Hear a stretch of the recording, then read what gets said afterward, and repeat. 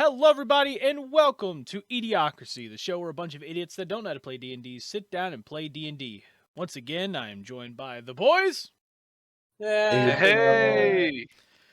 And once again, we have an amazing episode for all of you because we are going to be joining back after our awesome guest star from last episode.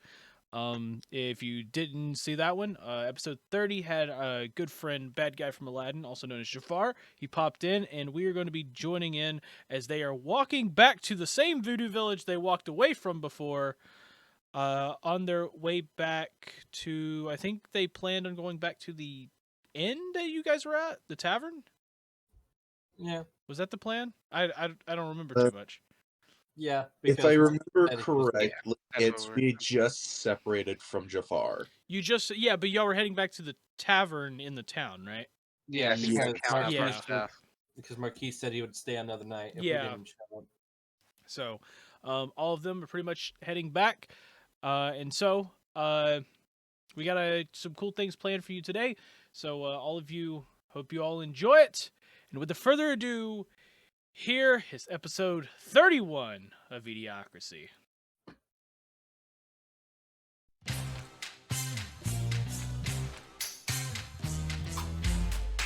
The party walks into a dark room.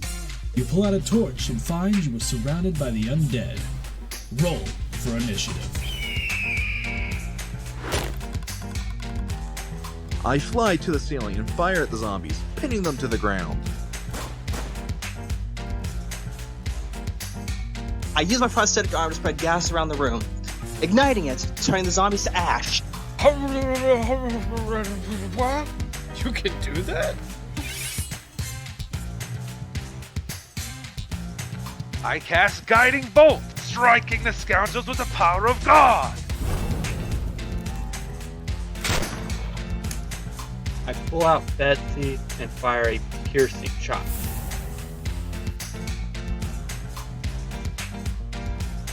I use my bonus action to heal, and then I smack him with my trusty mace. And then I smack him with my trusty mace.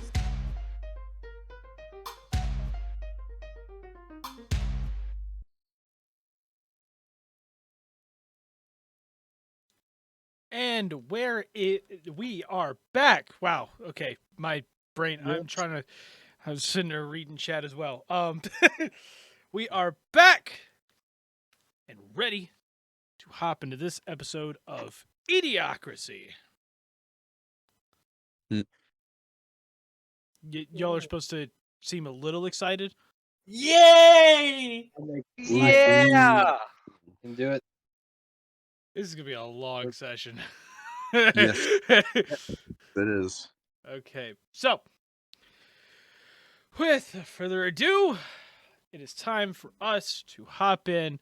Last time we left off, they were on their way back to the Voodoo Village, on their way to the tavern to meet up with Marquis again. So after splitting off and walking, they finally make it to the edge of the village where they make it to the little fence post and line that they normally see every time. But this time, once again, they don't see the goblin as they come back. And they get there, I'd say, it'd be around midday. Maybe no, it'd be night. It'd be like nighttime. I'd say sunset is probably when they get back. So just after sunset.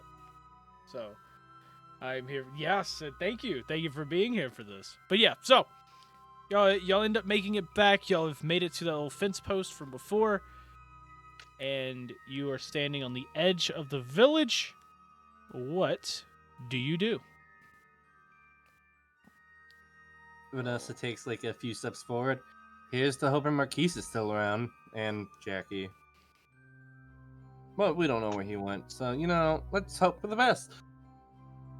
Yeah, where did that goblin go? Let's not worry about it right now. Yeah, choose not to worry about that problem.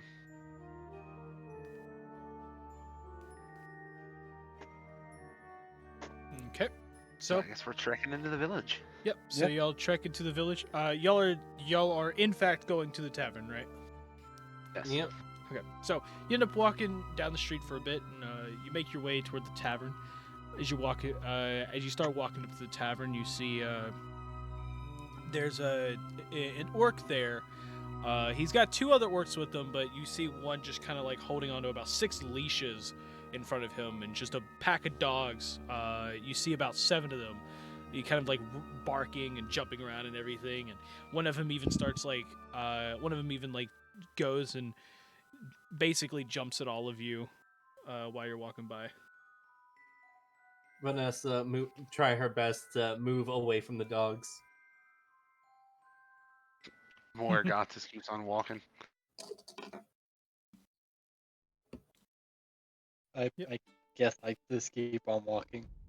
Yep. So you walk for another minute or two, and you make it right in front of the tavern where you notice the door open.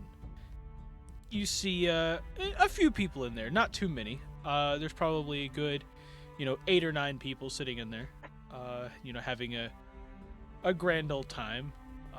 Little conversations. There's 2 off on the side. There's another 3 sitting off, and so it looks like it's a little more busy tonight than it was when all of you first arrived. Any of you guys spot Guess we better Marquise? find a table.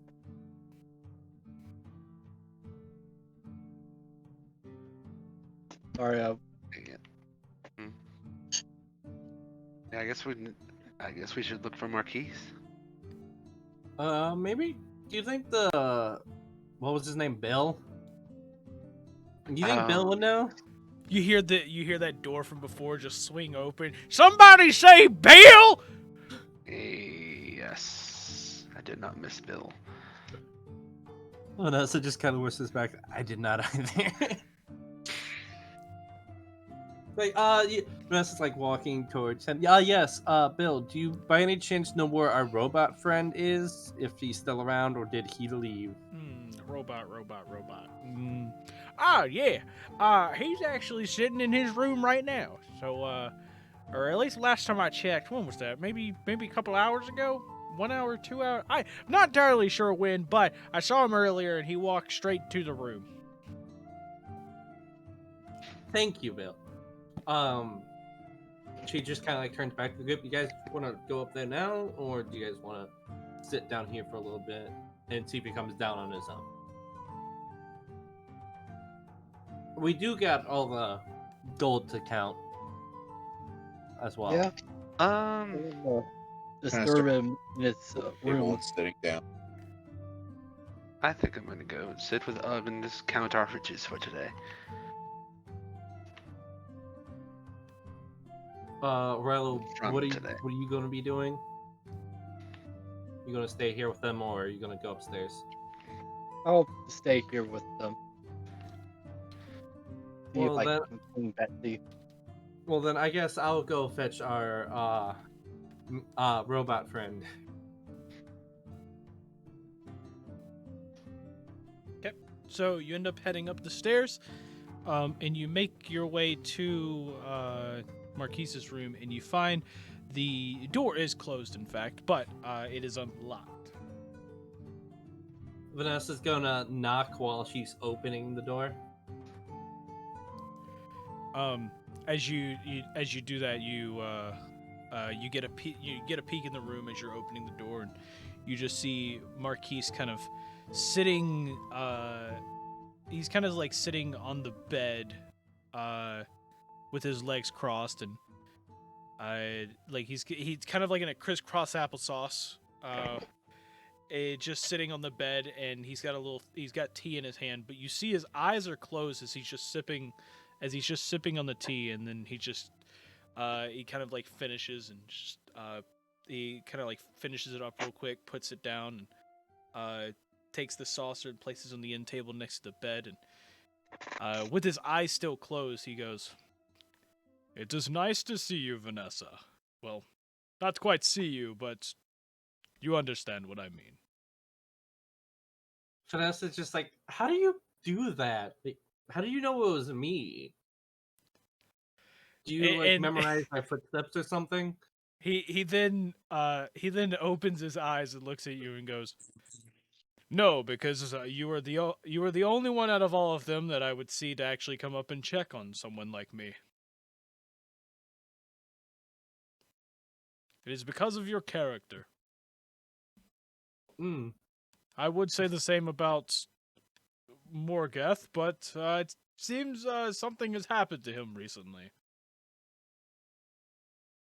Vanessa just kind of looks down and is like, yeah. I think that's a better thing for him to explain what happened. I assume so. I do not want to have you so. I would not want you to spill all of his personal business, anyways. So Something happened. That's all I can say, per se. Well, anyways, we get. I'm pretty sure he's down there actually counting out the loot we got. If you would like to come down and join us. that does seem quite well. I might have to join you in just a few minutes, though. But in the meantime, I'm going to sit here and probably have one more cup of tea before I head down. Get a little bit of peace and quiet. I'm not exactly great with crowds, and it seems that tonight is a little busier than normal. Yeah. Speaking of, by any chance, did you know what happened to Jackie? Because he seemed kind of get lost before we left with Jafar. Unfortunately, I did not see anything on that regard. But if I see the young lad, I'll definitely send him back to all of you. I'll bring him along. But yeah, unfortunately, I have not seen him.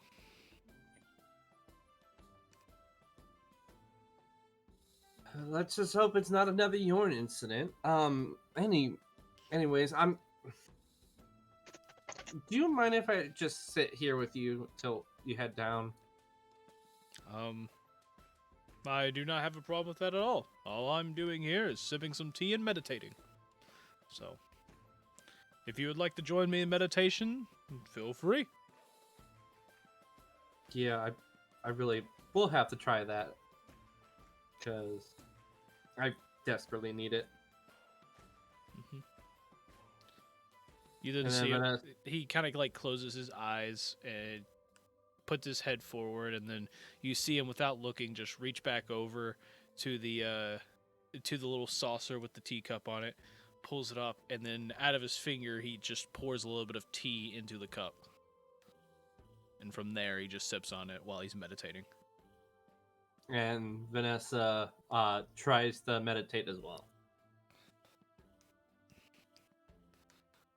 You say tries. It's almost like you want me to make you roll for it. No, I'm just saying because, I don't know what you have planned, obviously, so she goes to meditate. Is that better? Yeah. I'm not going to stop you from trying to meditate. Yeah.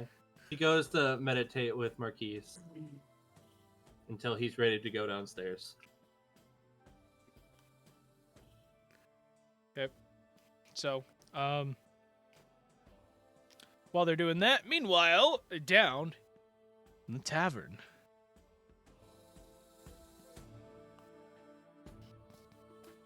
All of you are down there, sitting in the tavern, kind of, enjoying your free moments without Vanessa, I guess, is the best way to put it. What do the others do? Well, Morgoth is just sitting there in his bag, counting his riches. Okay. Yes, you have all of it, right? Yes. Okay, cool.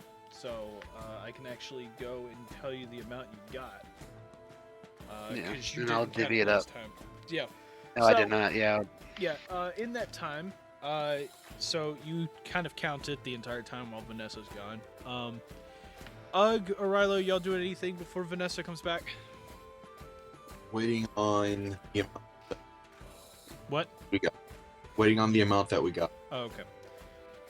So, basically, as you count it, you find that you have 500 gold pieces, 700 silver pieces, and 160 copper pieces. Said 500 gold, 700 silver, And then 160 copper. 4,500. 100. That is a fair bit.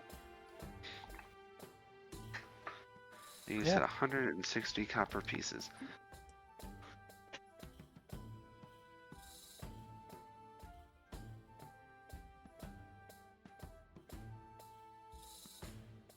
Beautiful. So I joyfully relay that information to the rest of the people around me. As in my crewmates, not as in the entire establishment. Yeah. Yeah, I feel like I have to specify. True. Hey everybody, I have money! And everyone starts pulling out a knife. You couldn't randomize it all nice round numbers. I put nice round numbers because that's pretty much how the prices are in D&D. Yeah. That, and also it's easier to relay that information to them, so then they're just not confused on how much it is. How much was it again? Well. It's called making it easier on me. Yeah. Yeah. What about... yeah, what about it? That's his problem if he didn't grab it. What about what? The jewelry you found. Oh, I grabbed everything. Yeah, but did you ever put it in your character sheet? Yes. Yeah, where do I go to put it in my character sheet? And you would have because just I have it searched in my up and put notes. it in there. Oh well, You have it in your, you have it in your notes. Yeah, I added it to my. Well, actual notes if from you my know phone. what it is, then clearly you have. Yes, I took a notice of it. It's not Okay. on my sheet yet, but I will put it on there. Okay. You don't have to put it on the sheet as long as you know what it is, because I'm not reminding you. Yeah, because I took it. So.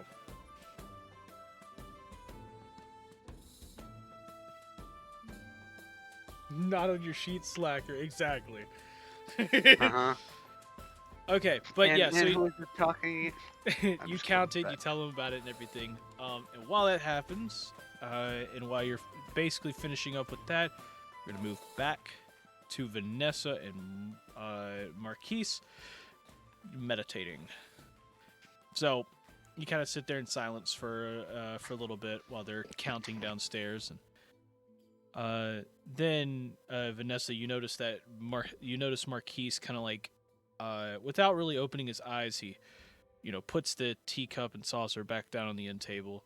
He then moves his arms out in almost like a T-pose, and then you just hear a loud pop as you notice both of the arms kind of like, in a weird way, dislocate themselves, and then he pops it back in. He kind of brings it back. He kind of brings it back, like back to his chest, and then from there he just stretches his legs and stands up. And he goes, "Well, I think it is time. If you would like to continue meditating, feel free. I'm going to head downstairs." That's oddly impressive that you could just pop your arms in and out. Well, I don't exactly have human or tabaxi things going on. All it is just a bunch of gears. And you see him literally like grab his arm. You see him like grab his arm, and he does a 360 with it, and he goes, "You see, I don't have anything kind of keeping me from doing all of that, and so I can pretty much walk around and do a lot more." So there are some perks of being a tin can, but also at the same time, sometimes you have to move these around a little more. Either that or oil them, and I'm gonna tell you, oil is not fun to use. Yeah, it's just that I've never seen someone pop their shoulders, like arms out of their sockets and then put them back in. Anyways, yeah, let's just get downstairs. Of course. And then you see him kind of like march out of the room. Vanessa follows. So, you end up following out. And You'll make your way downstairs where you see Morgoth or Morgoth kind of relaying some type of info to the others.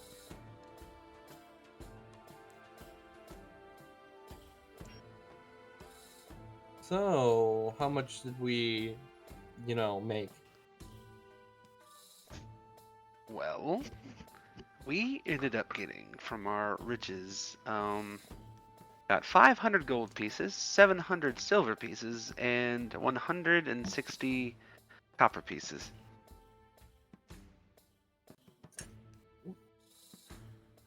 So, are we just gonna split it, divided by 3, or? Well, let's see. I don't know. What do you think we should do? If we can't split it divided by 3 evenly, we'll try 4. It's just that I know Jackie wasn't here, but you'll be like, oh, Jackie doesn't get it cut, but Yes, well, but if There the four fact of is us that here. oh, right, yeah, I'm sorry, I forgot you're coherent again. You've just been an old man for quite a while. Like it's just kind of like waving at you. Yeah, we gotta split into 4. If we can't split into 4, then we gotta split into 5. I forgot about it. I'm sorry, Alex. well, it'll probably be easier to split it into 5, honestly, but I don't particularly care how we split it either way. We'll try 5. If we yeah. can't do that, then do it 4. Yes, all right. Let me make my calculations then. Yeah, their math skills aren't working right now.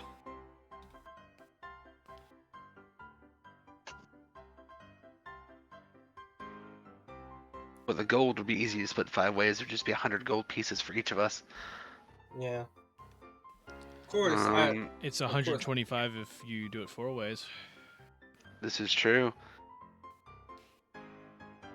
If need be, Thank you, God. If need be, I'll hold on to Jackie's cut, or we can hand it off to Marquise for him to hold on to. I say why don't we just split it 4 ways for now, and if Jackie ends up showing up, we'll give him a small cut of it. Yeah. Okay. Sounds good to me. So I'd say 125 gold pieces a person. Let me think for a minute. 140 silver pieces per person, and then 160 would be 32 copper pieces per person. So 125 gold. How many silver was it? Let me see. Sorry. I'm pretty sure you said 140. Yeah, it's 140. 140, and then copper was 63. It was 32. 32. Sorry. Yes. And so let me divvy that out evenly in my inventory.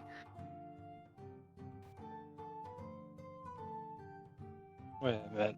160 copper? It's 32 copper per person, but it's 160 copper in total. You're splitting it how many ways? 4. That's I was 40. dividing by 5. 5? I was dividing by 5. Oh. Damn.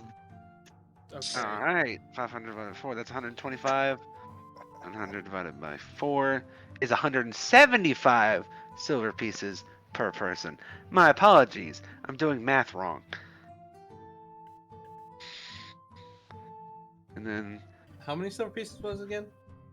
it was 700 total, and it was for 175 silver pieces. Okay. So 30 extra gold pieces or 25 extra gold pieces? 25. No. 35, wouldn't it? Oh my gosh, Justin, you're struggling right now.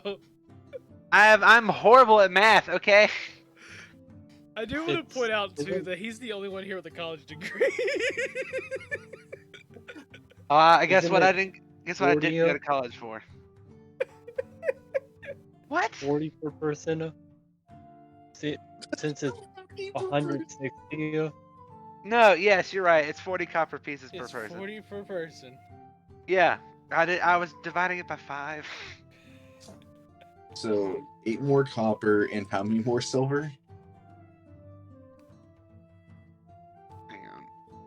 It's 175. What did I tell you before? Fuck, I don't remember. Oh You told me.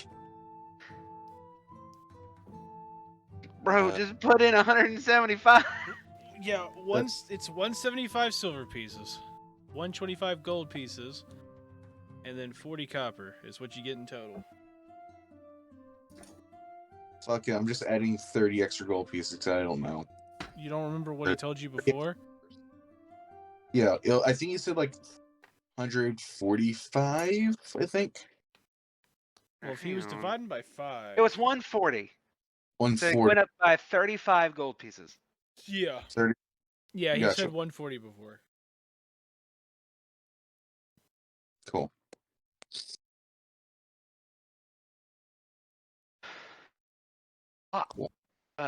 Fudge sickles. There we go. Ah, you thought I was going to say a bad word. I mean, you kind of did, but... I said fought, and then I stopped. I think I heard the backside of that as well. Yeah, it just kind of sounded like It was more like 3 letters. Like it's like you didn't add the K in there just right. I didn't go full blast with the K. Yeah, it kind of like stopped at the C. My apologies. That'll be my one F-bomb for the stream. I apologize. Yep. Okay, so. We're immediately PG-13. Yes, because we were going for a G rating. Yeah.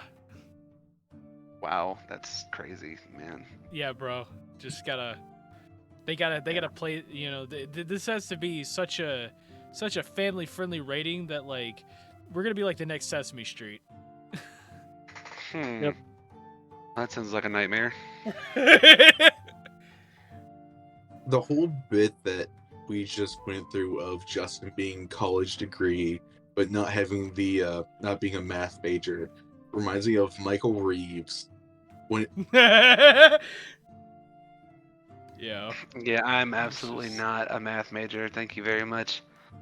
Michael Reeves, I think, dropped out. Yeah, 100%. Yeah. You know what I just remembered? What? Vanessa has a box she picked up from the camp back above Durain's gate. She still has the box that like had the weird lock on it.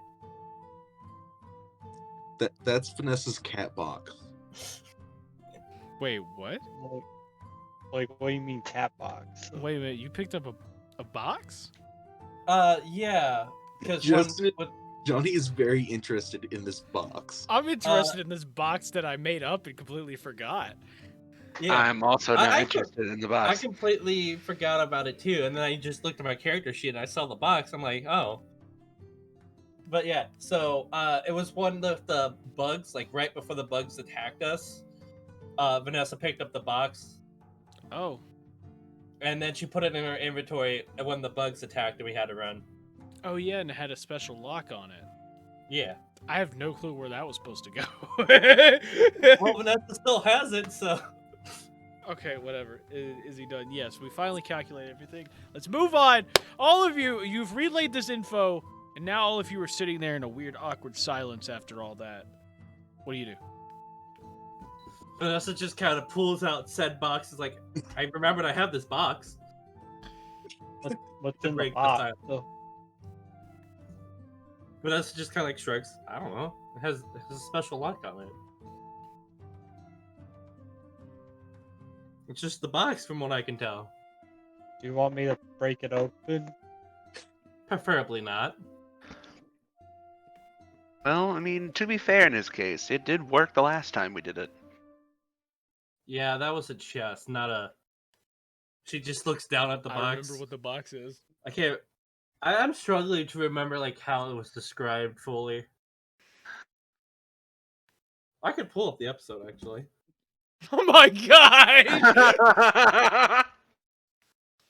Oh, do you remember how big the box is? It wasn't big. I know that it for was a just fact. it was just a lockbox. Yeah. Oh. It was a small lockbox. I can't remember what material it was made out of though. Wait, so Vanessa just stole this lockbox? From a burnt down village, yeah. Yeah. Well, it was at that camp because that's when y'all were moving around the. No, wait a minute. No, she found this in another tent. If I remember correctly. Oh yeah, the beyond the wall. Wasn't that the? Oh, that's the one that the tent where it's. We moved the dresser. No, it was a different one. Oh. She found it was like dead bodies in the other one, and she found the lockbox. Yeah. That was definitely. And then she walked crazy, over to you guys, and you guys was messing around the dresser and pissed off a bunch of bugs. Yeah. Yeah, good times. Okay, cool. So you have the lockbox. Yeah. We're just talking about the lockbox. Trying to figure out what it's about. Almost forgot that you found a box. We running for our lives. Yeah. I don't know. Marquise, can you look at the lock and see if you can tell anything about it? I mean, I can certainly try. Yeah, that's... Honestly, we're just looking for some... Honestly, I'm just kind of looking for some sort of information about it. Yep. Hey. You then you see Marquise kind of like not touching it, but just staring at the lock on it, and he kind of inspects it for a moment, and after inspecting it for a moment, he just kind of, almost in a confused face, just goes,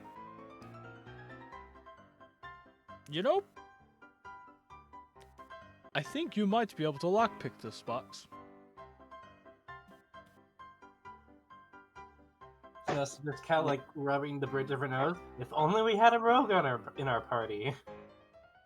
Well, lucky for you, I know a thing or two about lockpicking. Marquise, you know a thing or two about everything. Yes, True. I know a few things. Just give me 1 second, and you see him walk to the other side of the tavern. And you see him like talk to like two people sitting there. There's two guys just kind of like having drinks, and you see them kind of get up and walk over, and what you see, one of them is he is like you notice that he's a halfling, but he's like a tall halfling, and he's like a taller halfling. He's a good Impossible. Yeah, he's about a 5 foot tall halfling, and he walks up. Damn, that's a tall halfling. Yeah, it's a tall halfling. And then you see another just normal human walks up, and the halfling just goes, I hear you have a problem with a lock. Yeah, we lost the key somewhere in the middle of the desert. Lucky for you, I happen to be a locksmith myself. So, so this lock of some kind you need help with, I can help you out if you could just show me where it is. Vanessa just like hands over the box. He kind of takes it and inspects the lock for a moment and goes, yeah, this seems kind of a intriguing box, actually. Well, I'm gonna tell you, this lock doesn't have anything. And you see him kind of like try to look at it, and he goes, 1 second. And he reaches in his pocket. He pulls out a little box. He puts the lockbox on the little bar there. Pulls out a little box from his pocket, and he opens it, and you see him pull out a bunch of like lock picking tools essentially, and then you see him kind of like put it in there, and as he's feeling around, he goes, well, that's strange. Huh. What? There's nothing in it. There's no mechanism or anything in this thing. It's just locked to be locked. Well, I'm sorry I can't help you, but it seems like there's some type of magic behind this lock. A magic lock? Yeah, Oh, magic, you say? I was about to say, oh, joy, magic. It's just Vanessa's ears perk up. It's just like magic. Ah, But I that's could like, destroy that. like, I can try something if that's okay. Because, it's your box. I mean, yeah, but like you're holding it, so. Oh, here you go. Well, actually, put it on the bar, but. Oh, right. And he takes a step back and goes, whatever you can do. Like I said, I can't do anything with it. This is just pure magic at this point. Vanessa casts the spell magic. So, you go to dispel the magic on it, and as you do that, you then notice you notice a little bit of, it almost looks like some type of barrier on it, kind of like fades away a little bit. But as you do that, as it kind of like fades away around it, it almost looks like, you know how like soap bubbles are? It's got a little bit of rainbow texture. It basically, you see, basically it looks like a magical bubble kind of like pops on it. And what happens after that, you see like a little bit of a drawing on the top kind of like fade in, and after like the drawing fades in, you see that it's a little bit of a carving of what looks like the time rune. Oh, Does that wait, I mean I forgot. can't break it? If only we know someone with the time rune. Vanessa just looks over at Ugg, like, do you mind? Why'd you say Kinda that? like Say looks today? kind of like looks over it at the time room that's on it, and then starts trying to starts casting the time room on it. Yep. So you go to cast it, and just as you cast it, you hear a little click, and then the lockbox springs open. Ends up springing open like very fast, and almost sending it out, like flipping backward. And but it stays balanced, and you look inside and you see a little parchment of some kind inside the box. Vanessa picks up the parchment. So as you end up kind of inspecting the parchment, it's got there's letters that are like faded out on this parchment, but the words you can make out on it are you see royal government, and then you see a number of it's got a 1, it's a 1, a comma, there's 3 zeros, a space, another 0, and then there's a little and then it's got like a P, and then you see the little like it kind of like it's basically a money symbol. It's So like 1,000 gold pieces. you can say that, but you're not entirely sure. You don't know exactly how much it is.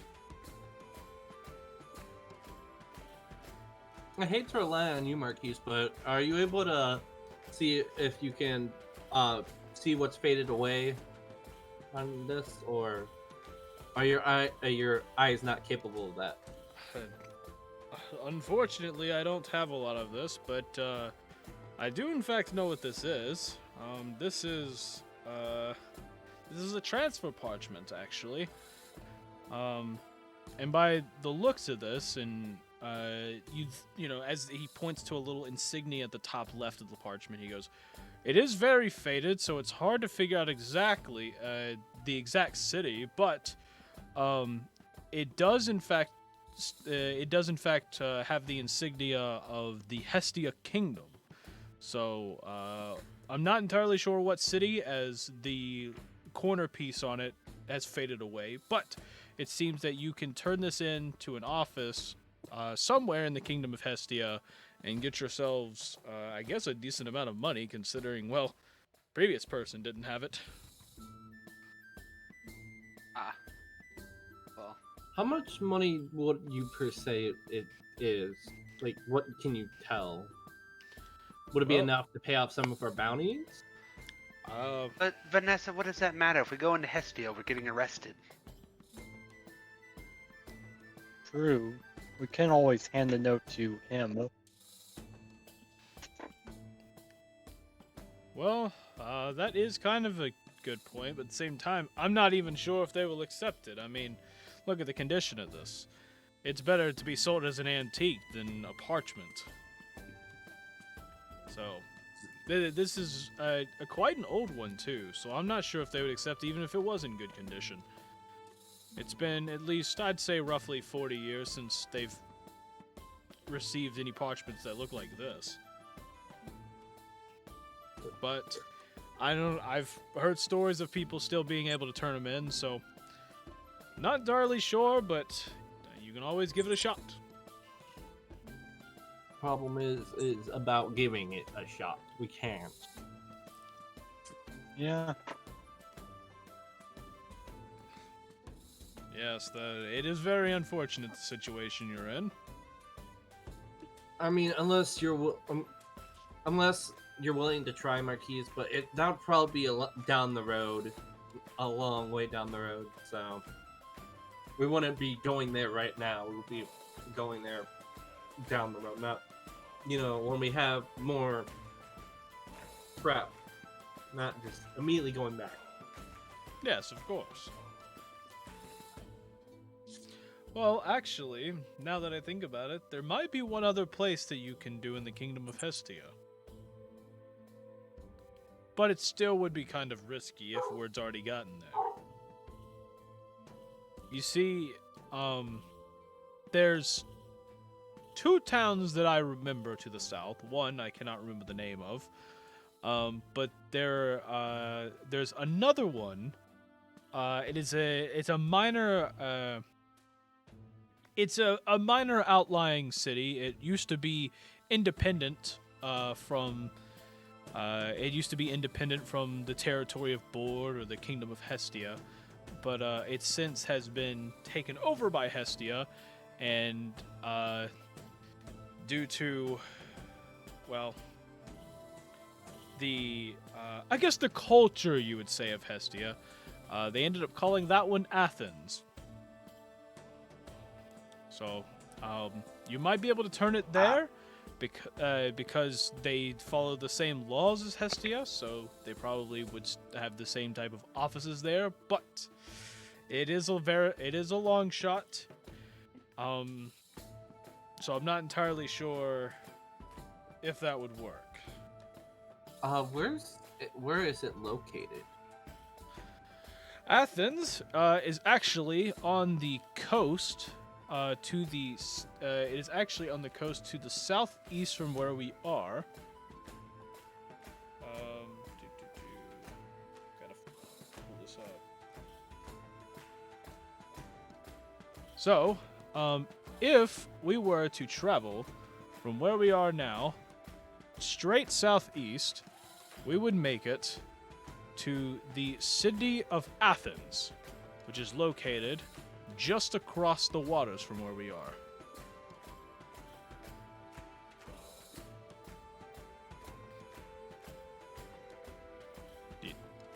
You got that?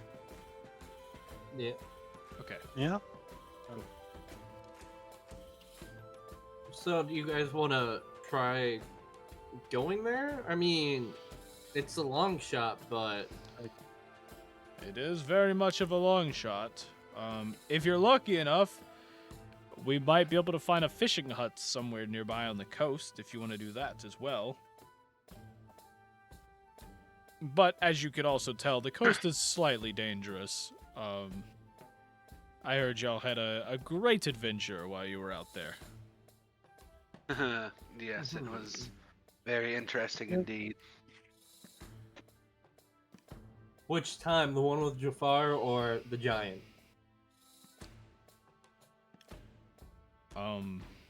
I was talking about the giant. Y'all haven't told me about the one with Jafar yet. Oh, right, yeah. Oh, well then, yes, they were both very interesting. Mm-hmm. How was that, by the way?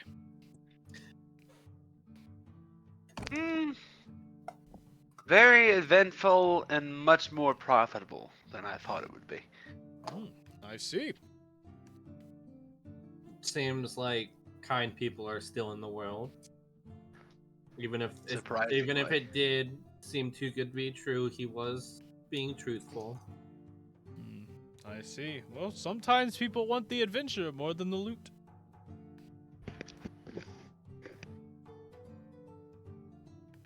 I know that's what I like to do.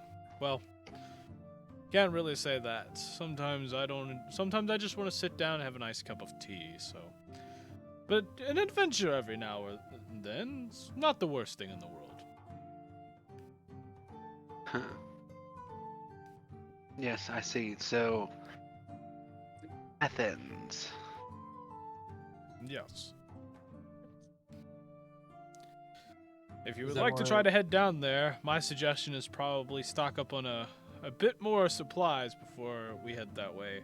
I do remember going there once, a very long time ago, and I will say that the path there is not exactly the safest.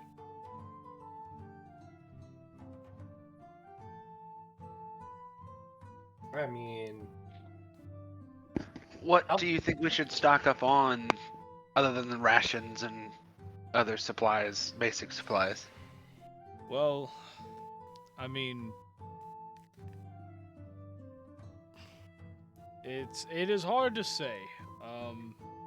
Last time that I ended up going, I was actually with a group of my own, and let's just say they were a little bit better equipped than all of you, and we still ended up losing a couple along the way.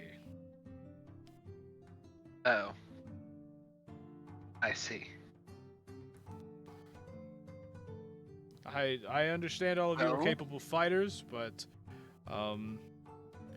once you get far enough south in the desert, it definitely takes a toll.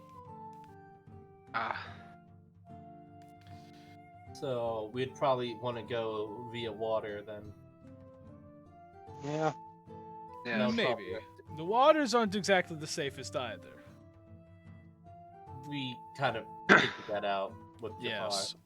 Yes. I have in fact talked to people and about where some of the best tourist attractions are in the land of Galore, and one common one that I've gotten is the farther southeast you go, the more dangerous it gets.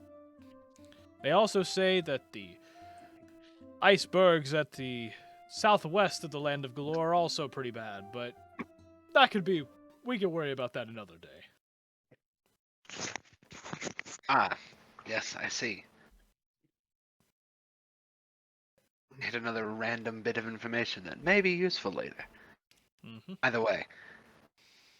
Well, if the water's dangerous and the land is dangerous, why don't we, I don't know, fortify ourselves, arm up a little bit, strengthen our weapons or something? I mean, this village is not particularly suited for that, at least from what I've seen. But we need to do something. Yes. Either that or find like a way of transportation other than walking. Well, it may also seem dangerous, but you always could go north. Yes, there was that village that we were aiming for before, but we missed it and ended up coming here. Yes, you could go there.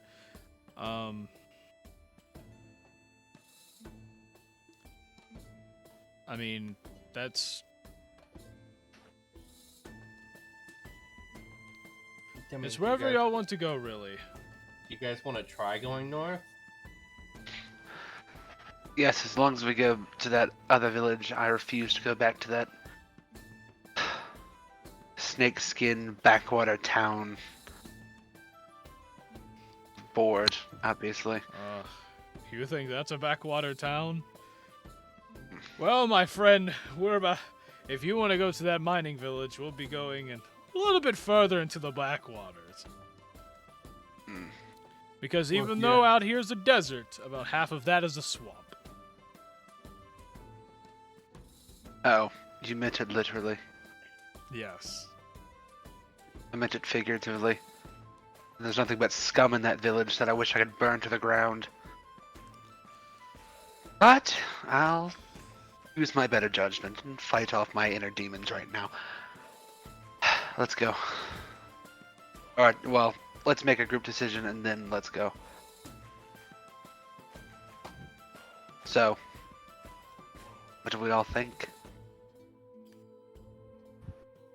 Just kind of like nods his head. Sounds good. So I'm assuming that's 2 votes for yes? Because when you say nods, yeah, that's up and down, so yeah. Vanessa? See, I can't...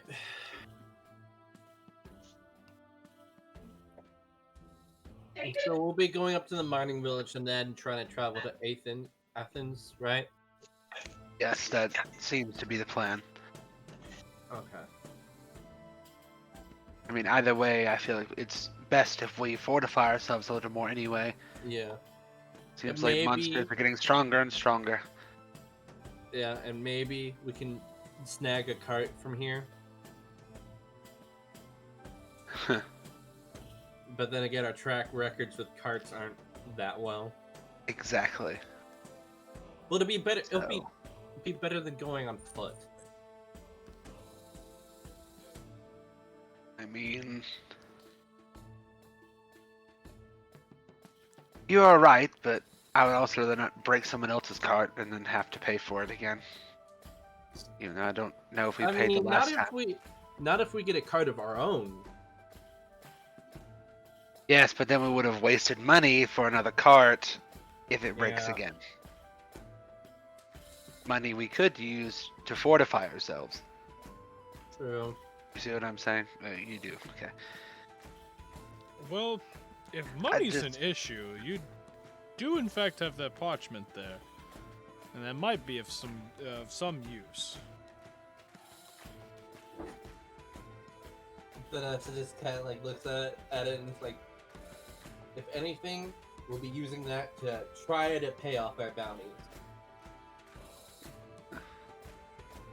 Let's face it, Vanessa, we're never paying off my bounty. And I can live with that. That's why I said try. Because we don't know how much exactly is on it. Yes, it is good to try, at least. But still. And hey, it might actually be worth our while going to Athens. Yes. Oh no, we're definitely going to Athens. I'm very intrigued by it. So we shall see. Either way, what do you think we should do? Marquise, do you think we should get a cart here, or if it would even be good because it's the desert?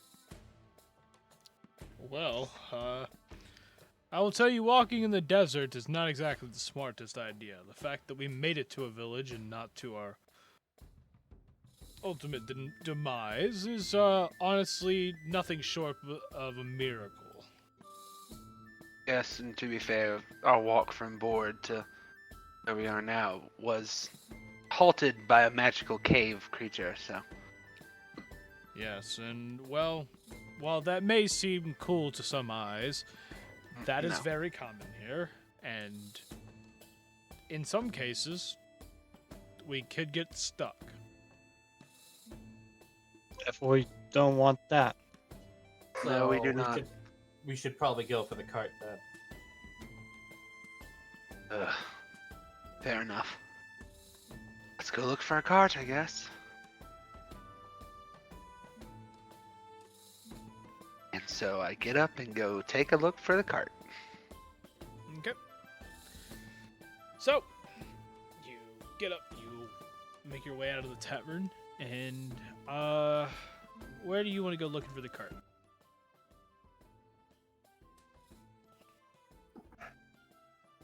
I guess we would go like perusing for any potential stalls that have carts in them, just anywhere around the village that may or may not lead to a cart.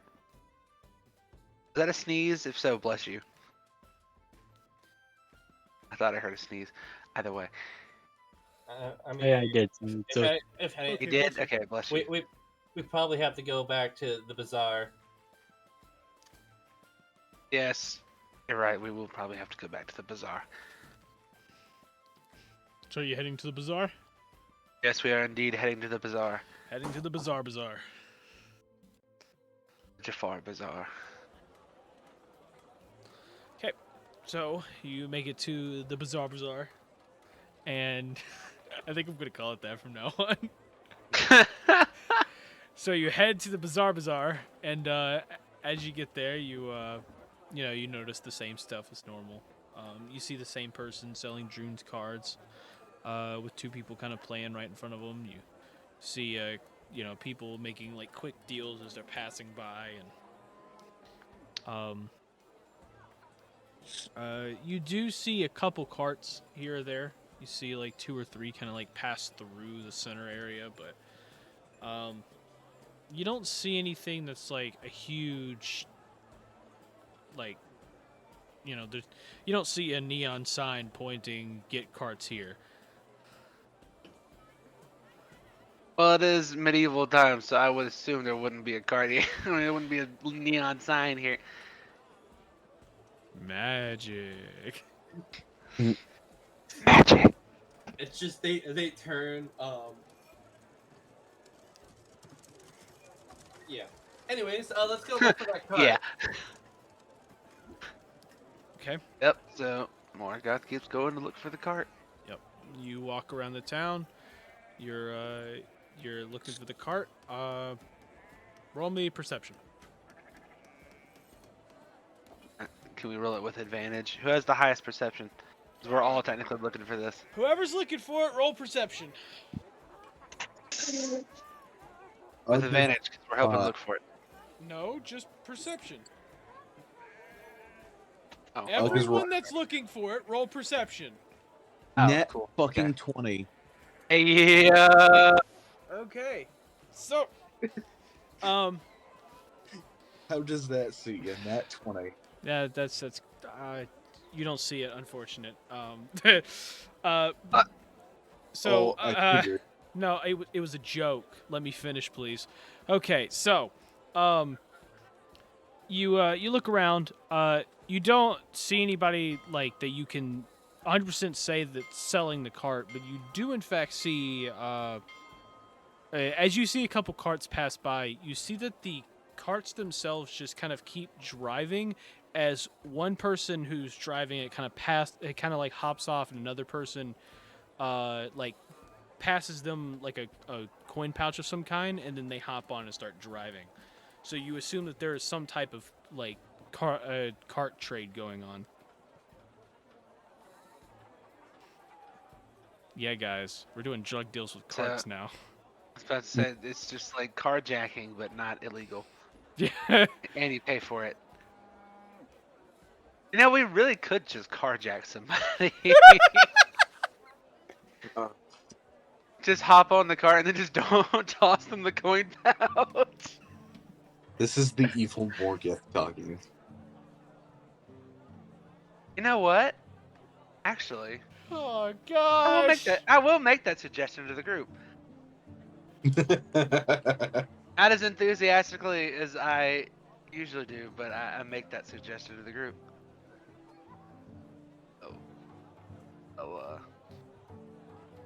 Since the way of their trading and everything with the carts, we could technically just steal the cart. Guess we could, but it might just ram something in the wheels. I mean, not if I fire a guiding bolt at them, but I also don't want to cut ties with this village, so would not be in Bug our just best kind of like interest. shoots you an evil look. Morgoth, out of spite, shoots back an even more evil look. Like eyes glowing and everything. I try to pull that off, but hurt my eyes.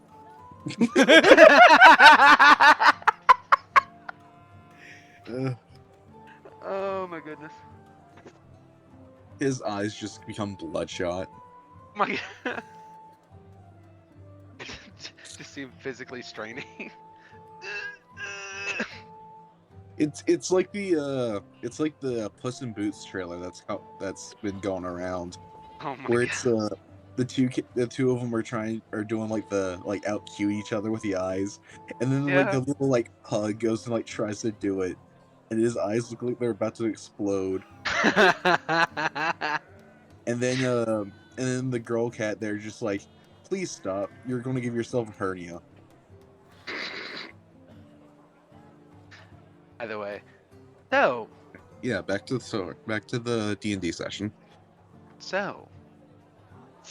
we have many options available to us.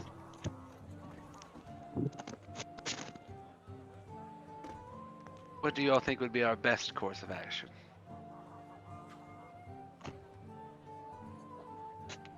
Because if we spend money, we're not spending my money. I just got this.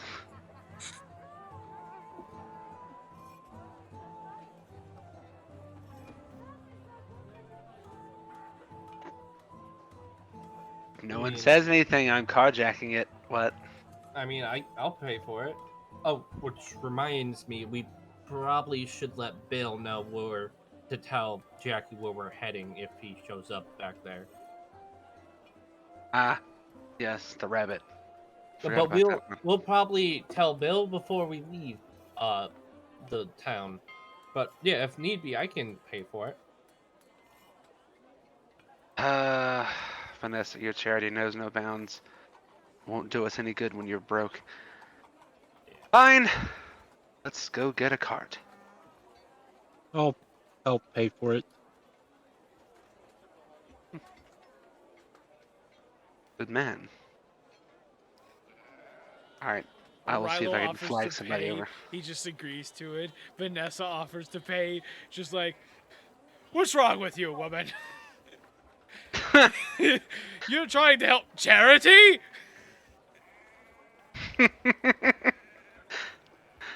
Like I said, I'm still in the phase where I like O'Rilo, but there's some things brewing, so I got plans. Okay, Either so way. y'all are going off to pay for this. Yeah, well, I'm going to flag somebody down for a cart trade, and then they can pay. Yep. So, as you start like trying to flag down the carts, you then notice as you're flagging carts down and everything, you start to notice that every time you try to flag down a cart, it like turns away from you. Ah, I see. So this really is like illegal trade. Well, I guess we need a more subtle approach. And so I just like stand there, starting to trying to look suspicious as possible. Describe to Like, me, what is suspicious as possible look like? I'm like leaned up on a fence post, like like like you know, like the joke of like the bad kid sitting behind a 7-Eleven smoking a cigarette. Yeah, that's basically Oh my god! that's how I look, except without the cigarette, and my eyes are like the pupils are like glowing like red with electricity from the potential charge of a guiding bolt. So yeah, that is pretty much it. I'm just kind of like, not like, I'm sort of pivoting my head like back and forth, like just looking around to see if I can see anything. Like I'm about to look like I'm selling something not so good. Yep. So you do this. You notice the carts are no longer like trying to move away from you, but none of them come toward you.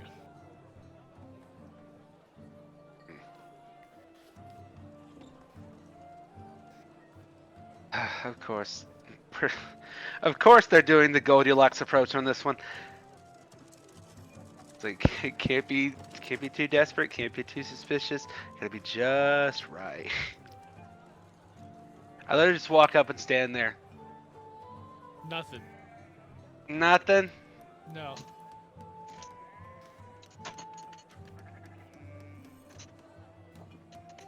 Vanessa, ready your coin pouch. I think that's what they're looking for. Vanessa already readying it. Nothing. Nothing? Yeah, nothing happens as you stand there. The next cart that passes, I try to walk out in front of. Okay. So as you're walking out in front of a cart, you notice that it's still continuing towards you. I prepare a guiding bolt. Oh shit. Like, and not really, like, I'm not gonna throw it, but I'm like charging it up in my hand to see if they see anything. Yeah. They notice that you are in fact getting a guiding bolt ready, and you see like 3 people from the crowd like start pulling out guns. You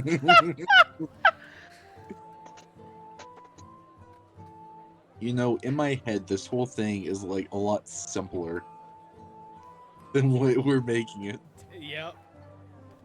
I just kind of lower my arm, like, what am I?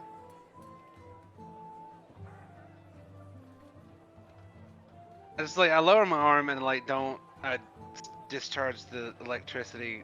It's just gone at this point, dissipates. And you see them put their guns away. And I'm like, what? And the cart just drives on past you. Ugg just kind of like walks up to Morgath and like reaches for the coin pouch. For my coin pouch or for his coin pouch? The coin pouch that we're gonna pay for it with. Oh, well, Vanessa and O'Reilly were both planning on like splitting it. Oh, I thought you were given the coin pouch with everything, with what we're going to pay with it. No. That is a genius idea.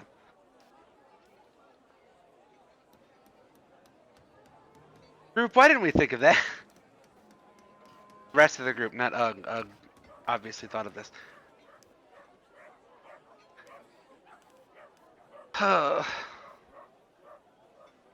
Okay, so I guess Morgoth is just gonna go back over to the group. Like, okay, why don't you go ahead and pool the assets together to attempt to pay for this thing. And then I'll walk out with the coin pouch in hand.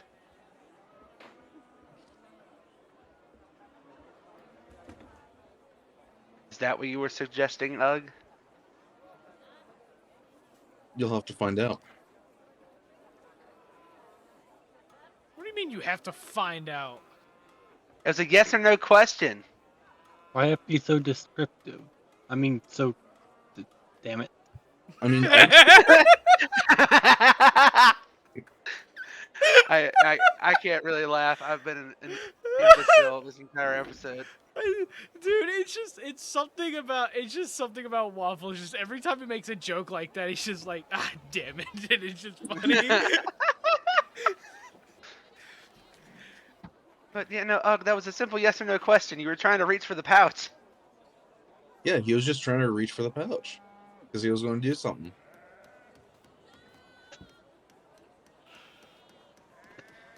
Yeah, okay, so I just tell them to pool their assets into this random empty coin pouch I found, and I'm gonna hand it to Ugg and just let him do whatever he was gonna do. So, Aurelio, how much are we both putting in the pouch? Do we even know how much this costs? Yeah, that's what I I'm guess like. I can put 50 gold in there. I mean, yeah, Per I person? guess.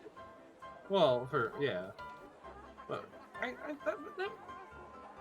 that makes a little bit of sense. 100 gold pieces.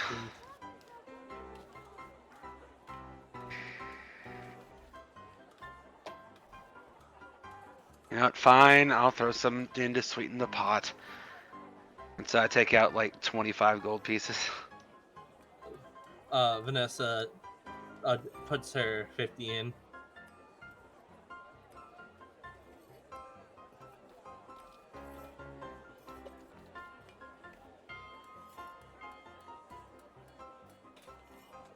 Does O'Brilo put his 50 in? Yeah, I put it in. Okay. So we have 125 gold pieces in there. Okay.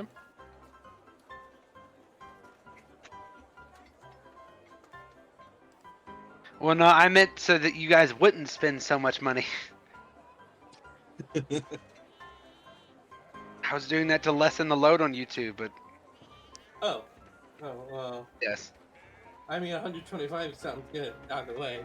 Do we? Whatever. Spend as much money as you want. I don't care at this point. It's your money to waste. I mean, hey, if we get money back, then that's good. Yes. You're just watching drug deals go back, and you think you're gonna get change?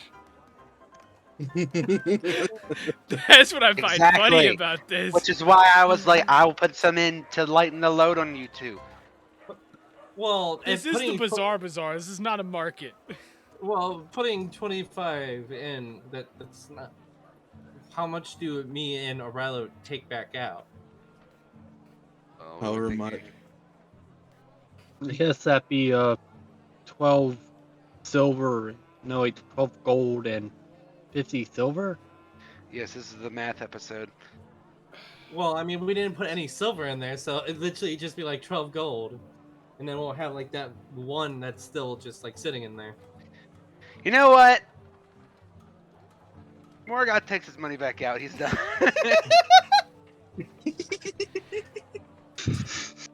Okay. So the pot for the cart is now at 100 gold. Yeah.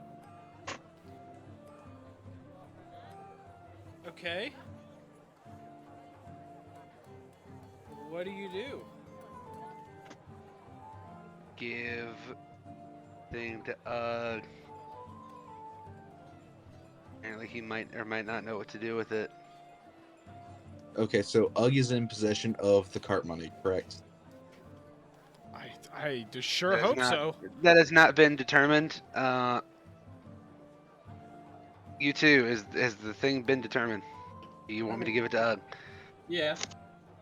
Okay, cool. Sure. Morgoth gives it to Ugg. Cool. Ugg just kind of walks up to one of the carts that are passing by, and like hops up into the cart and hands the driver the gold. Yep. So you go up, you hop, and as you pass it along, you pass it to a goblin who's driving a cart, and as he hops off, this horseless cart, essentially, it's one of the rune magic carts. It kind of just coasts forward for a bit as he hops off the cart. He opens the coin pouch. He gives you a thumbs up, and then just walks away from the cart as it's kind of like slowly coasting. Cool. Ugg just kind of like waves everyone to come on in, or to come on up. Morgoth, you know how to drive those things, right? Who? Morgoth. Yes, indeed I do.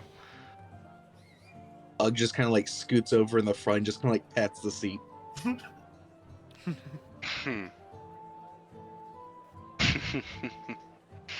Hmm. And I just like take my seat and I'm like, all right, is everyone in? Yeah.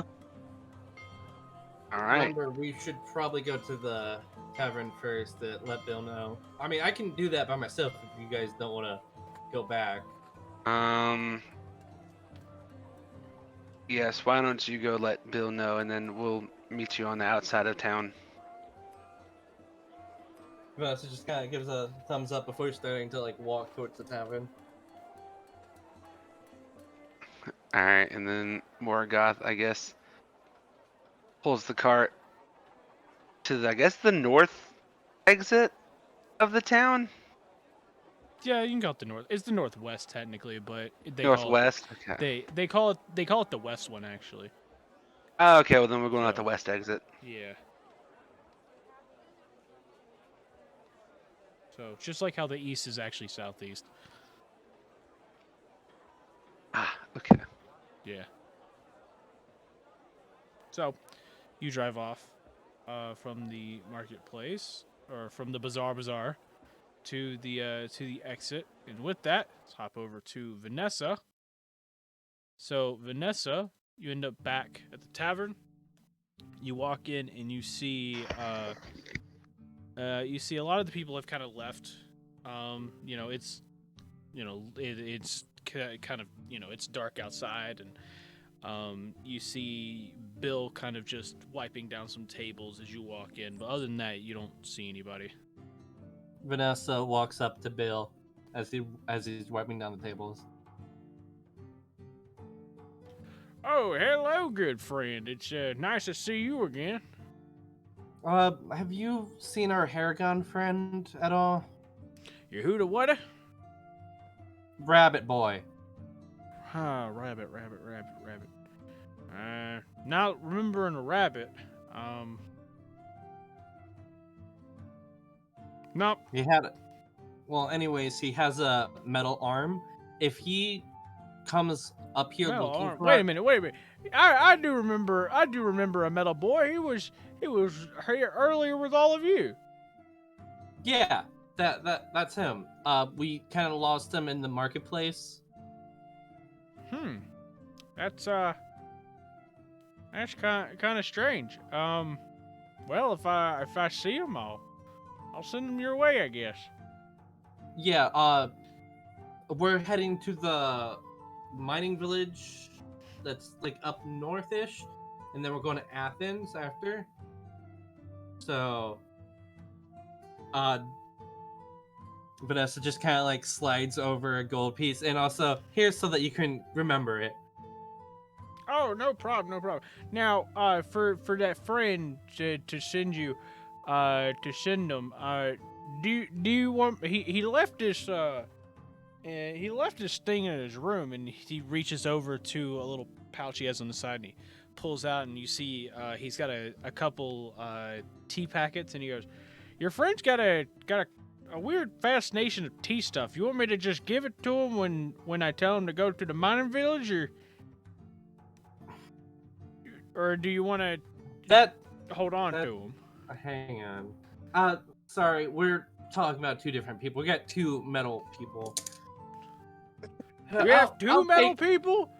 Yeah, we got one robot, which is the full metal person, and we got the other metal person who has an arm made out of metal. Yeah, an arm made out of metal, 2 legs, another arm, and then the rest of them.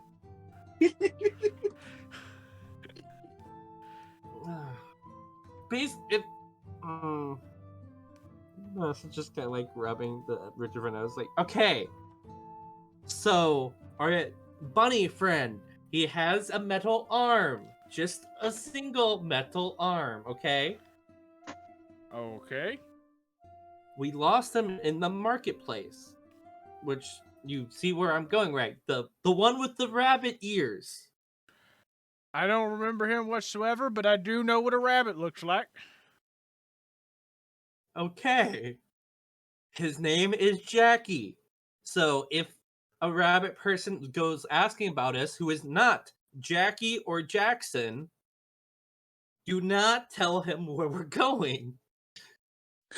You're making this so much more complicated than it needs to be. Okay. So if I see your pet rabbit, Jackson... Not a pet rabbit. This rabbit walks on 2 legs. Walks Full on size. 2 legs? I mean, I've seen some kind of stand on their hind legs and do some cool tricks, but walking on them down, that's a cool party trick. You're gonna have to show me that sometime.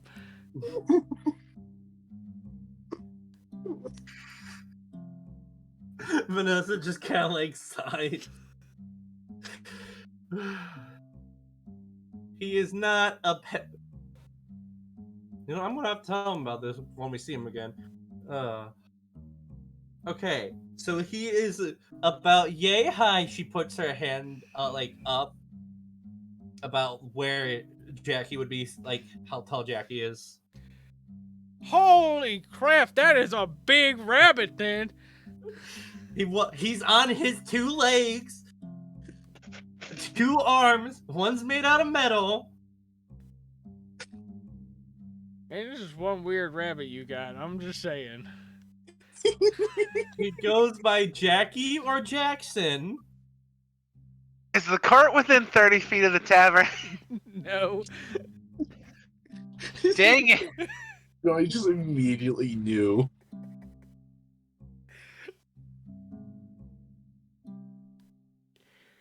Look, if I see your pet rabbit, I'll send them. Okay. Yeah, I'm looking for a pet rabbit with a metal arm. He's about freakishly tall, and he has a really cool party trick where he stands on his back 2 legs. And name is Jackson. His name is Jackson. Got it. No, his name is Jackson. His name is Jackson. Okay. But he also goes by Jackie. One of those 2 names. Well, that's cool. Well, it seems like we have something in common then, because he goes by Jackie and I go by Bill. We both have names that we go by. That's cool. He isn't wrong. I think the wind should. I'm pretty sure the door needs to be reshut because the wind's awfully pretty loud in here. I have lost so many brain cells. How do you think Vanessa's feeling? Okay, you got it. Rabbit, hi. This tall, metal arm.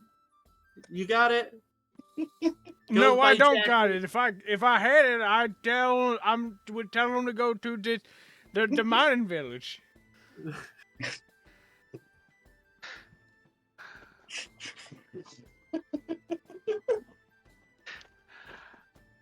I am now going back on to mute. Alright. Okay. I just imagine Morgoth is just so done with this conversation that he just started to drive off while they're talking. Oh no, we're already heading out of the village. That was Okay. established before. Repeat back to me, please. Vanessa, Oh my you're god. leaving the village already. Okay, I see. Okay, you want me to repeat it back? Okay.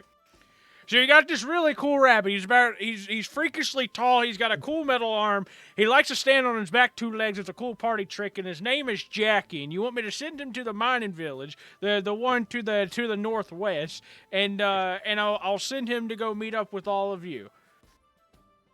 Thank you. And also, if we're not in the mining village, let them know we're going to Athens. Oh, wait a minute. Okay, let me get this straight. You got a freakishly tall rabbit that has a cool party trick where he likes to stand on his back 2 legs. He's got a metal arm, and you want me to send him to the mining village to the northwest. But if you are not there and he does not in fact see you in an entire village, you want me to send him halfway across the desert to Athens. Yes. Okay, yeah, I can do that for you. Remember, his name is Jackie. And then she just kind of like walks away at this point.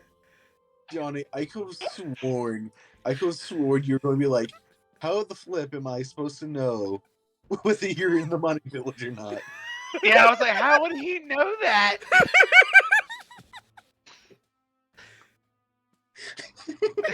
Bill, Bill just has like a secret alternate personality called William who just knows everybody and everything. Bill sounds like this. William sounds like this.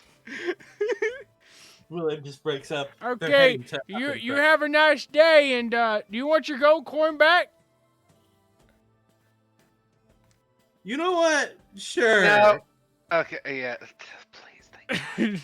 You go to take it, and he goes, you know what? Never mind. I just realized we have a policy here for no refunds, and it seems you just bought my time, so thank you. And he turns around and walks to the door. She just kind of like throws her hands up, like, okay, I'll be leaving now. Okay, bye. Come again. And then she walks out. Okay.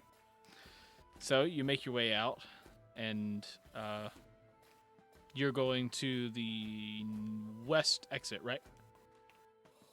Yes, where everyone else went. Okay. Yeah. So you walk for a bit. You pass again in the bazaar. Awesome bazaar. And then you make your way to the little road that leads to the west exit there. And you just kind of see the rest of them kind of sitting there on the cart as you're walking up. And as you're walking, you hear like footsteps kind of like very fast appear behind you. Like you can hear it behind you, and as you turn, you see the goblin from before just running as fast as he can, just like going and just sprinting right past you to the exit. Well, okay then. Morgoth is not having any of the shenanigans. Oh, yeah. Is this inside of a cart? Like, can the cart see this? Yeah. So I stopped the cart. Well, the cart stopped already. I just said this. Okay, cool. I'm already off the cart. I am now booking it to the exit 2. Ready to drop kick a goblin. Okay, so both of you are running to the exit. You keep going. You said you're gonna drop kick him? Well, no, I'm preparing to in case he decides to be. How do you put this? An absolute imbecile. Okay. So you just So you both. He runs all the way up and he gets to the line. Like you see him almost do like a baseball slide. He goes in, he slides a bit, and then he like kind of throws himself back up onto his feet right next to the line. And you see him pull out his flintlock and aim it and goes, "Stop right there! You are not to pass this line until I say so." Oh, I'm gonna snap this goblin's tiny little neck.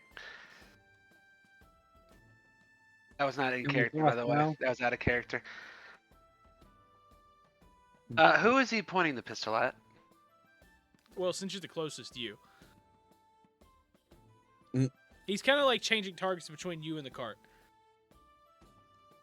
So. I use telepathic speech to talk to Vanessa. Vanessa, approach the goblin. Keep him distracted for me. I'm gonna keep talking to you through your head like this because I think this lasts for like what? Let me see how long this lasts again. Like, hang on, pulling out his spell book. Like, how long does this last? Oh, for 1 minute. Okay. Well, then never mind. I'll just. It's just weird because it's not a spell. It's just something you can use. It's just a bonus action in combat, but whatever. I'm using it anyway. Vanessa does comply and like starts walking towards the goblin. He then like quickly like changes his target to you and just like, "I need you to stop. Don't you take another step. You're not supposed to pass this line unless I say so." Vanessa stops, like, okay, and he switches his target back to Morgoth. You were not to pass either. What is your problem, Pipsqueak? My problem is I have a job here to do, and that is protect the people of this fine village. Who is your boss? Okay. My Hey, boss is me. So you're here to boss is protect the people of the village. We're leaving the village. We are planning on leaving the village.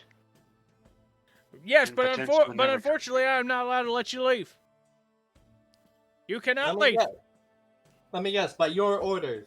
Yes, by my order. Okay. So, we are not citizens of. Well, we're not a part of this village. So, therefore, you will still be protecting the people inside this village if we leave. Yes, we are only going on our way. We are not planning on coming back anytime soon. Yes, but you have endangered this village by passing the line in early hours. That's absolutely ridiculous. You have no way of logical thought whatsoever with this starting of yours. So you're telling me the only reason we can't leave is because the sun's out? No, the sun's not out right now, but you can't leave because you have endangered this village. How? Because you passed just yesterday. No one saw a thing when we left. Besides you and that other guy. Right? That was the other guy there, right? Yeah, the other guy literally pushed you out of the way. Have you not figured it out? It's the barrier on this place. What's the barrier on this place? There's a magical barrier that no one is allowed to walk in and out.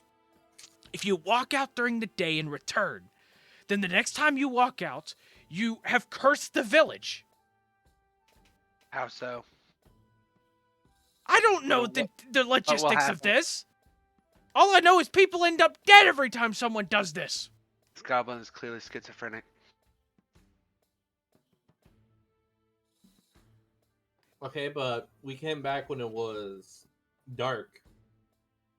Exactly. But you and still it's left dark during now. the day.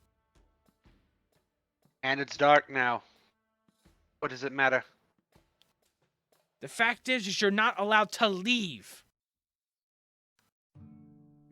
Why do you think this town still survives the way it does? It's because it keeps people here to keep it thriving. Because people like you don't want to listen to the rules and just walk out. And then when you come back, you realize that people die if you walk out. So you just want us to stay here for the rest of our lives, then? For the safety of this village, yes.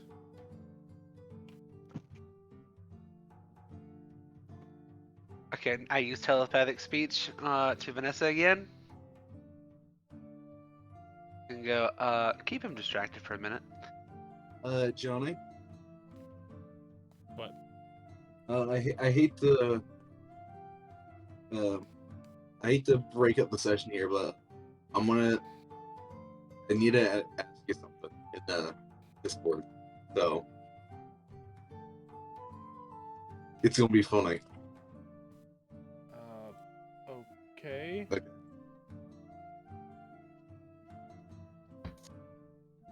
So are we breaking for a second then? He could have just asked me this on his free time, but okay.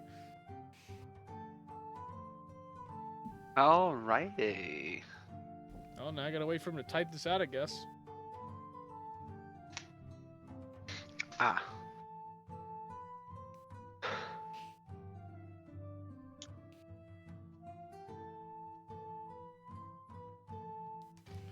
Sure.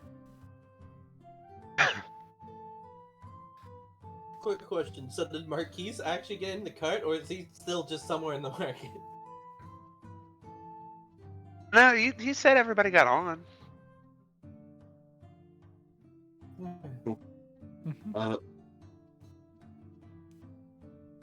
What do I need to... I'd say Marquise is in the cart. Okay. You would just roll hit. You said you Okay. wanted to use that, so use it. Okay.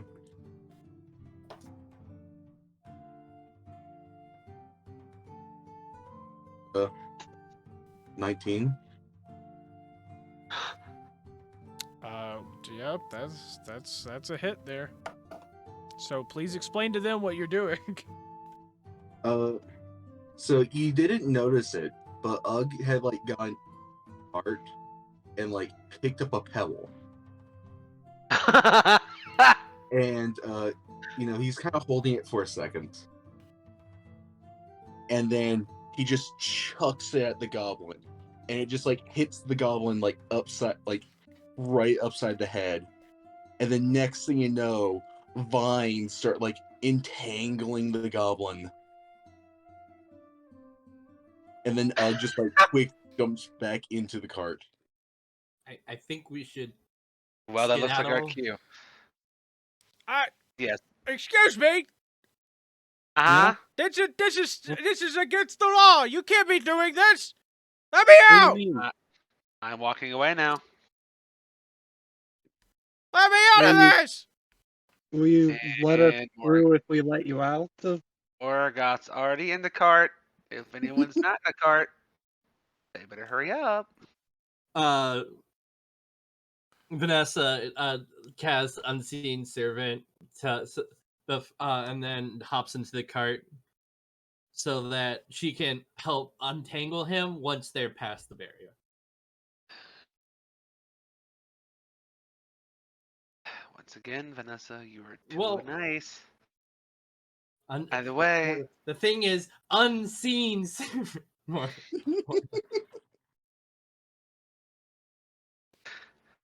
Only Vanessa can see it. Yep. So I just have a feeling that you're going to do something. yeah. So, do you kind of all of you get in the cart? You'll start slowly driving out, and as you do, as each one of you passes the line, you see kind of like a pulse from what looks like the magical barrier. It pulses a bit, and then you just hear you hear like from the middle of the town an explosion happen for each one of you that passes the barrier, and then as the Arilo, who's kind of like sitting in the back, as it finally passes him, you then see the goblin that was standing there before just explode into millions of pieces, destroying the vines instantly, but just basically killing the goblin on the spot. I guess he wasn't wrong. Wow, that was Oh, well. wow, even I didn't believe that for a second, but I see, yes, that... Wow, he must have done his job very well if no one else exploded while we were here. Yeah. Oh, well. Let's get out of here. Lose a couple of lives, so, you know. I mean, what? Only 4 people exploded? Because Marquise, you didn't leave during the day with us. No, I did not. I was in the village the entire time. Yeah, so only like 4 people exploded. So let's get out of here before they figure out that we left. That it was us leaving that caused it. So that is a good point. Let's mosey on to the next village. Oh, that's amazing. Yeah, so do you want me to go moseying speed, or do you want me to get out of here quickly? Whichever, really. I mean, we do have a cart. Vanessa just kind of like handing off the map to Ugg since he's up in the front seat. It's like, hey, here, you can direct. Yes, because he's going to give me such good voice navigation. He can point, and that's all he needs to do. Uh-huh.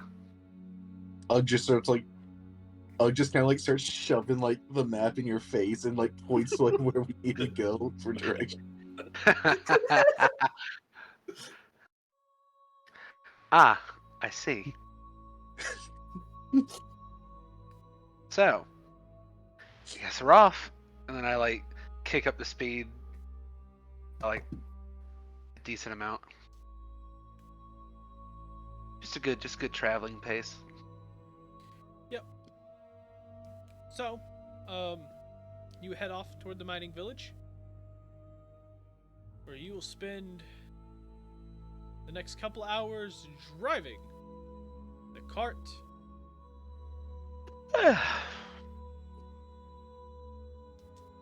So, how are all of you? Morgoth is delighted to see that goblin finally exploded. And he hopes that his going through is what made him explode. But I'm gonna be honest. I'm surprised you didn't actually go through drop kicking him, because you could have just drop kicked him through the barrier. No, I'm a little more civilized. I would have just stabbed him in the back. That's a little more civilized? Well, yeah. How do you think nobles kill each other? So being murder hobo is more civilized? I said I was a murder hobo. I'm ex-royalty. I mean, look at Caesar. They named a salad after him. Exactly. Thank you very much. That's why I said nobles do that to each other. Oh my gosh. Johnny. I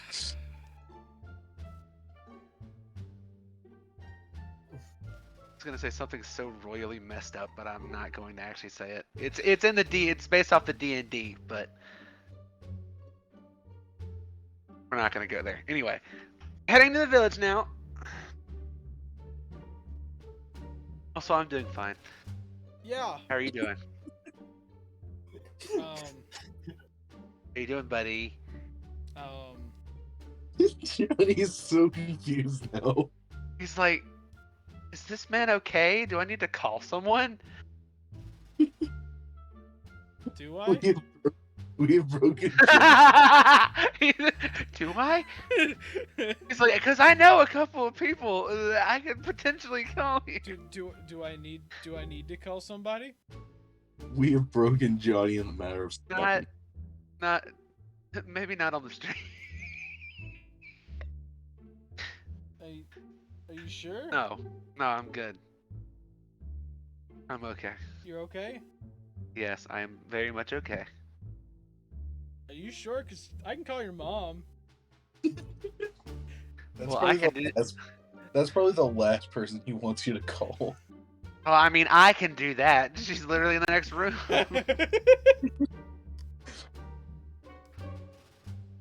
Don't make me call your mom. I can call my mom too. Joke's on you. I can do that too a lot quicker. Dude, I used to find that funny all the time. It's like, I'll call you, where like a teacher would be like, I'll call your parents, like, and then you just whip out your cell phone. I'll call them myself. Don't worry, I'll call them before you ever get to. If you like, guys, no cell phones in class, and I'm like, forget you through there. If you couldn't tell, guys, we're on break, so if you guys need to go do stuff, go do stuff. Oh, we are? Cool. Yeah. Cool. Okay, yeah, I'm gonna go get a drink. I didn't. Yeah, my dog's whining at me right now, so cool. Yeah. Perfect timing. All right, I'll be right back. Johnny, I don't know if you could tell or not, but I am feeling slightly better. Oh, okay, cool. Cause I'm feeling slightly worse. Dude, I'm trying to keep myself like awake, dude. I am too. Why do you think I've been such an idiot? It's whenever we do these sessions, I'm like fresh off of 8 hours of working. Oh my god. Dude, whenever we do these sessions, I just get like I just get like this freakish like third wind going on in the middle of the session. And for some weird reason, I got nothing. My energy just dropped. To be fair, we're not in the middle of the session yet, but you know. Justin, what do you mean you think huh? That was the middle of the session. What do you mean? Justin, you think your work schedule was bad? Session. What was your work schedule like today? So yesterday I worked the closing shift. So I closed at like 12 in the morning. And then today I worked the morning shift, which is 6:30 to like 5. Oh. Well, I did manage to get the other person to come in like at 4:30, so but still. Yeah, Alex's normal shifts are 6:30 to 5. Yeah. Like normally I can do it, but it sounds like normally I can do it, but it's just dude, for some reason the past like 2 nights I have not been able to sleep that well. Oh. Okay, well then, yes, you No definitely idea have it why. worse off than I do right now. So.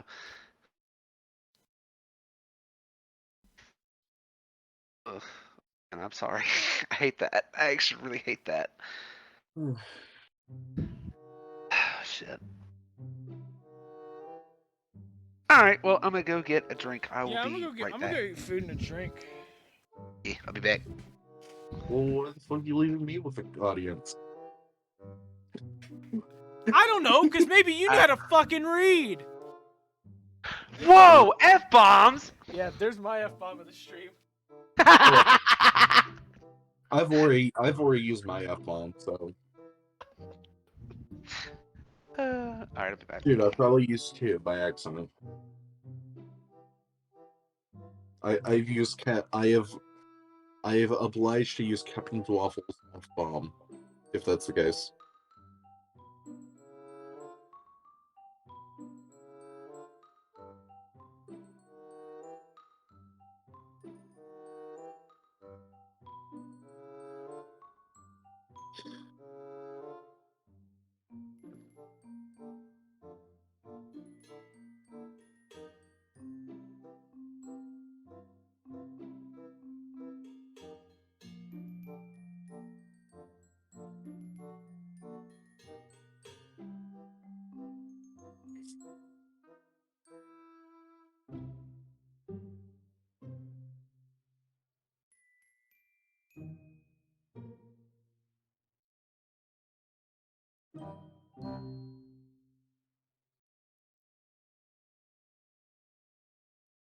I just had a really funny thought. What? So if Jackie comes back next session, just the funny way of just re-adding him back is that on our way back from the mining village, we just see him trekking out in the middle of the desert, and we just kind of like pick him up from there. Or it's he went back to like the inn like right after we left. Yeah, but then again, he still would be on foot, so he would be getting to the mining village a lot slower than us. He could hitch a ride.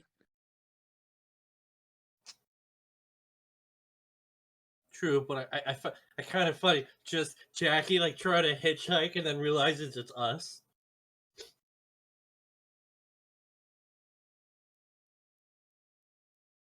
Gosh, there's a saying for hitchhiking, but I don't think Johnny would like me saying it.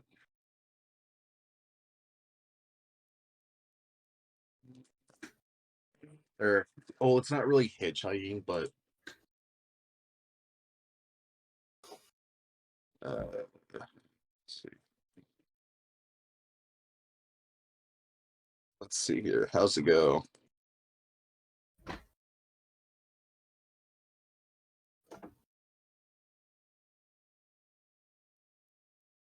There.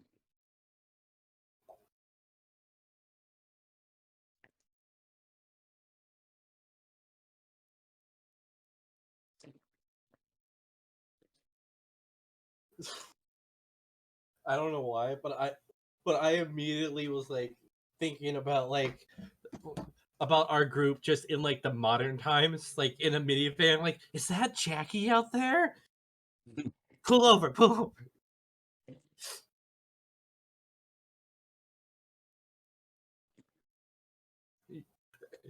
You see how chaotic we are in the land.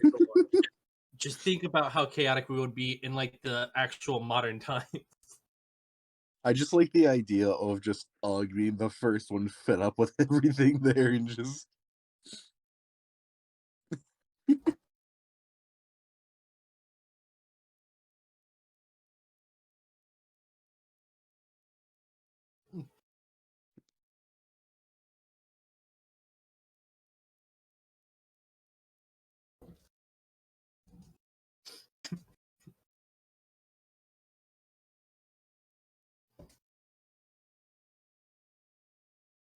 Yeah, that's the carpool saying.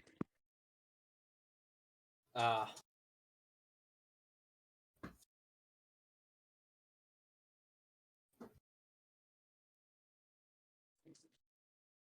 Yeah, I had someone in the army, like my one of my higher ups, actually say that to me as he was driving me around. Since I don't have a car.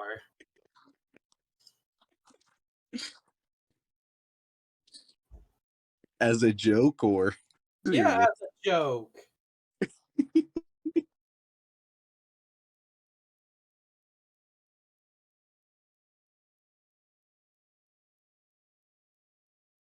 Because I don't think because he was actually in charge of taking me around that day because Gotcha. I had to do out processing stuff, so he was in charge of me that day, and he's just like, this is what I would say to you, but I'm kind of in charge of you. I would say this, but I've got stuff to do. Yeah.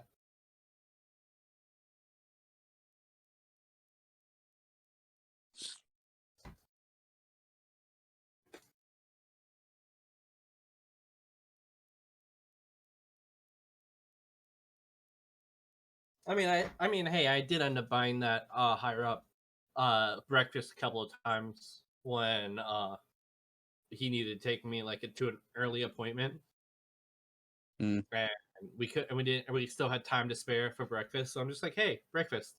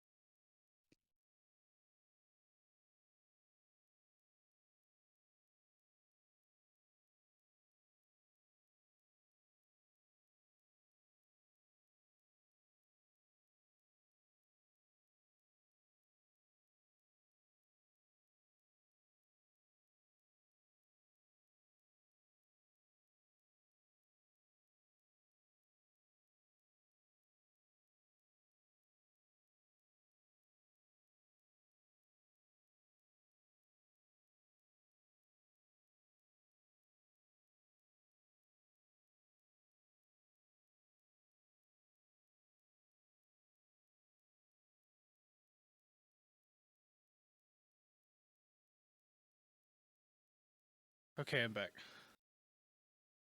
Hello. Hello. I went to fix food because I'm hungry. So, funny story. While I was upstairs, found out that I have a few extra things I have to do tonight. So Oh, fun. tonight's session will be a lot shorter. Because I'm still trying to fit in the behind the scenes stuff. Yes, for all of you who don't know, basically, here recently, I started the Discord subscriptions because Discord now has subscriptions in their stuff. I started that here recently, and you guys can go and sub to the Discord in the Discord. Put exclamation point Discord. You can hop in there, and you can actually go get yourself some subscriptions for like behind the scenes content, for basically being able to help choose what type of content that appears on the channel. We actually have a poll up right now. It's got 3 cool options. You guys can go check it out if you subscribe. And you guys can go there, and either sometime tonight or tomorrow, I will have a behind the scenes. We'll have like a behind the scenes like eDIOCRACY stuff, kind of like showing some of the stuff behind my screen, the DM screen, to show you guys kind of like some of the stuff that I do to prepare for basically any type of D&D session we have, and for the guys to I don't know, if they decide to stay, they could pitch in some things they do to prepare for their stuff, even though I'm not sure if they prepare much. Okay, cool. So actually, well, what? I was gonna say, well, actually, I prepare all week. Just none of the stuff that I plan ever happens. So that's true. I just running ideas by you. I just kind of like get into the sessions and like, and like as things happen, I'm just like, oh man, this would be a cool thing to happen. Yeah. I mean, I do about the same amount of preparation as Johnny does, so. I can't say I don't do as much preparation as Wait Johnny a does. minute, you do the same amount of preparation that I do. I actually prepare my content. Thank you very much.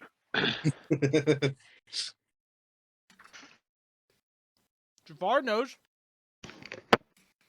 We planned a lot with his. Yeah, you plan to give the mic to Jafar. Well, yeah, I wanted him to take control there. Like, look, man, it's hard wearing the pants in the relationship.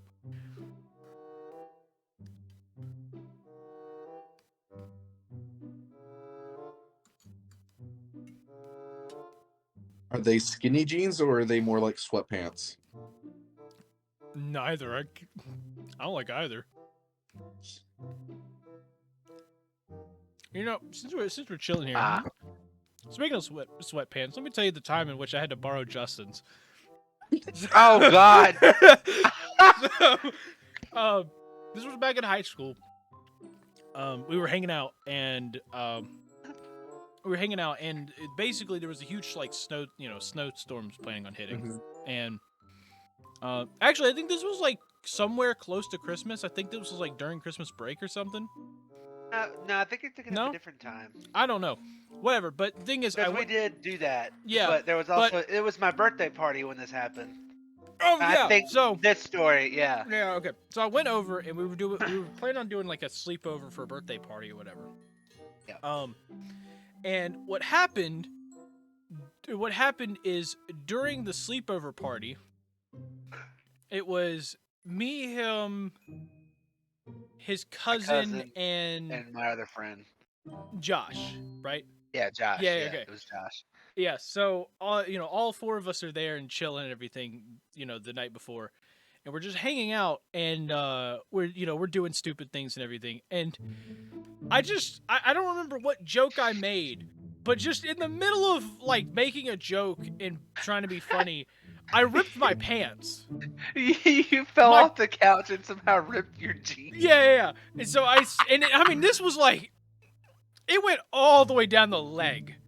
Yeah. And so what's bad is I said, screw it, I'm just gonna go to sleep. We're gonna go to sleep. We're gonna forget this happened, and in the morning I'm gonna hide it as much as I can until I can finally drive home. Well, in the morning, I go and I'm trying to hide it. And the rest of them are just sitting there just like giggling like little schoolgirls the whole time. And we get upstairs, and not even 10 seconds of being upstairs, I hear his mom from the other side. It's like, John, what happened to your pants? I'm on the other side of the house, and I'm just like, I ripped my pants, and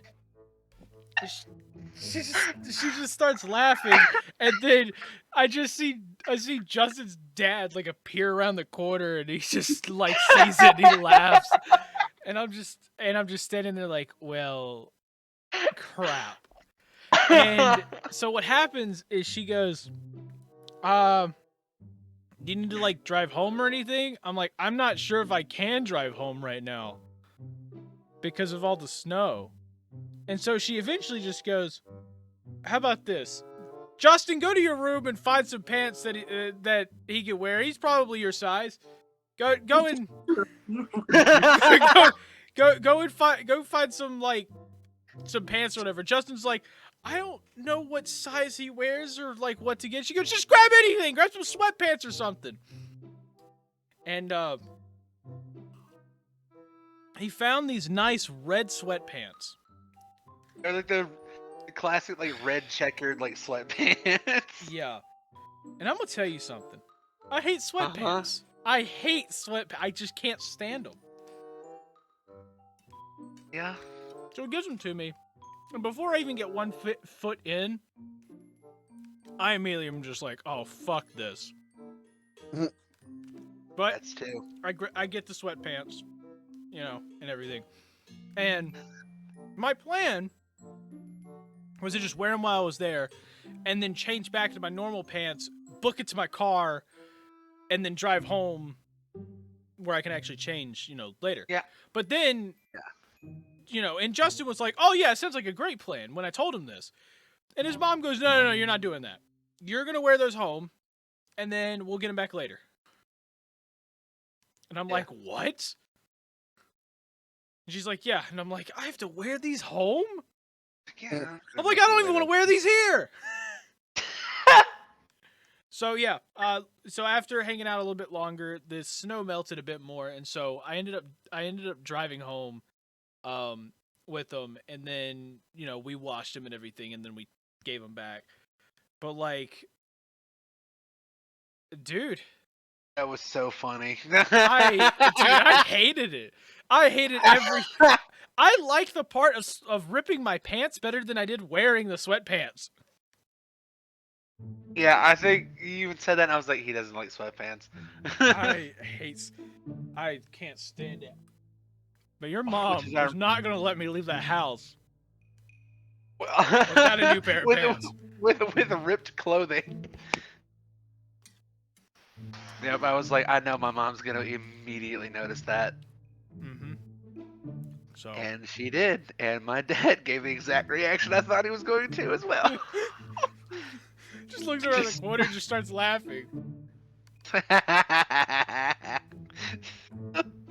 Like that. Yeah. Yeah. My dad just nonchalantly starts laughing at it. That's just how my dad is. Anybody else got some cool stories? Not that I can think of off the top of my head. Shit. Is everybody back? I am. Well, Yeah. obviously I am, but Travis is. Is Waffles here? Waffles, are you here, buddy?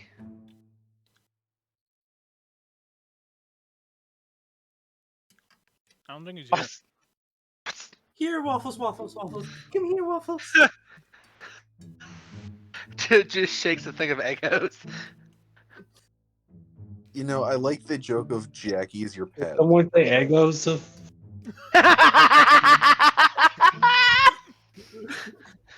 There he is. Like you were saying. I like the joke of Jackie is your pet. Yeah. Yes, I think we're gonna end up pushing The that tall, dynamic. freakishly large pet rabbit that has a cool party trick. I'm standing on his 2 legs. With a cool metal arm. Yeah. Cool Miller.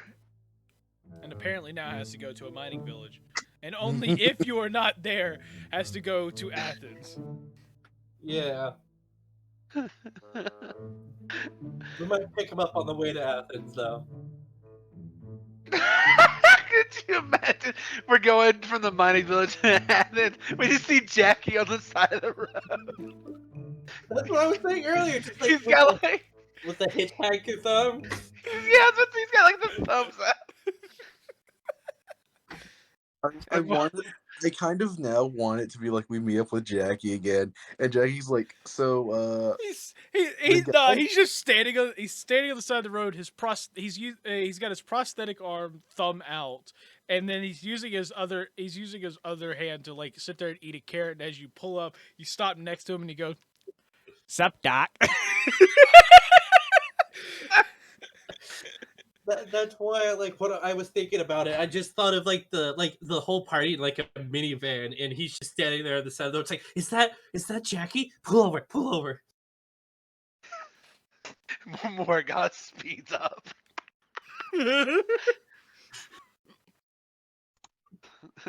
Oh, okay. And just starts gunning it. Okay, so moving on. By the way, So you guys are driving off for a bit, and let's pull on the music.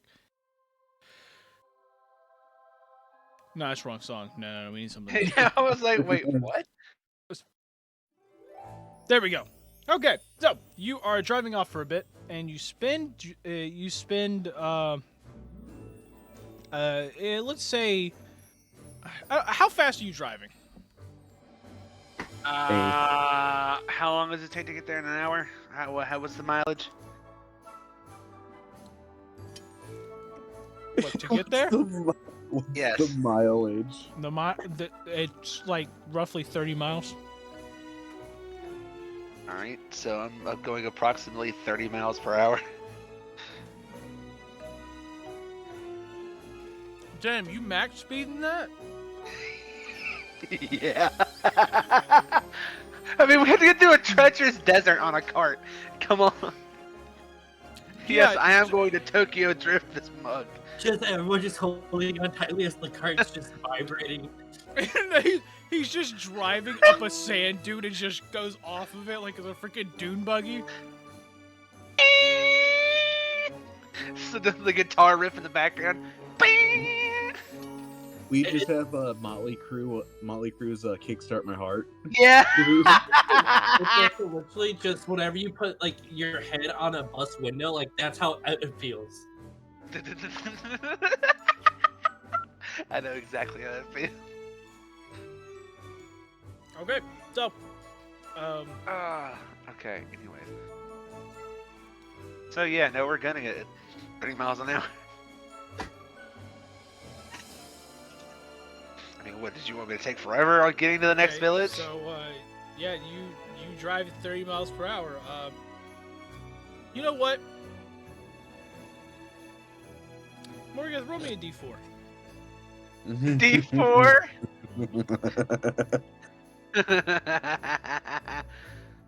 Evil laughter. Pop the tire, 4. Ruth. I got a 4. Okay, well, cool. Next Nothing thing you know, happens. all 4 wheels fall off. Either way, go ahead.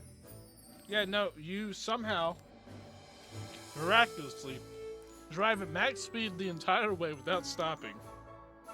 Uh-huh. And you make it there in an hour unscathed. Oh my gosh. And guess what? You have the cart still.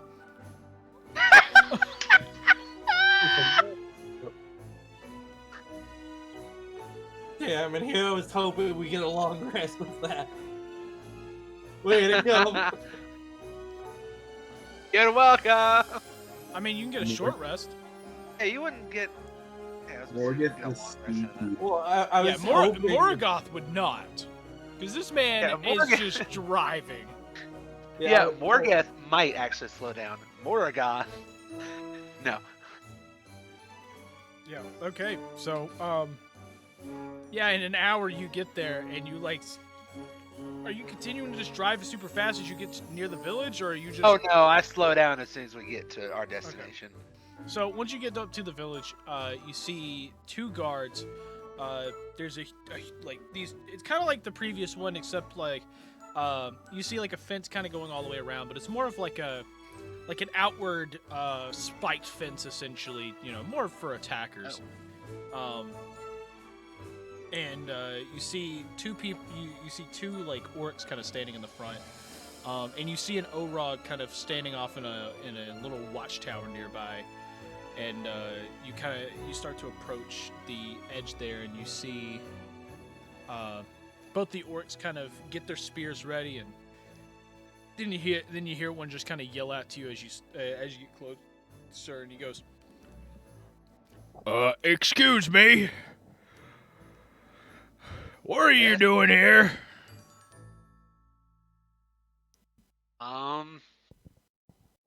Just passing through.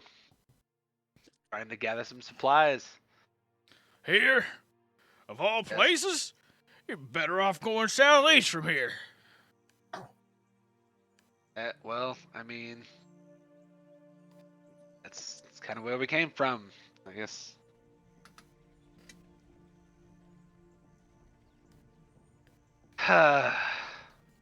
Vanessa, I don't feel like dealing with these people right now. Can you please talk to them? Vanessa just kind of like straightens up, like, yes, yeah, we're just here for supplies. We came from the other village because they didn't really have the supplies we were looking for. Well, whatever the heck you're looking for, if you can't find it there, you're not going to find it here. Well, the difference between that village and this village is that is a mostly sorcerer's village. Well, this is a mining village, so I feel like they would have more practical tools other than magical tools, and we need practical right now.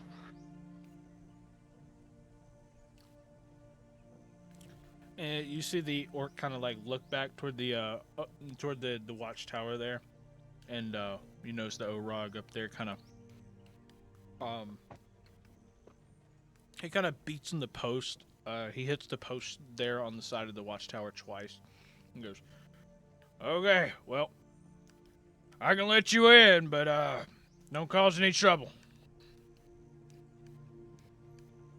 Of course. Yep. And then he kind of pulls his weapon back, and they end up letting you pass. And Morgoth goes into the village.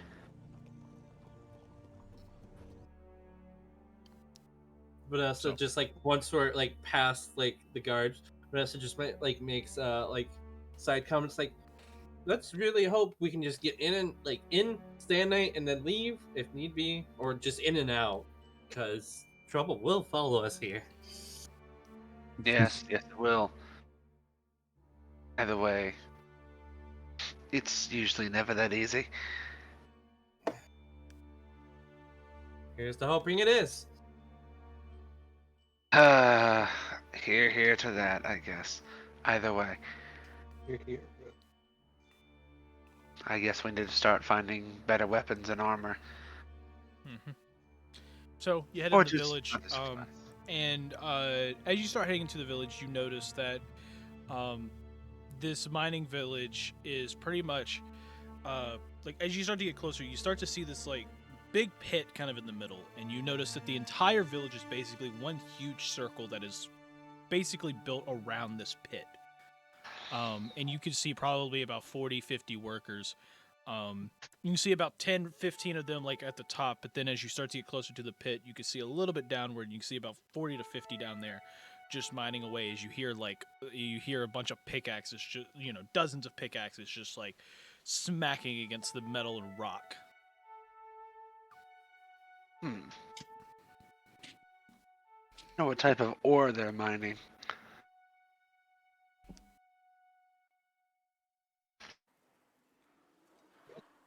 Either way, guess that was just an idle question.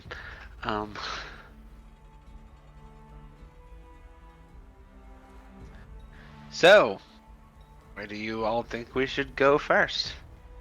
Obviously, we need to find somewhere to park the cart, but Yeah, probably find somewhere to rest, maybe. well, I It's mean, been a long, not long day, but it's been. a very stressful, tiring day. I understand. Yeah. But I feel like we just need to take an hour's rest and then get back on with it because we need to get in and out. Yeah.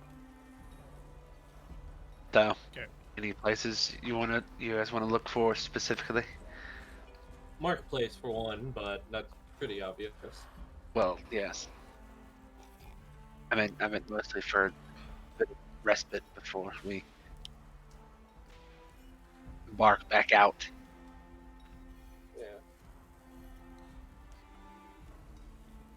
I think we should probably stop at a potion shop, see if we can get some healing potions. If there even is a potion shop here.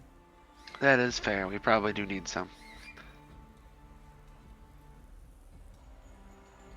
I just heard somebody like whistle in the background. And I was like, "Huh?" Am I whistling for me? I can finally pull out this ambience track that I've been holding on to. Guess we can take Like- a look around and see what's here. Maybe a tavern to, like I said, get a drink, maybe, and spend the night. That's if true. need be.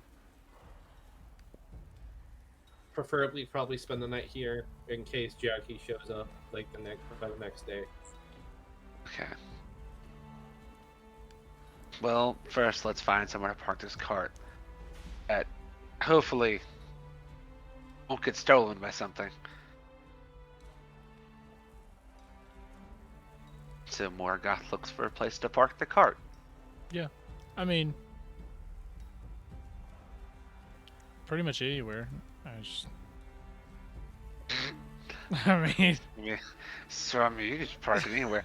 All right then. Morgoth parks it in the pit. No, not really. I mean, Just you like- can. You do in fact I'm not going to. notice that it like there's a huge like wide ramp for carts to go up and down. As you have noticed that like as you were coming in, you saw like a cart with 2 horses dragging it up the ramp. It just spirals along the edge. It's Wow. just like Morgoth parks in front of some random person's house, like in front of their door. Well, I mean, it's probably best if y'all figure out where you're going first before you start parking the cart. I thought we were gonna park the cart and then just walk around to figure that out. But Okay, I mean, if that's what you want to do. well, no, I mean we should listen to the DM's advice. No, I'm just saying. I'm just saying for safekeeping. Leaving the cart has not helped you guys. This is But then very again, true. we got a robot that could just watch the cart. So But he can also, have money to help us out with buying armor True. and weapons. yeah. This Marquise is a good person. So you're trying to extort him for his money now. No. Not extort. I mean, we'll pay him back. Extort's Look, a man, strong I don't care if you're word. trying to extort Marquise for his money. I just need to know if you're actually going to do it. Or not. I just need to know if I need to actually put gonna an act- actual like gold amount in his purse or what. No, probably not. We may have to use it from time to time, like in case we're broke again. But Well, I mean, to Oh, be yeah, like fair, after armor today, is cool. Yeah, I was like, armor is extremely expensive, which is why I'm saying we might need to ask Marquise for help. yeah, The chess piece I got was like, what? I had to work that down. I had to grind myself to the bone just to get that price down. So Yeah.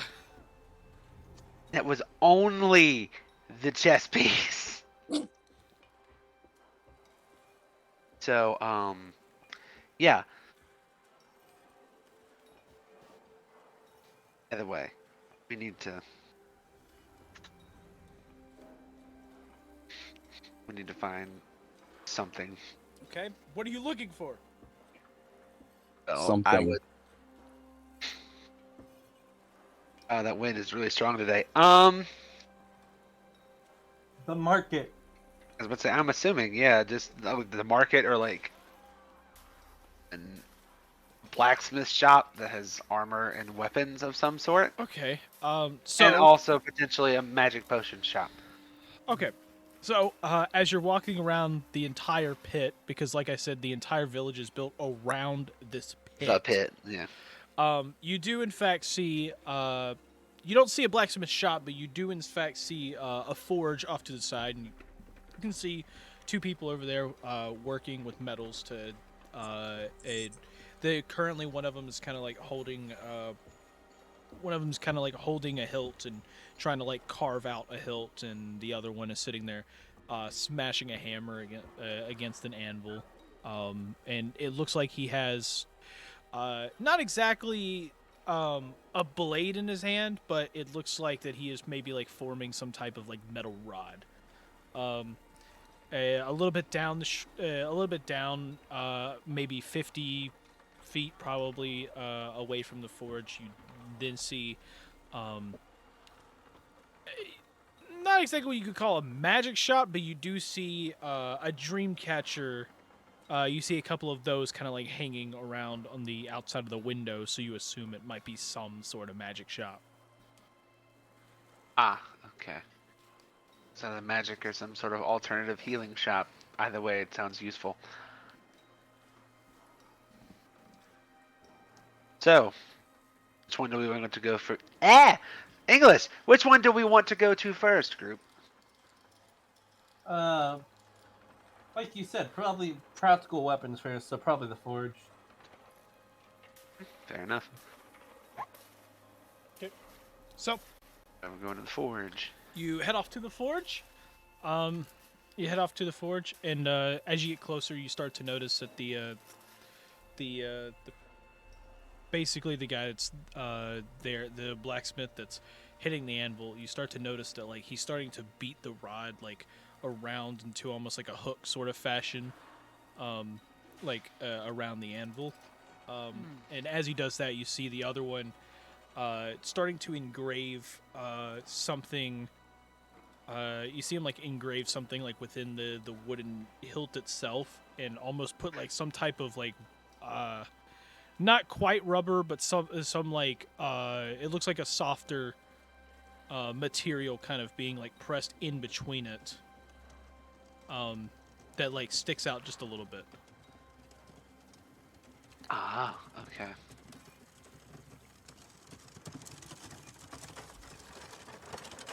But they do not notice you. Okay. Well, everyone. I guess it's time to ask for some new weapons. And armor. I mean, I don't think they're making any armor. They haven't seen them make any armor, so I don't really know if they're making armor. Did it have anything about that? You don't see anything? You don't see anything. You see a couple tools lying around and stuff, but yeah, that's pretty much it. That will be a good question for later.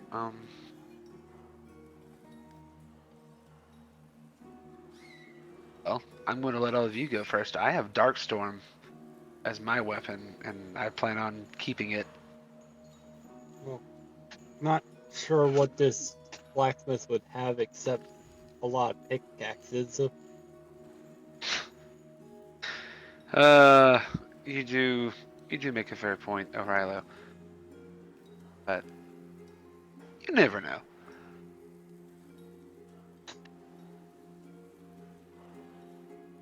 So, who wishes to approach first?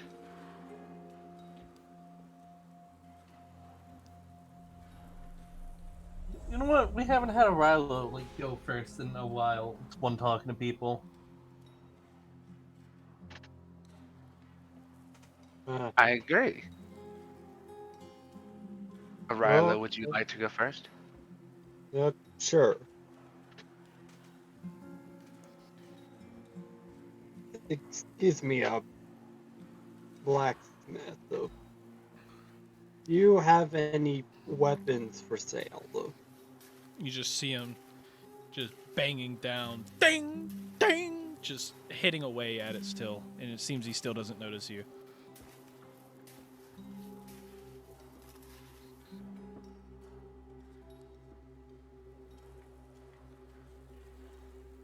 Okay.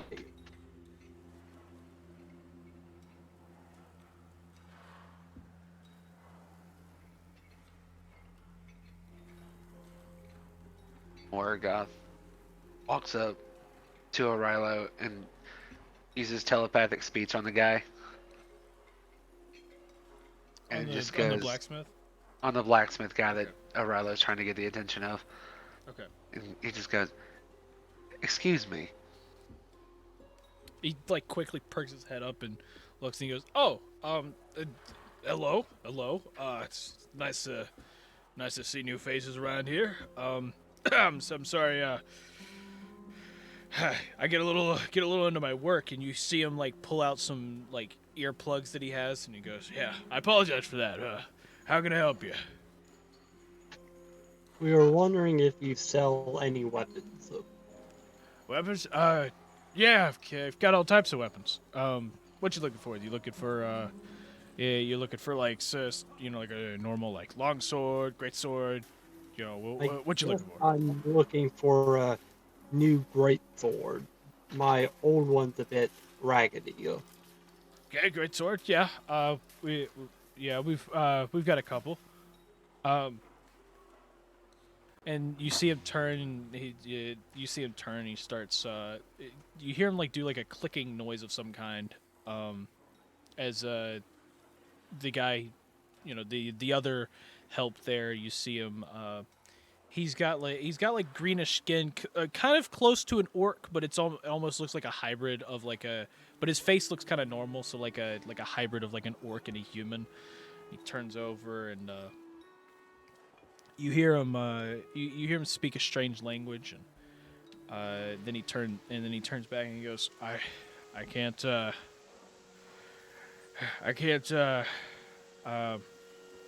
you how much it is until you tell me exactly why you need the great sword. Well, my greatsword is quite chipped, and I can't really fix. I know that, but like, are you part of like a military or? Bit more of a, I guess we were a bit more of a freelance. So. Freelance? Okay, so like bounty hunters. Yeah, I guess so. And he looks over at the other one. And he goes, "Well, yeah, sure. We can get you some." And he turns over. You hear him like kind of do a little bit of a grunt and like a few grunts or whatever, and then the other one kind of walks around. There's a little like almost like doorway in the back of the forge where he walks around a little arch, and after a few seconds he walks back over, and he's got like a bundle of about like 7 great swords all kind of like together, and he's just dragging, like he's like kind of somewhat dragging them along, but also trying to like pick them up as they're all of them together kind of heavy, and he's got this like basically this like strong like what seems to be some like metal wire just wrapped around it as he's dragging it, and he brings it over, and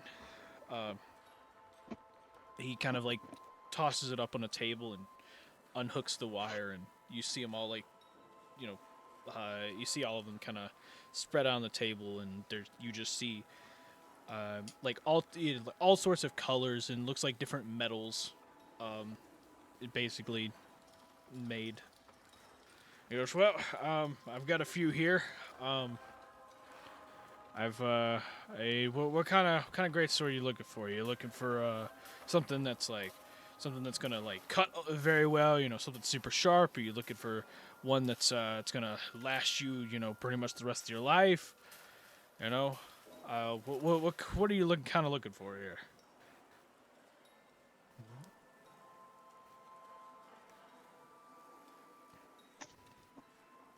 I guess I'll like somewhat of a top-heavy greatsword. Top heavy? Okay, so... But what's the... You want it to, like... You just, like, have more impact on it?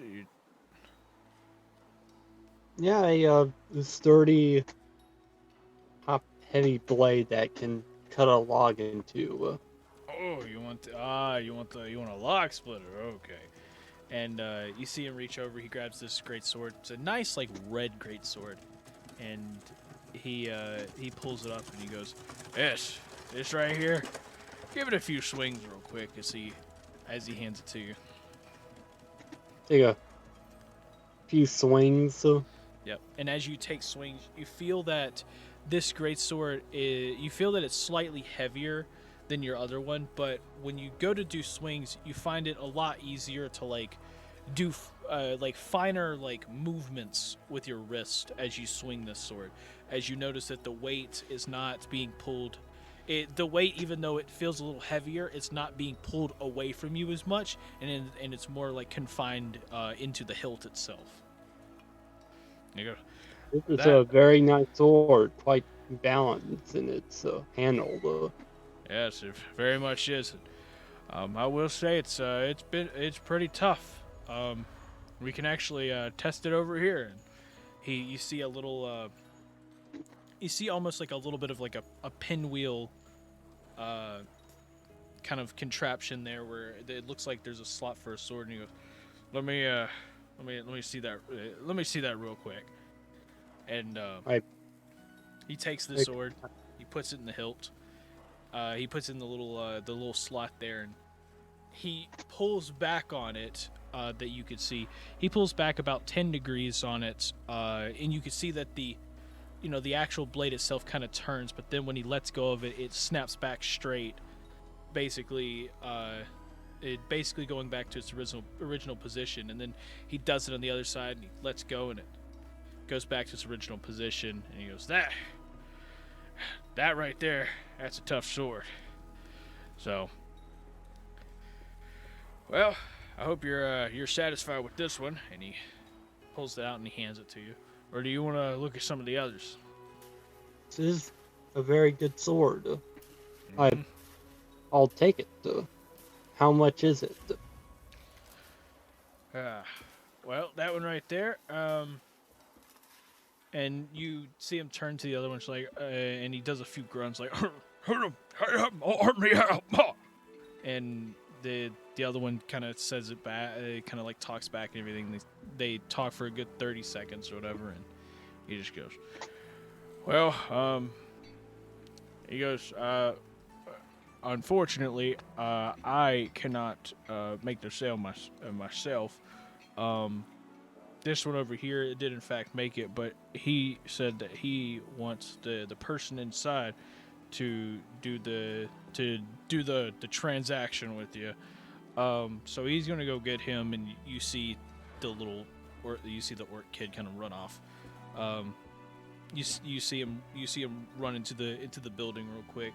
Like when he comes out, when he comes out with our transaction guy, you can talk to him, and he'll get you the payment for this, or he'll tell you how much it is.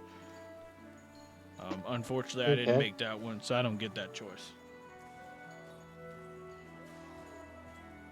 So, in the meantime, can I help any of the rest of you? Yeah, Vanessa like gets off the cart. Yeah, and like she's like, yeah. Do you guys like have any maces or long swords? Yeah, we do. Matter of fact, well, I've only got 2 long swords, but I will tell you, we do make a fine selection of maces. If you give me just a moment, I'm gonna go grab that. Vanessa just kind of like nods. Yeah. Anything else for the rest of you? You bird man, you need anything? Give me a second. Just kind of like slides his bow, kind of like so that you can see it better, and just kind of points at the bow. Oh yeah, unfortunately we don't. I don't do bows here. I think there's a bow shop across town though. You can go check out. What about you? What about you, Demon Lord? Demon Lord.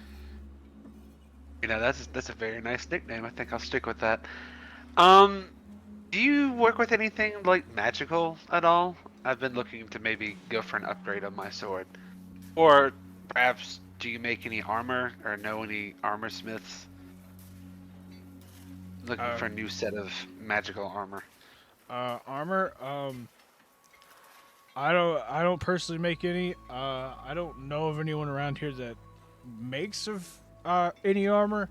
I know the magic shop sells things from time to time that I guess you could call armor. They, matter of fact, I had somebody talk about how they bought this cool amulet that basically works like armor. From there, I'm not sure if it's real or not, but I mean, you can always go check there. Interesting. Yes, I'm gonna have to go check that out. Yeah. Do you work on upgrades for magical weapons though? Because I have this interesting greatsword that I'd like you to take a look at. I would love to. Yeah. I'll do that I'll do that right when I come back with the bases. And all right. He kind of reluctantly he kind of like looks back, makes sure nobody needs anything, and then he runs around the corner to go grab the maces, kind of leaving all of you standing there, waiting for waiting for them to come back. I hope he doesn't forget I asked for longswords as well. Well, he did also say there's only 2 of them. So. Yeah. Because I kind of want to doubt and see if a longsword would suit me better than my mace. I mean, it is my trusty mace, but if we're going to fight more people, I'm going to need something that hits a little bit more, Yes, that I have to agree with. Always good to strengthen yourself and give yourself more, make yourself more intimidating, honestly. What is that famous adage? Speak softly and carry a big sword. Yeah, I think that's it. It's a big stick, by the way. Teddy Roosevelt. I know that was the joke. Oh. I know it was big stick. Big stick. Yes. We all know Morgan flexes big sticks. Big stick. Mm-hmm. Yes, and Morgoth likes them even more.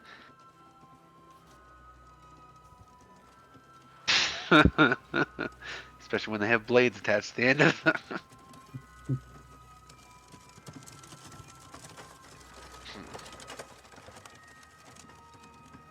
Well, said they had a bow shop across town as well. Maybe Ugg can find something of his liking.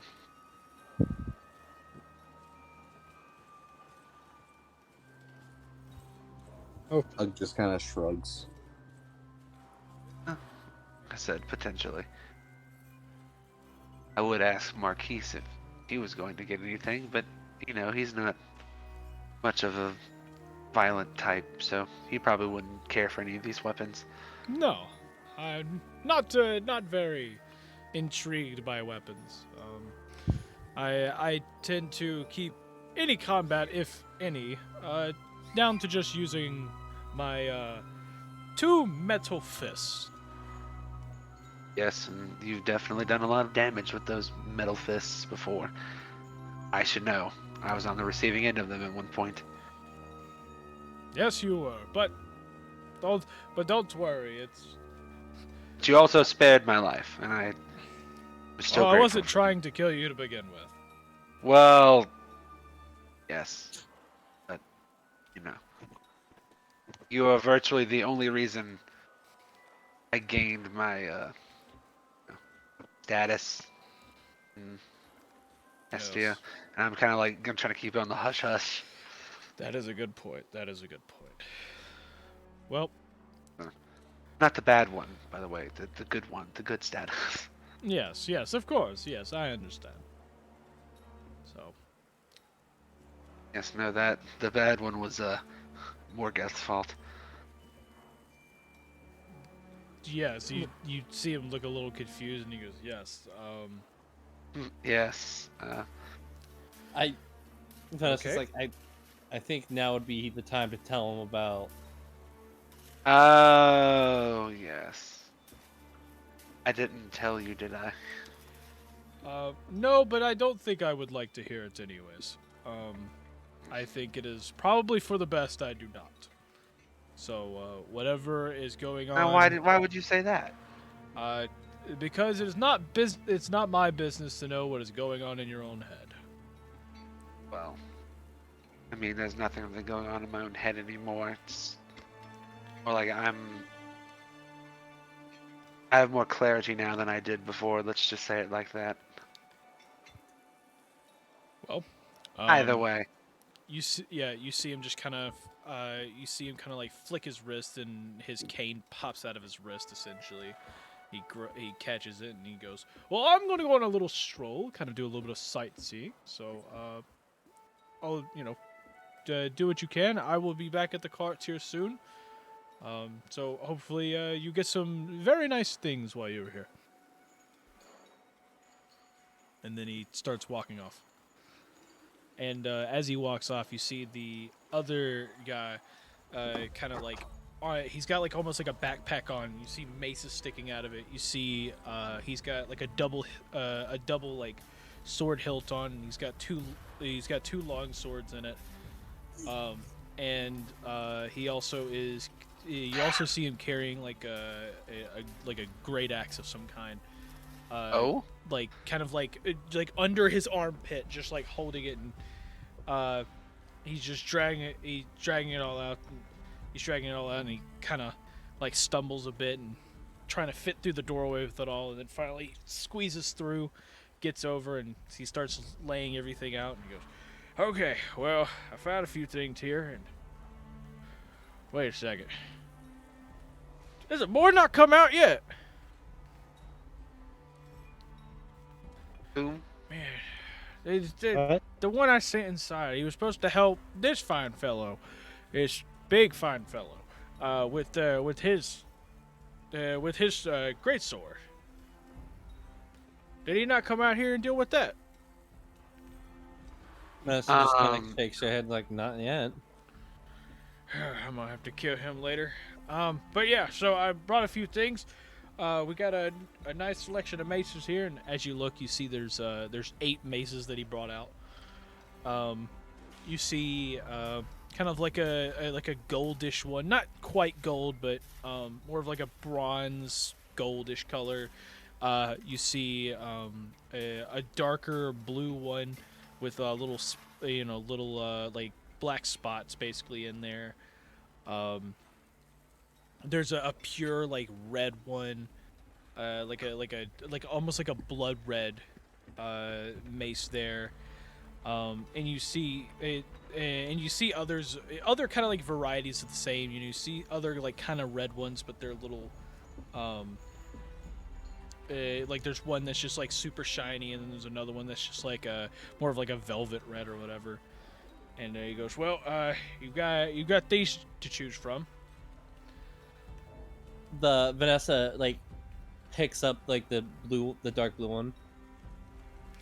Ah, that one right there. That one's a nice one. That, my friend, is man, what did they call us again?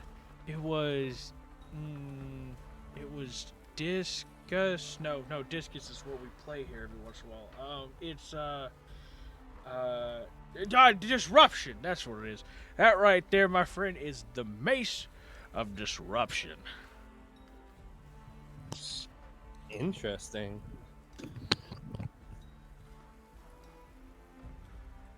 Vanessa like does a few swings with it. Yeah. As you swing, as you swing, it feels slightly lighter, but it also you could feel like there's almost like a sort of magic kind of like coursing from the handle into your wrist that you can feel every time you like swing the weapon. like it basically on the swing, the momentum kind of like makes it feel like there's a bit more magic just coursing, like coursing up to your wrist essentially.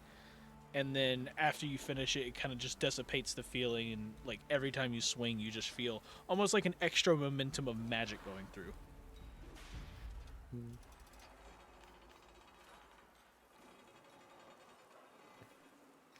Well, how you like it?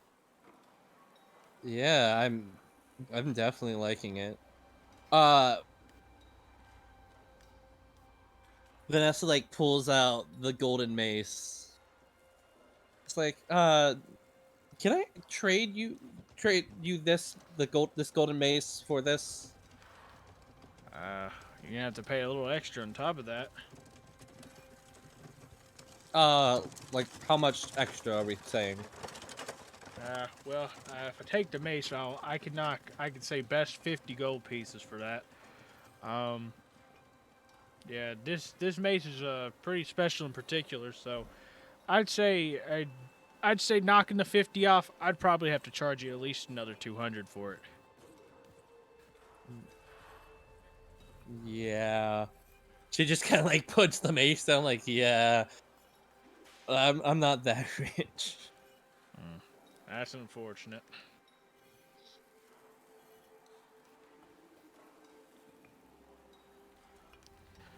Well, oh yeah, you wanted to look at some long swords too, right? I got some of these, Yeah, and you see him pull out 2 long swords and put them out on the table. You see this one finally like silver sword, but the edges of it itself has like almost like a reddish glow to it. And then on the other one, you see that it looks like the blade itself looks like a normal iron sword, or a normal steel sword, and you see like the hilt itself has it's a very fancy like gold-plated hilt with a little an engraving of like a dragon in it. Vanessa picks up that one. And it. Oh, I see you. I see you chose that one. Well, that one's a good one. That, my friend, the one you were holding, that right there is called the Dragon Slayer Longsword. That's that sword I did not make myself, but that was actually passed down to me by my father, which was passed down to him from his father and his father before him, basically back since the War of the Dragons.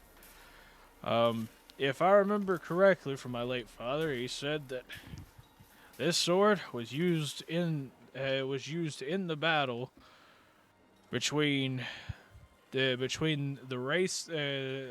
different races and the dragons, and apparently this one here killed a dragon.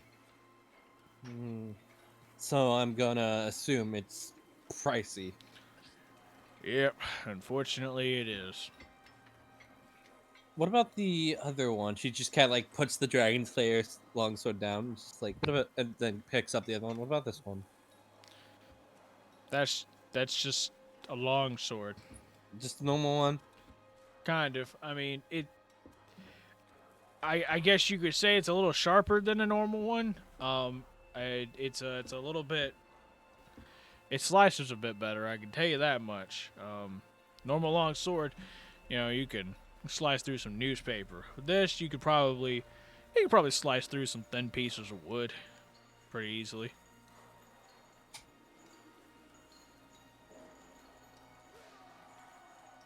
How much would it cost? The normal one, of course. The normal one? Yes. Well, I mean that one's a lot cheaper. It's only gonna be about, I'd say, 40 gold pieces. Argoth kind of pipes up and just goes, "How much for the Dragon Slayer longsword?"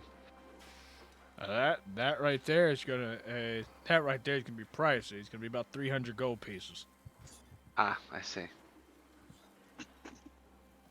Yeah, you said like 40, right? Yeah, 40 for the other one. Vanessa just hands over the 40 gold for the longsword. Of course. He takes it and simply takes the gold pieces and he throws it in a little pouch that he has.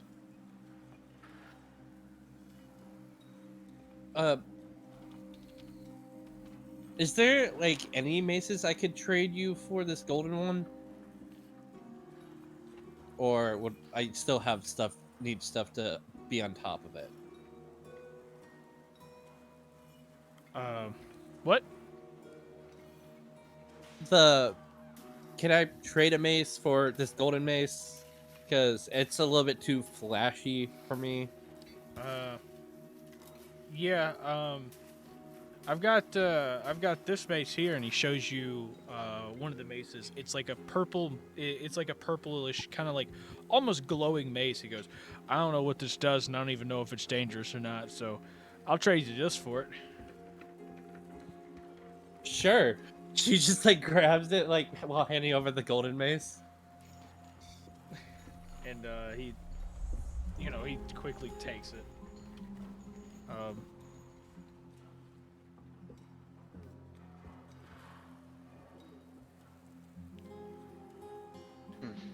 So how should I add these into my inventory? Oh, you just already added doing them. Yep. Okay. I shall be removing the golden mace then. Yep. So, yeah, he just simply hands those over and is like, yeah, that's all for that. Now you, Demon Lord man, you wanted this longsword? No, I just wanted to know the price of it. Okay. I'm more or less looking to upgrade or potentially reformat this greatsword. I see. Well, that's cool. Well, man, I might have to go in there for that boy myself. Jeez. Yeah, y'all give me just a second. You see him walk around the corner. You hear a door open. It shuts behind him.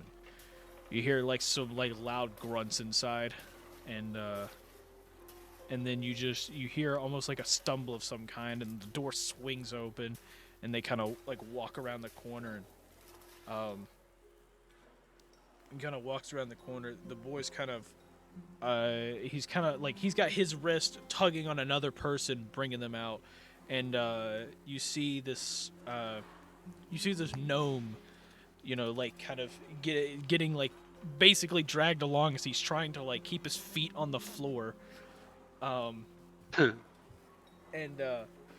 they pull him out, and he lets go of him, and he kind of like does a little spin as he stops for a moment, and he just stands still, staring straight ahead past all of you, almost like he's a plastic, almost like a plastic gnome. And then after like getting his bearings for a second, he goes, "Well, it's mighty fine to meet all of you. How are all of you?" Good. How are you? Very straightforward. We're doing fine. Well, that's good to know, because I heard you wanted to make a purchase of a greatsword. Yeah. So I'm guessing you made this? You're darn tootin' I did. I did very, very, very, very, very, very much. And I'm going to tell you, it's a very good sword. If it's a great sword.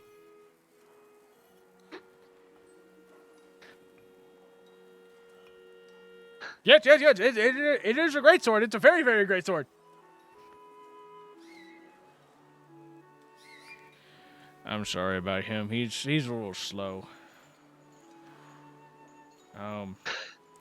Hey, Uncle. You gonna tell him how much it is? Yes. How much it is? That right there, my friend, is gonna be 200 gold pieces. 200. I see you. Okay, I go. Oh man, I'm sorry about my uncle. He's, like I said, he's slow. It's gonna be 200 gold pieces. Yeah, it's gonna be two. I got this. He said it's gonna be 200 gold pieces. Apparently, it's supposed to be some magical sword or whatever. So, whatever you can get out of it. I mean, you felt it yourself, and you saw how it performed.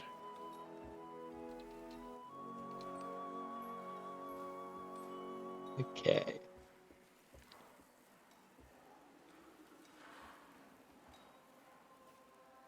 How much can I knock down the price if I gave you this great sword that I currently have? Huh? What? Sorry, my brain didn't work there. What did you say? I want to knock down the price by giving him my great sword. Okay. What kind of great sword is that? It's just a regular. Yeah, exactly. What kind of great? Uncle, I got this. You said it's just a normal great sword. Yeah. Okay, I could drop it maybe. I'm being nice. I could probably do 50 gold pieces, same as the mace that I offered before. Okay.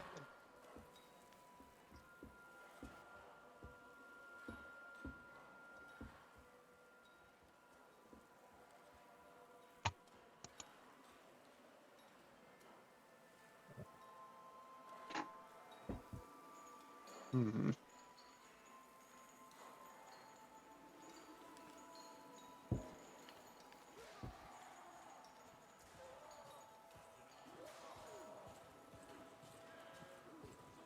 Alright, Lo, how many gold pieces do you have now?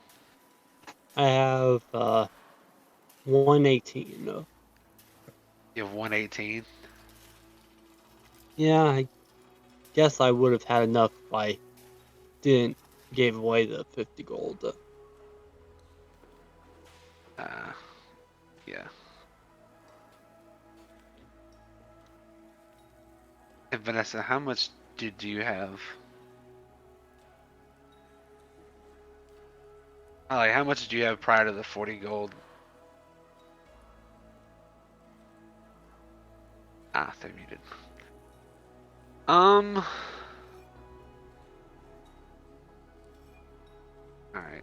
150 gold pieces, correct? Now that he's done in the great sword? Yeah. It'd be 150. If he's turning in the great sword, yeah. Yeah.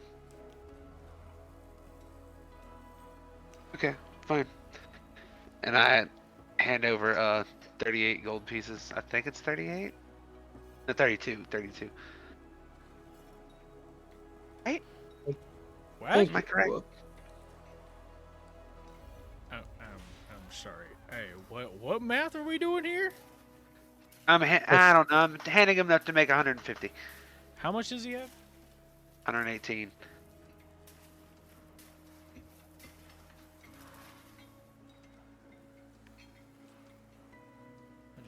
That'd be 32 gold.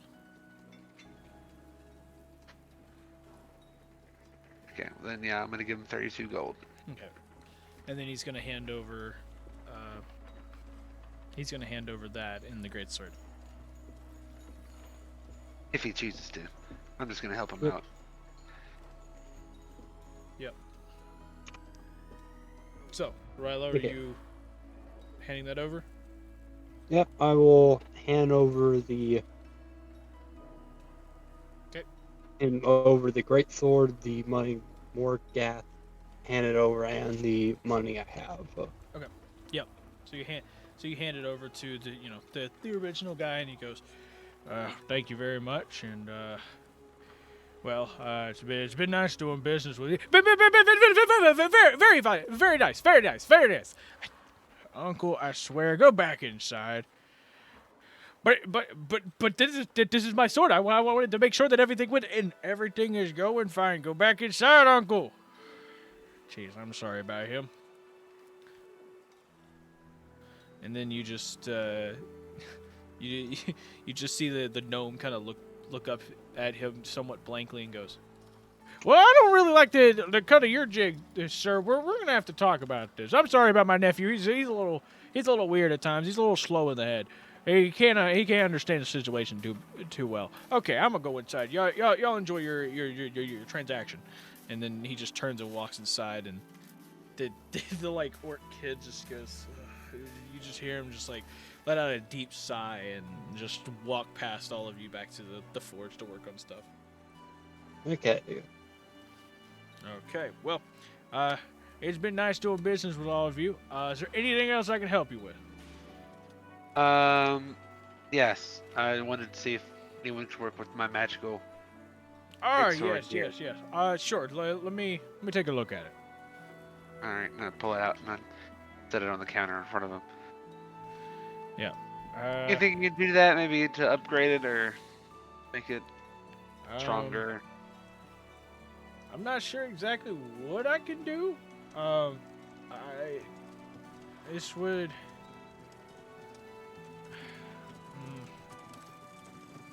I mean, the thing is, it seems like there's a lot of magical stuff on here. I don't work too much into the magical department. I usually just make the blades.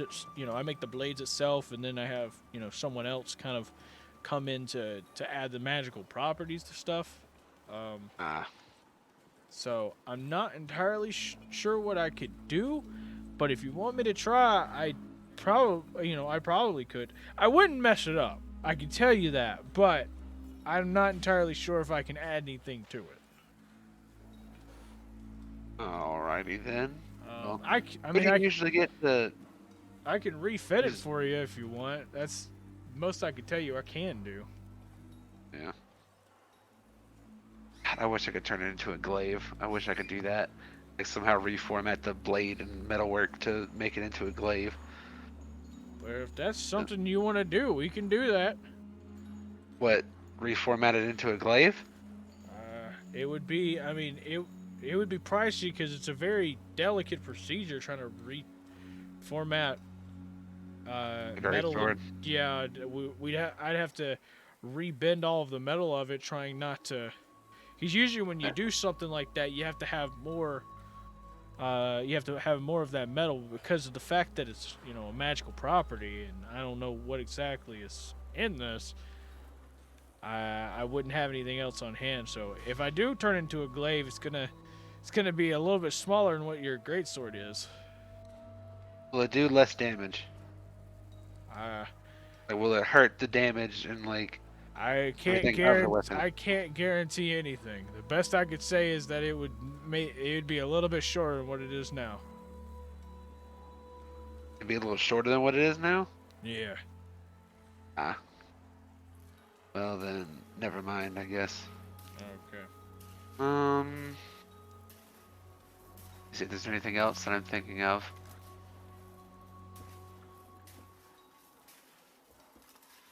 No, but I think it'll be all right. But I do appreciate you taking a look at it. Yeah, no problem. So I just pick up my greatsword and put it back. Yep.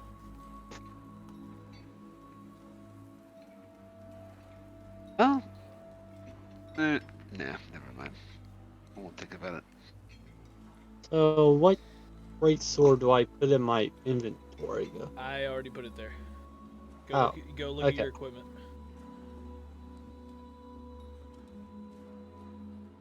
Okay. Well, if that's all I can help you with, y'all have a nice day then.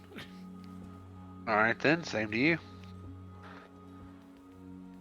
And then he simply just walks off, and he walks back to he walks over to the anvil, and you see him start to put the earplugs in. All right. So everyone, where to next?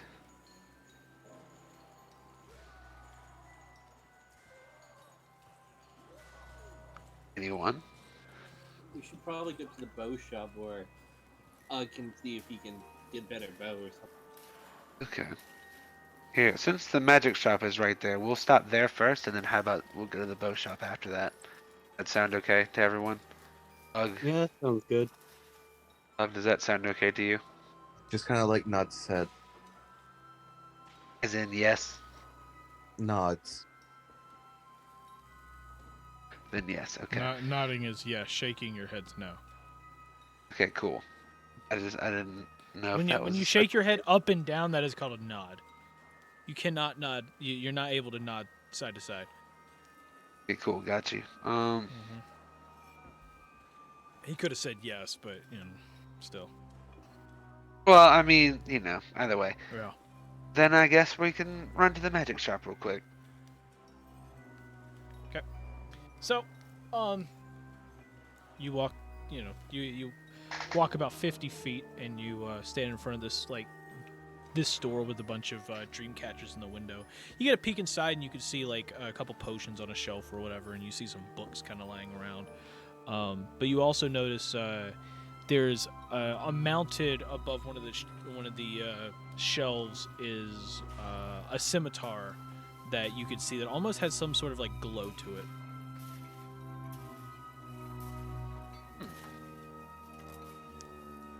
Interesting.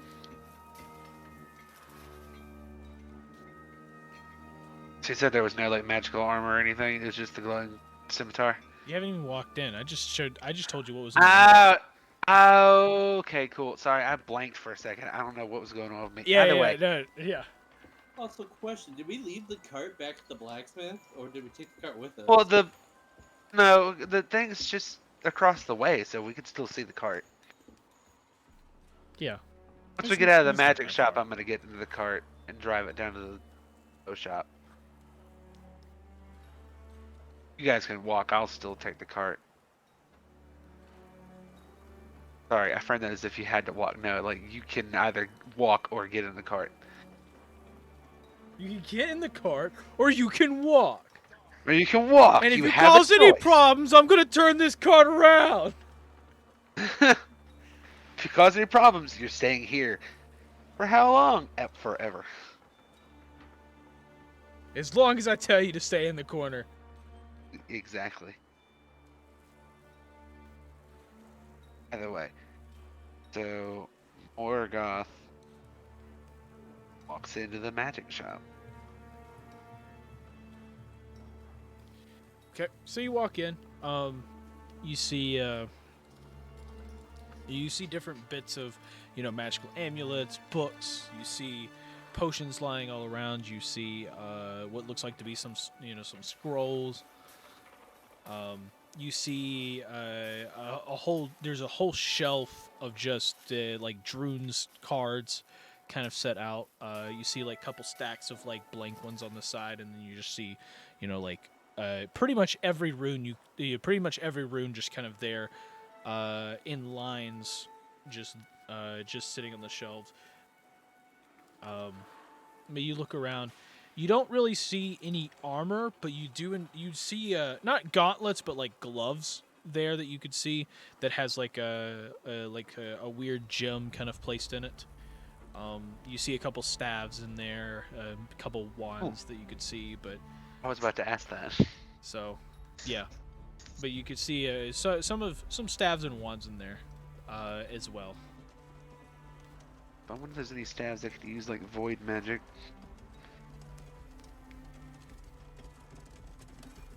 Because, I use the void rune. And also like a cool magical staff that kind of looks like Ramatra from Overwatch 2. Sure, you see one that looks like that. Oh, really? Sure, why not? Woo! Alright, well, I am immediately going for that one. Oh my gosh. I mean, I used the void rune. I might as well just be able to... Well, I mean, it's not like it's it. on and you can see void balls like in there. Oh, it's just in the shape of it. It's just in the shape. Oh, okay. No, they're not on 24/7. Well, yeah, obviously. It's but not I like can an just on do that. switch with some freaking batteries. It's a magic. Yeah, you have to activate it with your void rune magic. Yes, I understand that. That's what I'm trying to say. You get a closer look and it's just got like a little light switch on it. You just see the little switch also has the little IO on it. Oh my god. It's got a warning label right under it, and it's like, AAA batteries not included. just says maiden board. Johnny, we gotta go. Actually, be a piece of junk. Johnny, we gotta go with those like 5 D-cell batteries. And what you do is you unscrew like the bottom of like the shaft and you just slide them on in. Gosh. You have to drop them in. You see them just like. Yeah, you know those little, like, you toys, actually, like, it's like funny those because little like toy what you things that- what you do is you turn on the switch, you turn on the switch, and you see that it just shines some light, and you're like, oh cool, old timey flashlight, got it. You turn it off, turn it back on, and then you just hear, as it just blows up the shop. I put that in overdrive. But the old timey flashlight is ye old flashlight. Okay, so Morgoth immediately goes to pick that up to go like ask about it, just to like check it out. Yep. So you grab it, and like as soon as you grab it, before you can even like pull it away from the others that are laying against the wall there, you hear behind you just a. So I see like the staff, and it's just a goblin standing behind you. Yes, it does seem to be a very interesting staff. Well, I'm glad you enjoy it. Are you planning on buying it? Potentially. What all can it do? It's it's a magic staff. What do you want your magic staff to do other than magic? Well, that's very true. How much are you expecting for this? For that? Yes. Shit, Johnny didn't actually research this. Johnny did not prepare himself. Yeah, so that right there, that one's a special one, so it's gonna be 8 gold pieces. 8 gold pieces? Yes. Oh, absolutely. And I just like toss him 8 right there on the spot. And you see him, and he's just kind of like looks at it, and he's like twiddling the gold within his hands and everything, and he's just like, oh my gosh, that's a lot. I'm not gonna have to sell the shop. Yes. And he goes, I'm sorry. I'm sorry. I get a little excited over sales. I really like my job. You just see him go, malprocess.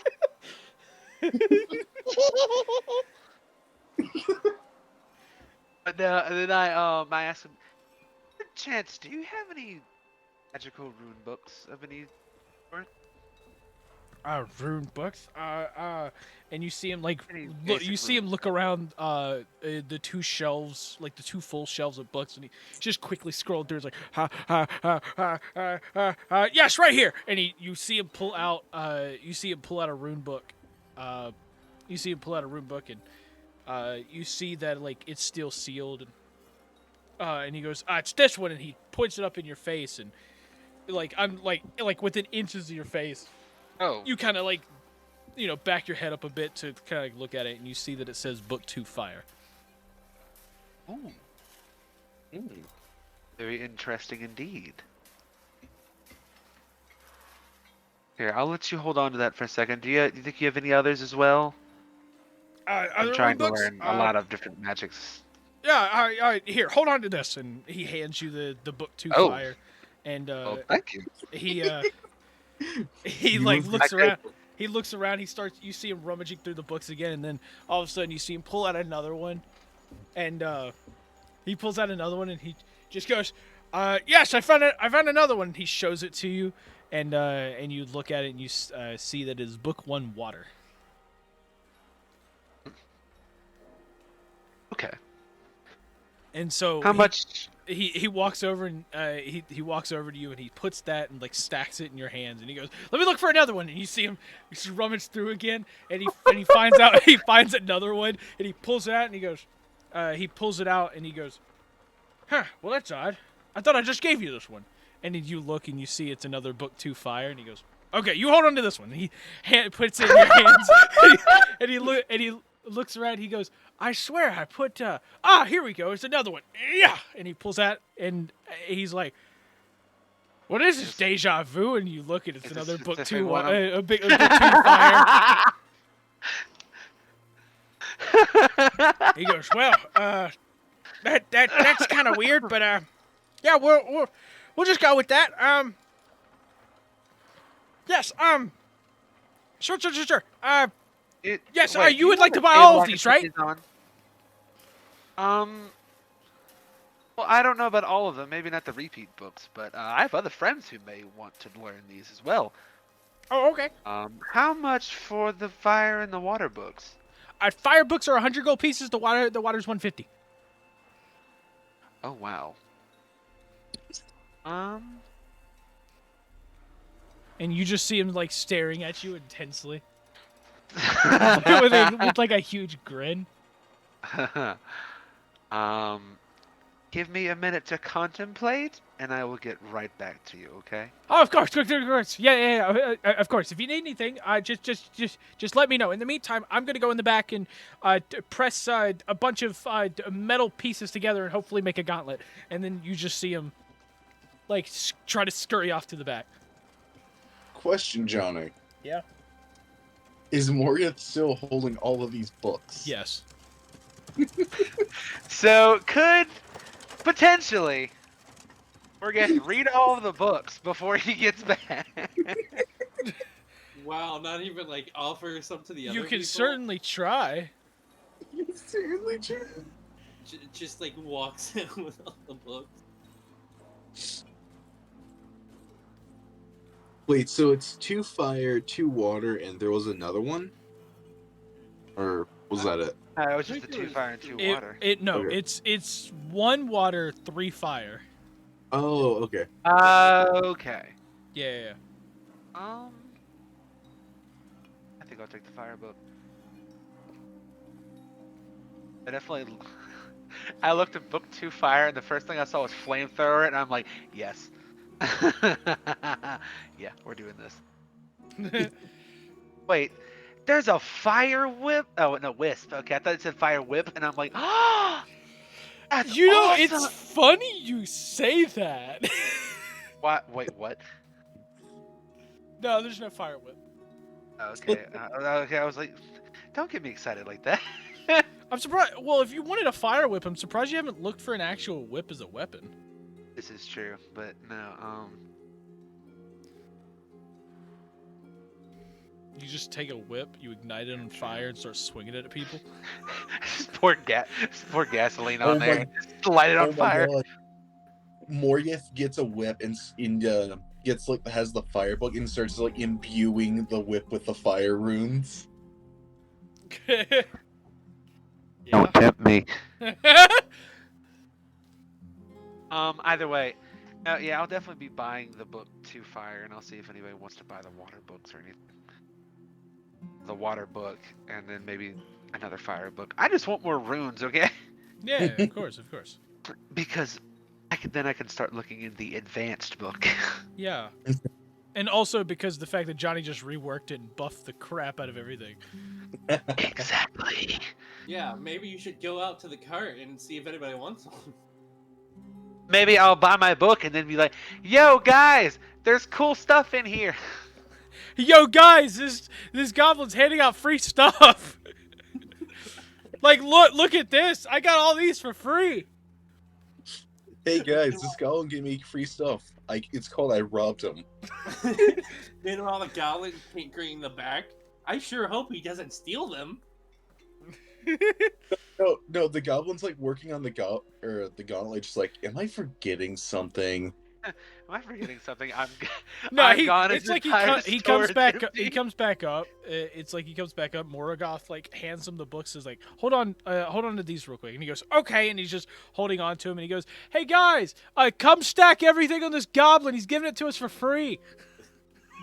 We're basically robbing the guy at this point. Like he comes back and all the books have been opened. He's like, yeah, I don't want these anymore.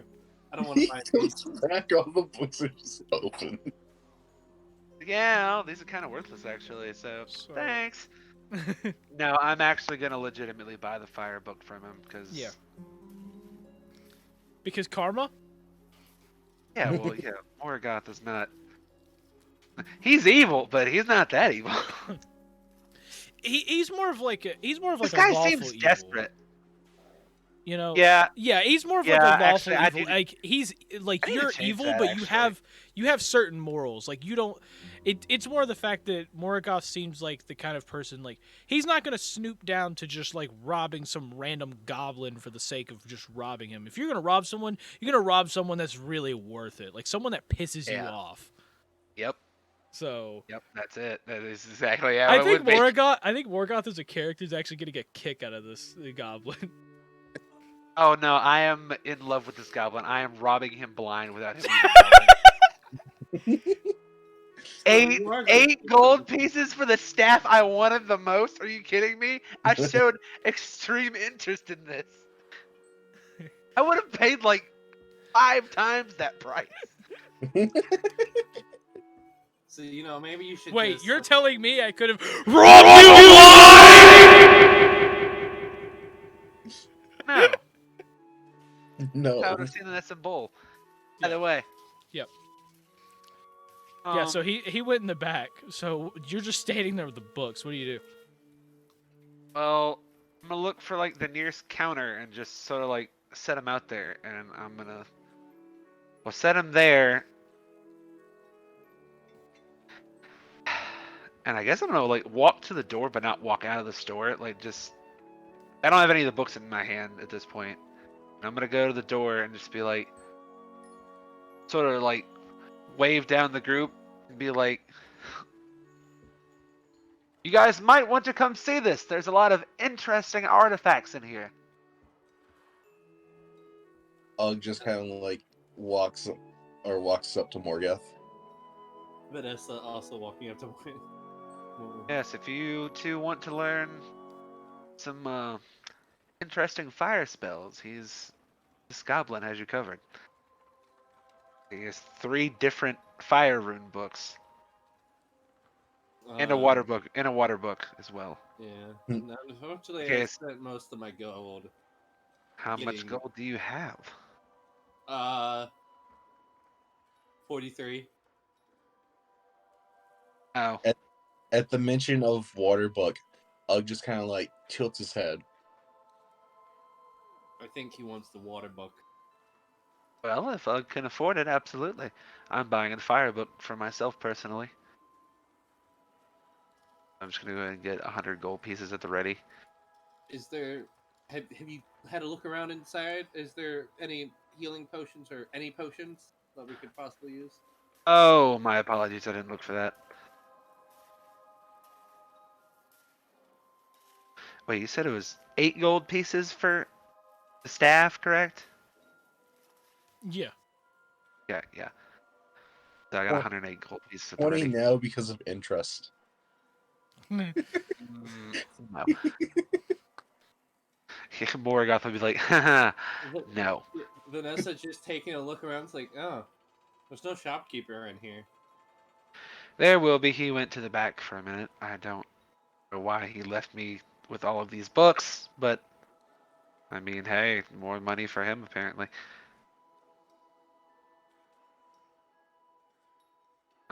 I'm kind of impressed that you didn't immediately think of taking them out of the shop. Oh, trust me, I did.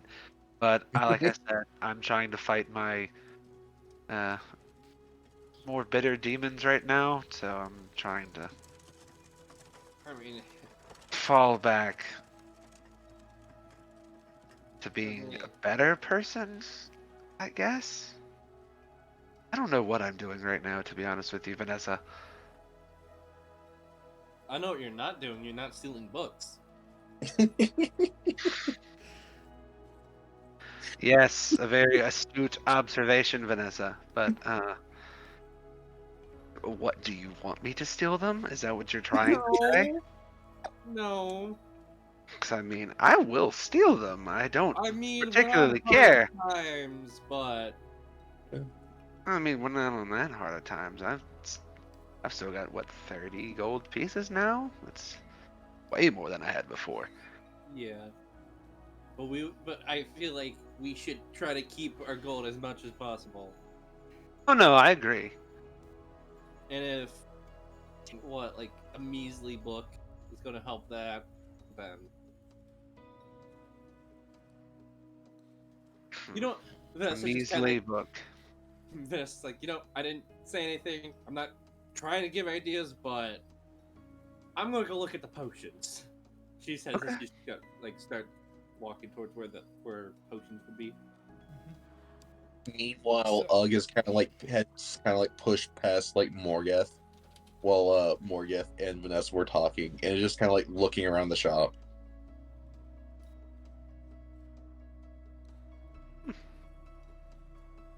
I wonder where this goblin is. I already have my money at the ready. I want to be done with this.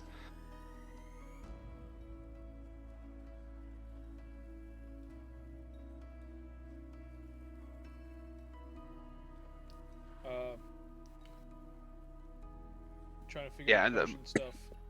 Okay, I was like, Morgoth is already ready to go.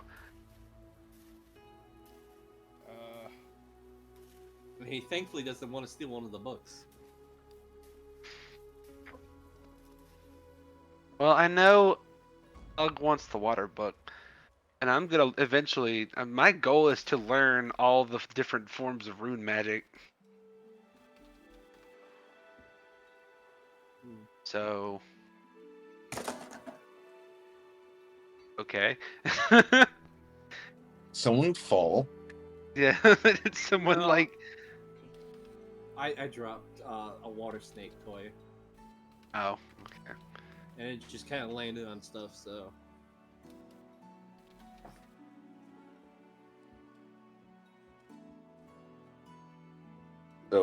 So the three of us are just kind of like waiting on the goblin to get back. Yes. Mm-hmm.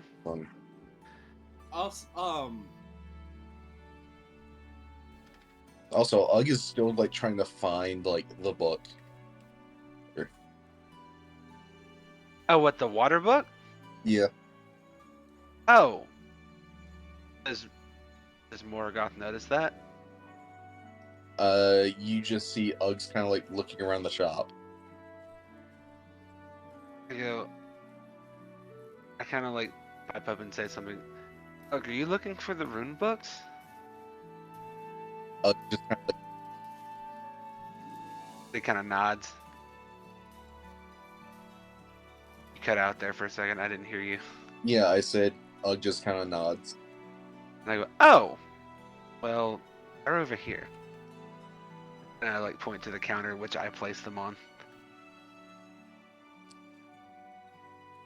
You kind of see like Ugg make it like a O expression,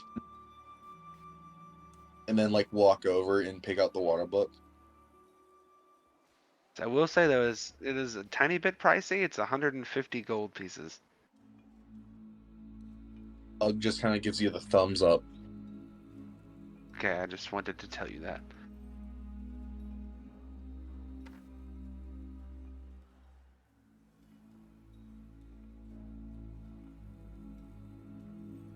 So I guess we're still just waiting for the goblin. Yes.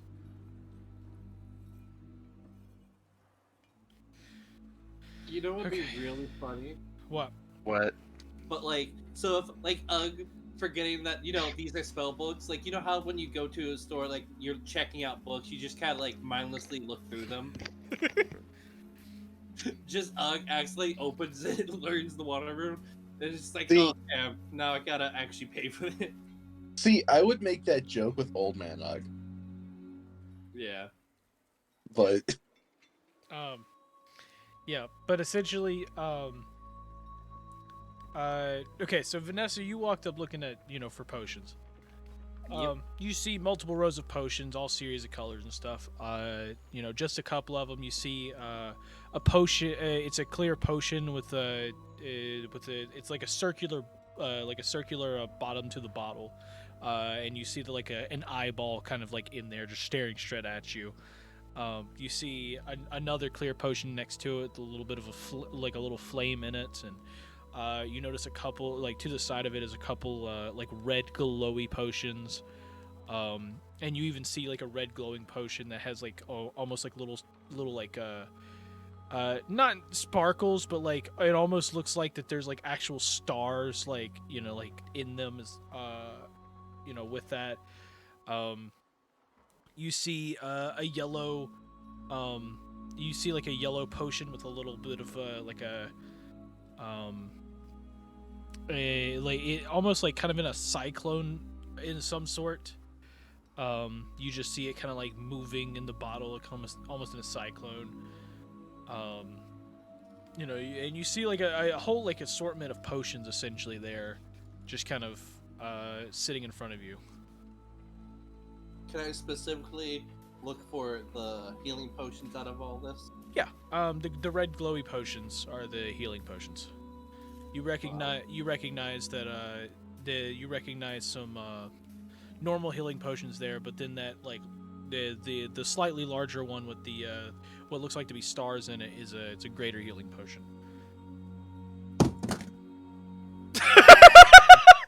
That I keep dropping stuff. That was my phone this time. Because It sounded like you were like a greater healing. Yeah, that too. But no. Yeah, Vanessa just kind of like grabs the greater healing and some of the normal potions. Okay. So, how many normal potions? Let's just say 3. Okay.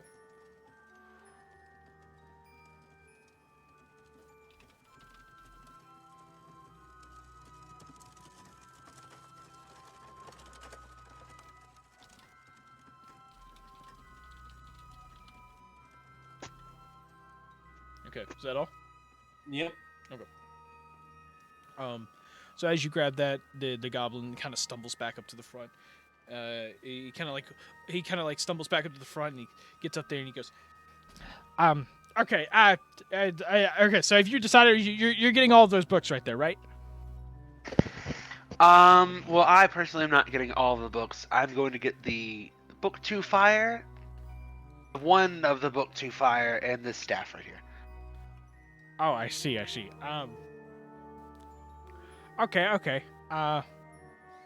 You can go there. Okay. So, the book 2 Fire is the so book 2 Fire and the staff. Yes. Okay. Well, you already paid for the staff. Yes, I did. So, that would just be for the book 2 Fire. That's gonna be 100 gold pieces. All right, here you go. And I hand him the 100 gold piece. Okay. Yes. Thank you. And he takes it, throws it in his pouch real quick, and he looks over at the Birdman now holding a book, and he goes, "Are you gonna buy that?" Like nods. Okay, it's gonna be 150. Goes and pulls out 150 gold pieces and hands it over. And he like looks at it, and he's just like, his hands are shaking as he grabs it and just kind of slides it in his pouch. He goes, is there anything else I can help you with today? Just kind of shakes his head no. That's okay, but thank you for your time. Excuse me, Tabaxi, are you buying anything? We have made this man's day. We're gonna give this man a stroke. He is so excited. Vanessa just looking down at the potions in her hands, contemplating whether she's on a hard enough times. Like, yeah.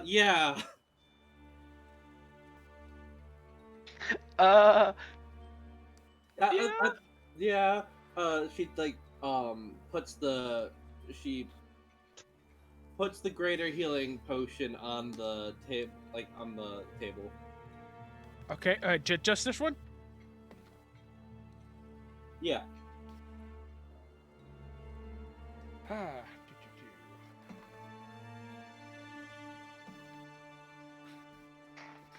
Dude, the dice hate you. Okay. This one's this one here. This one, if I remember correctly, it's greater healing. It's how much was this again? How much did they say to sell this? 300 gold pieces.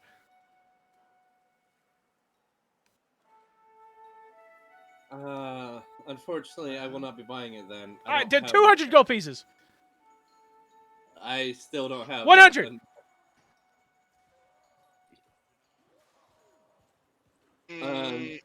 Fortunately, I don't have that 50! much. 50 gold pieces! You know what? I'll help out with that, actually. I'm not sure to feel bad for this little guy or like really happy for this little guy. I don't. Let's just give him the 50 gold pieces and let's go. Yeah, I only have 43. I will give you those 7 gold pieces. Okay. Because I helped out O'Rilo, now I'm going to help out Vanessa. Okay. Vanessa puts down her 43 gold pieces on the counter. Yep. And then Morgoth, I assume, puts the other. Yes. Yep. So he takes it, slides in his pouch. He goes, "Hey, is there anything else I can help you with today?" No, I think we'll be seeing our way out. You see, like, this adrenaline-filled goblin just like, "Are you sure you don't want to buy anything else? I've got all kinds of stuff. I have armor in the back if you want to look at the armor." Armor, you say? Yeah, armor. All types of magical armor. I make armor in my free time. I just made a pair of gauntlets back there. I'm surprised this goblin hasn't like hyperventilated and just passed out. He's just like panicking. Would you like to buy anything else?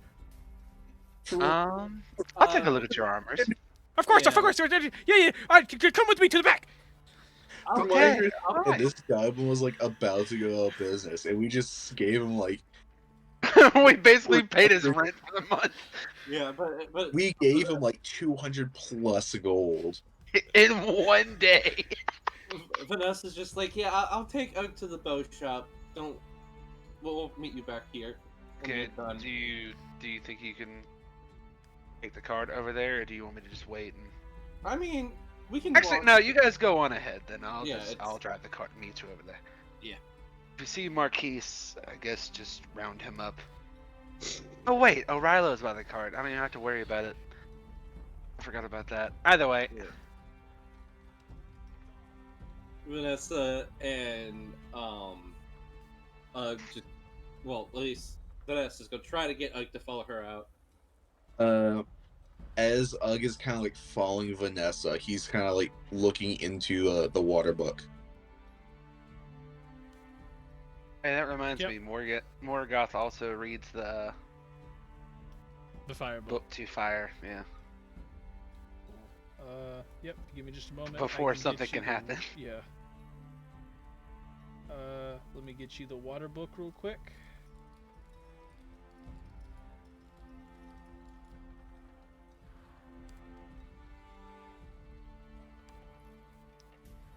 So,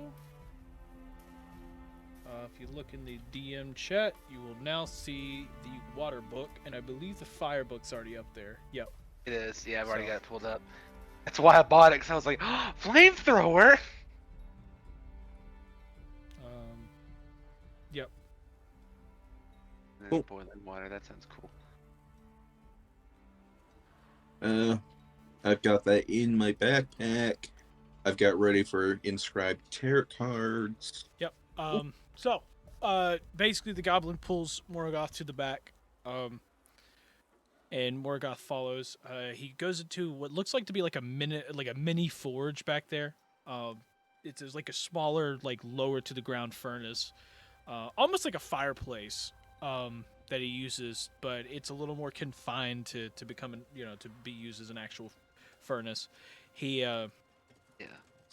got a couple shelves that you could see is a lot of like metal plates and stuff that are just kind of like set out, and you could see he's got one suit of armor that's only got the chest, like the front part of the chest plate and the front part of the leggings on it, and then you can see another set that's basically got everything except for the gauntlets. It's a nice fine like kind of like a bronze, it's kind of like a bronze, but it's got like a bit of like a more of a brownish tint to it. It's like a dark bronze essentially. Yeah. As it's basically full decked out. The only thing that's missing is the gauntlets, which you end up seeing the gauntlets, what looks like to be the gauntlets to it, over on the side table where he's got a bunch of his tools. Well, I've got a few things here. As you can see, I've got some armor. And he stands in front of the unfinished one. It's like, don't worry about that one, but this other one, this one right here. It's a nice set of armor. You can inspect this however you need. If you want to put it on and kind of feel how it is, you can also do that. Okay, what does it do? You said you had magical armor. So what I've done with this one is basically I've basically taken the metal and I've added a magical property that makes it slightly like bouncier in a way. And what it does is it essentially, well, it's probably best to show you. So what he does is he pulls out an armor stand, and then he just kind of takes a metal plate and just kind of like attaches it to it, just like a normal metal plate, and he goes, "This is what happens when you hit it with a hammer." And he takes it and he smacks it. He ends up like swinging as hard as he can, hitting the front of it, and you just see the armor stand tip backwards and hit the ground. And he goes, "That's what happens with that. However, if I come over here to this other one," he swings the hammer as hard as he can to the actual armor thing. You see that the hammer, you see like the armor itself kind of like it bounces back slightly, but you see the hammer almost like just bounce off of it like it's a mallet to a xylophone. Whoa. It's like it's a weird armor that I've been working on. I've been using some of the studies that I've been using in my shop. There's actually a book out front, and it's about like the basics of blacksmithing, but it's like Dwarven teachings, and so I've been using that to help work on this. I dabbled on this a little bit in my free time, so. It's a very interesting set of armor, honestly. Sadly, I only have 23 gold pieces left. That's unfortunate. I mean, the least I could do is probably like, I don't know. I just spent a lot of time, so I'd say like maybe like 120 gold pieces at minimum. It did take me about 2 weeks to make this. Yes, and I wouldn't want to waste your... I wouldn't want you to waste your talents on only 23 gold pieces, so... What if I traded for your armor? How much would you take for this? This has force resistance built into it. I would just trade you my armor for yours. Okay. Wait, really? Well, allow me to try it on. I want to see like what the. Oh, of course. I kind of want to see the AC of the armor before I like buy this, so I don't want to end up getting worse armor than I already have.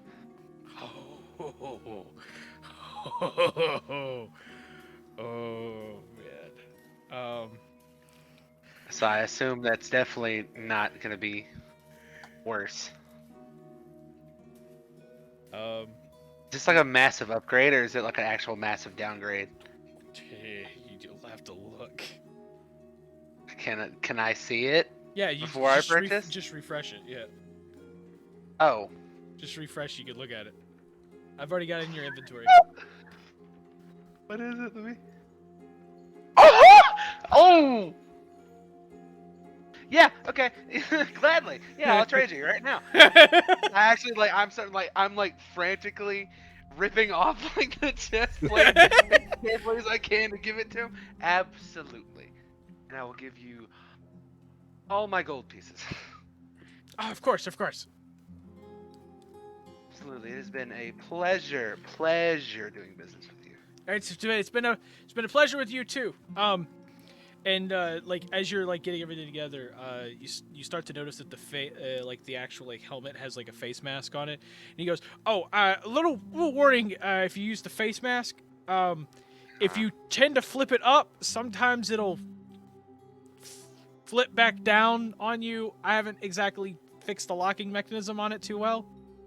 So just a little warning." That's okay. I'm sure I can dabble with it a little bit myself. Yeah, of course, yes. So, thank you so much. Thank you. Also, I've got this cool shield you might want to look at. Where is this thing? And you see him like fumbling around, and you see him fumbling around for a bit, and then you see him like pull out what looks to be a normal wooden shield, but it's got like a gem placed like in the middle of it. And he goes, I've got this shield. What exactly does it do? And I will say, I have 0 money right now, so if you don't... Well, I mean, I have silver and copper. That's about all I have for this. Well, it's think of it like a really big magnet. Essentially, you can basically imbue magical property into this into the shield, and it puts it into the gem, and it you know, things that are flying in the air kind of just get attracted to it. Just when I think I'm done, they suck me right back in.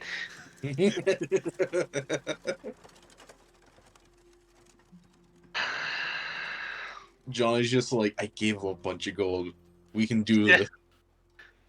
I gave him a bunch of gold and just to rob him blind in the exact same episode.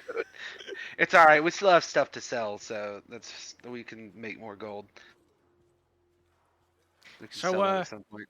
Would you like to do this? I need you to know, I only have silver and copper pieces. At this point. Oh, that's unfortunate. Yes. Oh. I don't have anything else to trade, as I've given you the only thing I really have now. Oh, I see. Me realizing that there's still a battle axe in my inventory because I never give it back to Captain Doja. You stole it from him. It's like, wait a minute, and I actually remember that it's on my back at this point. I'll give you this, and I just like show him the battle axe. And he looks at it and goes, I don't know if I'll take just a normal battle axe for that. I don't really have much use for a battle axe. You could enchant it with magic. I mean, I could, but it's... If you enchanted a battle axe with magic, it could go for a lot of money. That's a good point. I'll trade you that, as you see him point toward the dark blade. The what? Isn't it called the dark blade? Is that what you call it? Oh no, Darkstorm. Oh, Darkstorm. Okay. Because it's got lightning powers. Got it. Oh, yeah, that one is not for sale. Sadly. Oh, I see. Well, I mean, if that's all, and you just see him just chuck the shield like across the room, I guess I guess it's nice to. I guess we can say our farewells then.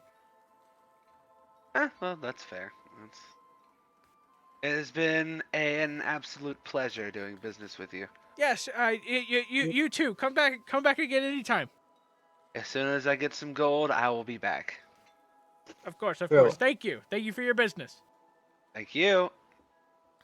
And I just start walking out. Yep. So, now we're going to right over to Vanessa and Ugg. Both of you have literally just walked out of the store. And Morgoth went into the back to deal with the goblin. What do you do? Oh, I'm on cloud 9 right now.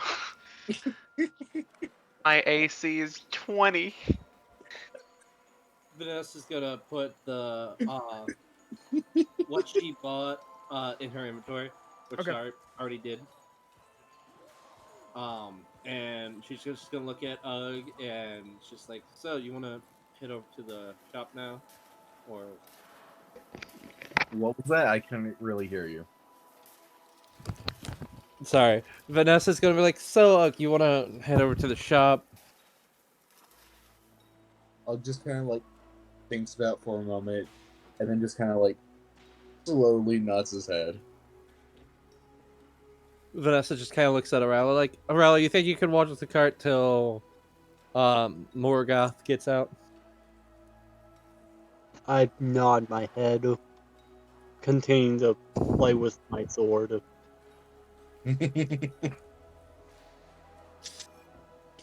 And so Vanessa and Uggs both start walking towards the bow shop. Yep.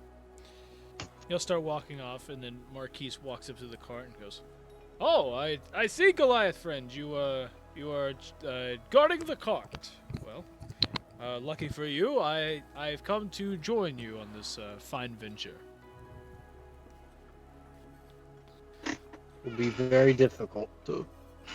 Yes, very much so. As you see him kind of like sit next to the cart and start like pulling out his tea stuff. And now we're gonna tune over to Vanessa and Ugg, who's going to the Fletcher shop. So, you end up at this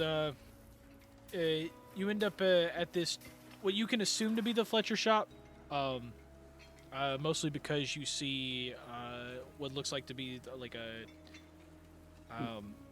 well, it looks more of like a poacher's shop is the best way to put it. You can see just in the window is a couple mounted like animal heads inside, and you can and they've got like a tanning rack on the inside. You still want to go inside? I just kind of like pauses for a bit more, just kind of like staring at like everything you can see inside. You just kind of like very slowly, just kind of like nods his head. Oh, and Vanessa like hands over Ugg like 2 of the 3 potions she accidentally forgot to pay for.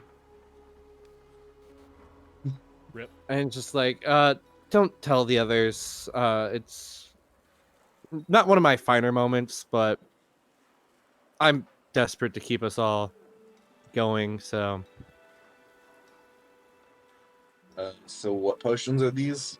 Just normal, regular healing potions. And you said there was 2 of them? 2 of them, yeah. Gotcha. Anyways, let's get inside. Mm-hmm. Yes, very much so. Vanessa walks inside with Ugg shortly behind, I'm assuming. Yeah. This will be something Morgoth points out later. Just wanted you to know. So, you end up walking inside. Of course, you see a couple animal heads inside. You see a huge tanning rack, and next to the tanning rack is just like, basically a half-filled bucket of what you could assume to be blood. And you can like basically smell. You can smell like a very strong scent that you assume is the smell of a dead animal somewhere.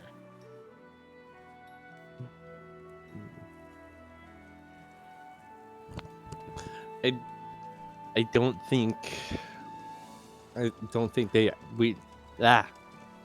You don't think this is the right shop? It's what I'm trying to say, yeah. Yeah, the smell got to him. Vanessa's like, do you still want to stay inside, or do you want to go out and look, see if we're at the see if we can find the right one or if this is what they were talking about. Ugg just kind of like does a quick look around the shop, see if you find like arrows. You do see a couple barrels of arrows, and you see you do end up seeing a few short bows, kind of sitting around. But other than that, you don't really see much. Ugg just kind of like points to like the arrows and starts like walking over to the arrows. Vanessa's like reluctantly following my head. It's like, this is the right job. Man, when he says that, it just has me thinking like he just sticks his arm out, points at the arrows, and just slowly just walks toward it. No, like you just see just random arm and just arrows. No, it's more of like Ugg kind of like looks around, sees the arrows, and it's like, oh wait, this is the right shop, and just kind of like walks on over to him. Aggressively pointing before walking. Yeah. But yeah, as you start to walk up to the barrel of arrows, you see another eDIOCRACY kind of like walk around he kind of walks around the corner and kind of stops and just stares at Ugg for a second and just goes, "Can I help you with something?" Ugg just kind of like goes, or just kind of like brings his hand back up and like starts pulling at the arrows again. You want arrows? Ugg nods. I see. 20 of those is gonna be 5 silver. Kind of like pulls out 5 silver and just kind of like tosses it on over to him. Yes, thank you. Anything else? Vanessa just kind of like pipes up. It's like, by any chance, do you got any crossbows? Yes, I have a fine selection of crossbows and crossbow bolts right back here. And he kind of motions for you to walk through the door.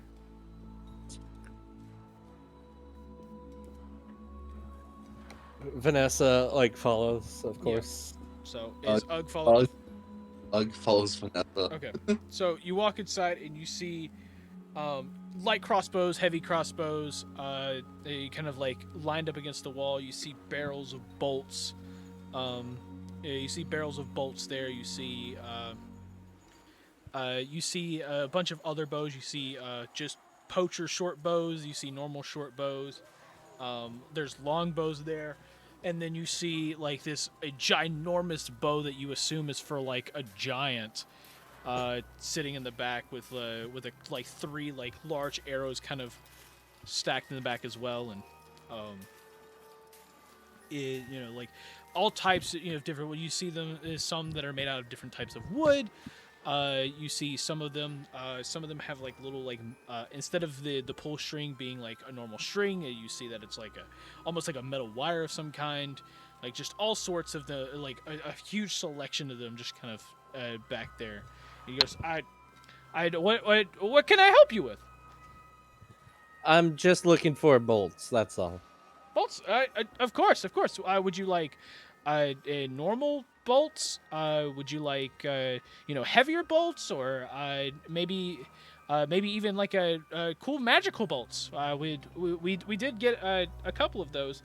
I don't remember the goblin that did it, but he ended up enchanting a few of them. It's very cool. I tested a few out myself. How much would the magical bolts cost? Well, the magical bolts are going to be 1 gold piece apiece.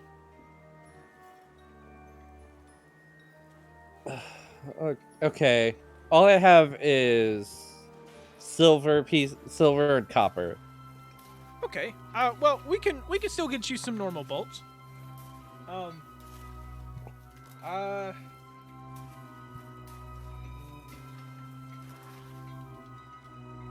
Let's see. The best I could do is let's see. What type of crossbow do you need? Or what type of crossbow bolts do you need? Heavy, light? I have both types of crossbow, both heavy and light crossbows. Oh, okay, well, we have both types of those as well. So, what would you like? Heavy bolts, I guess. Heavy bolts, okay. Would you like the would you like the heavier heavy bolts, or would you like the normal ones? The normal ones are gonna be 5 silver pieces a bundle, which is 20, and then the other ones are gonna be basically the equivalent of 1 gold piece. Since you only have silver, I'll take 10 silver per bundle. I'll take the normal ones. Okay. How many would you like? 3 bundles, I guess. 3 bundles, okay. That'll be 15 silver pieces. Hands over the 15 silver pieces.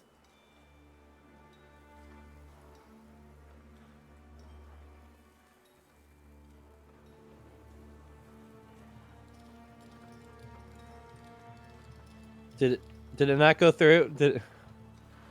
What?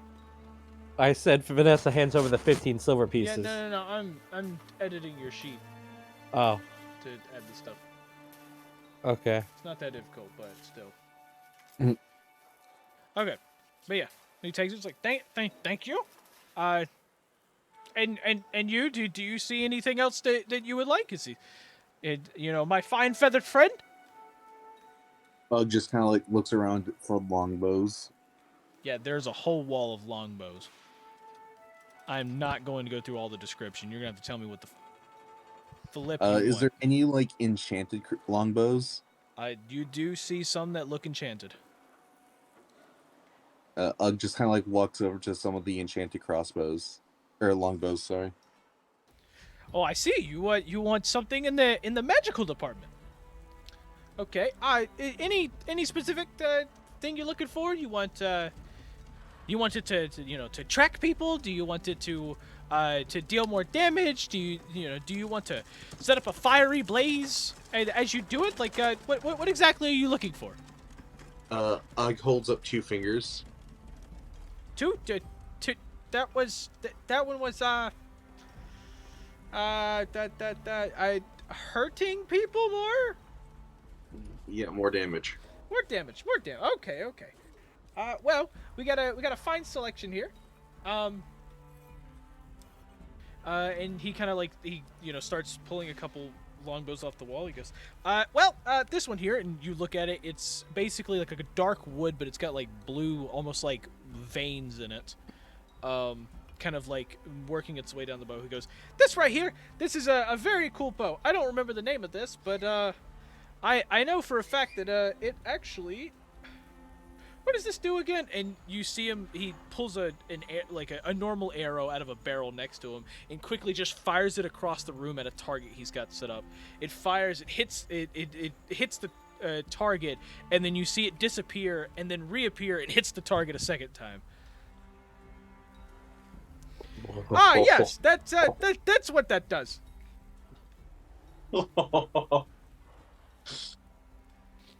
Ugg shows great excitement after seeing that.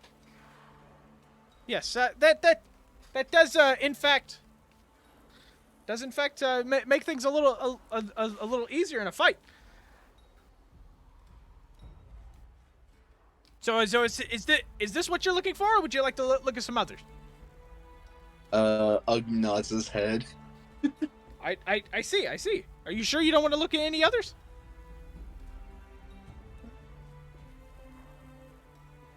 We have a fine selection of them.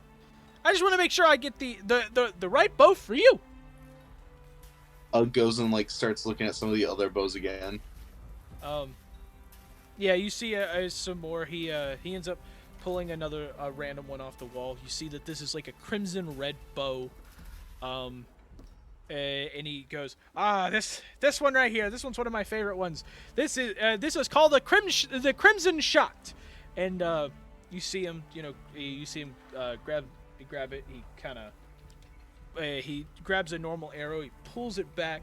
And he goes, he goes, this right here, this thing, whew, it's a hard hitter, and he fires the arrow off, ends up hitting the target, and as it hits the target, you see that like after it hits the target, it then has one more thrust of force that pushes it in just a little bit further.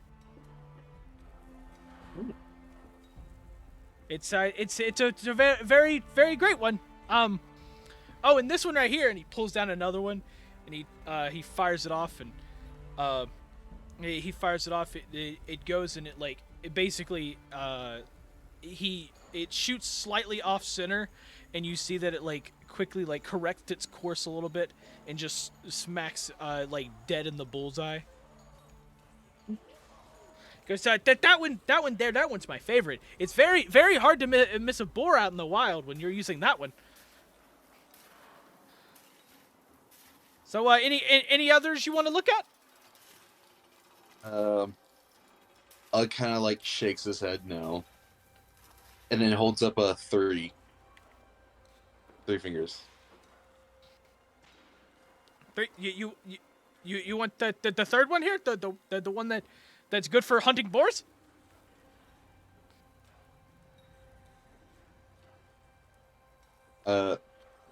It's the one that like auto corrects, right? Yeah. Yeah. Kind of shakes his head yes, or nods his head yes. I see.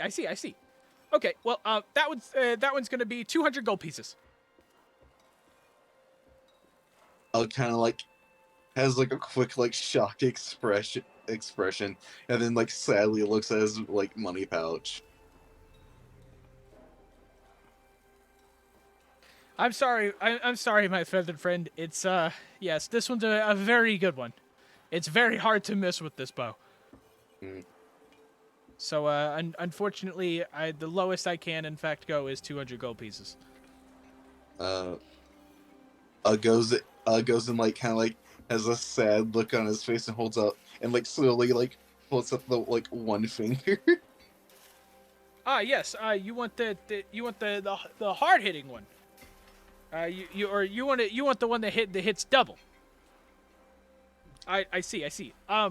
Yes. That one is gonna be 150.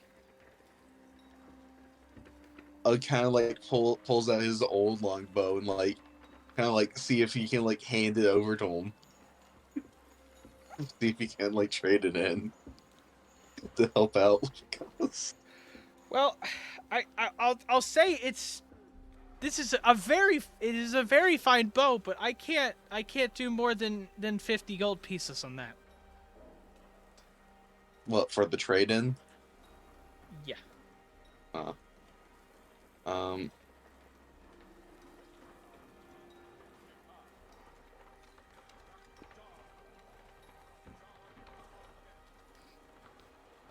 Ugg like pulls out his spear as well. You Ugg you really want this, don't you? Ugg just kind of like slowly shakes his head yes and like looks towards the ground. Unfortunately, this spear's only gonna be another gold piece.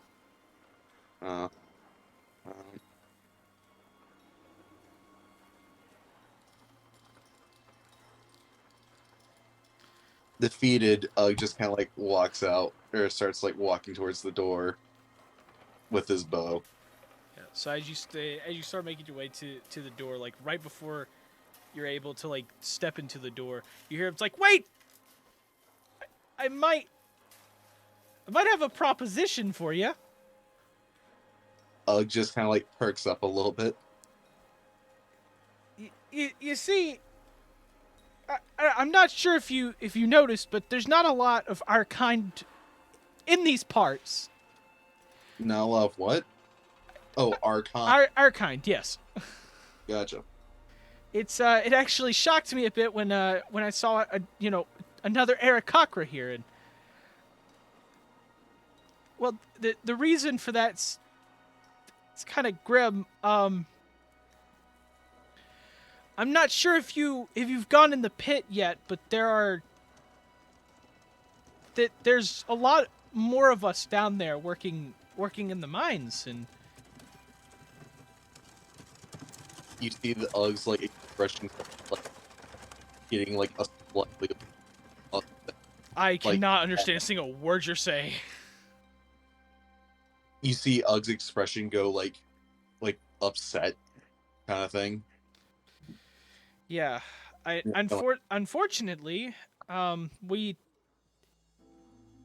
don't have a lot of us here anymore. There used to be an abundance of us when we first moved here, but the mayor of this town decided to start forcing some of the other races into labor, and if they weren't deemed fit to go to war, they were then deemed fit to be in the mines. You look like you're capable. You look like you're decent fighters, and I know it's a long shot, but if you could somehow save my family in there.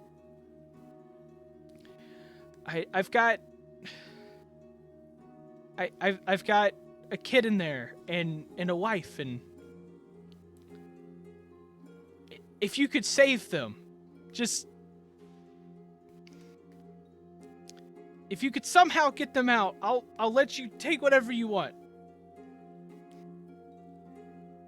Just kind of like glances over at Vanessa, and he's got like this like almost he's just got this frown on his face, just mad. Vanessa's just like, I mean, we could talk. I can talk to Morgoth about it, see what he thinks we should do, and then maybe we can do. I have already established my opinion on this.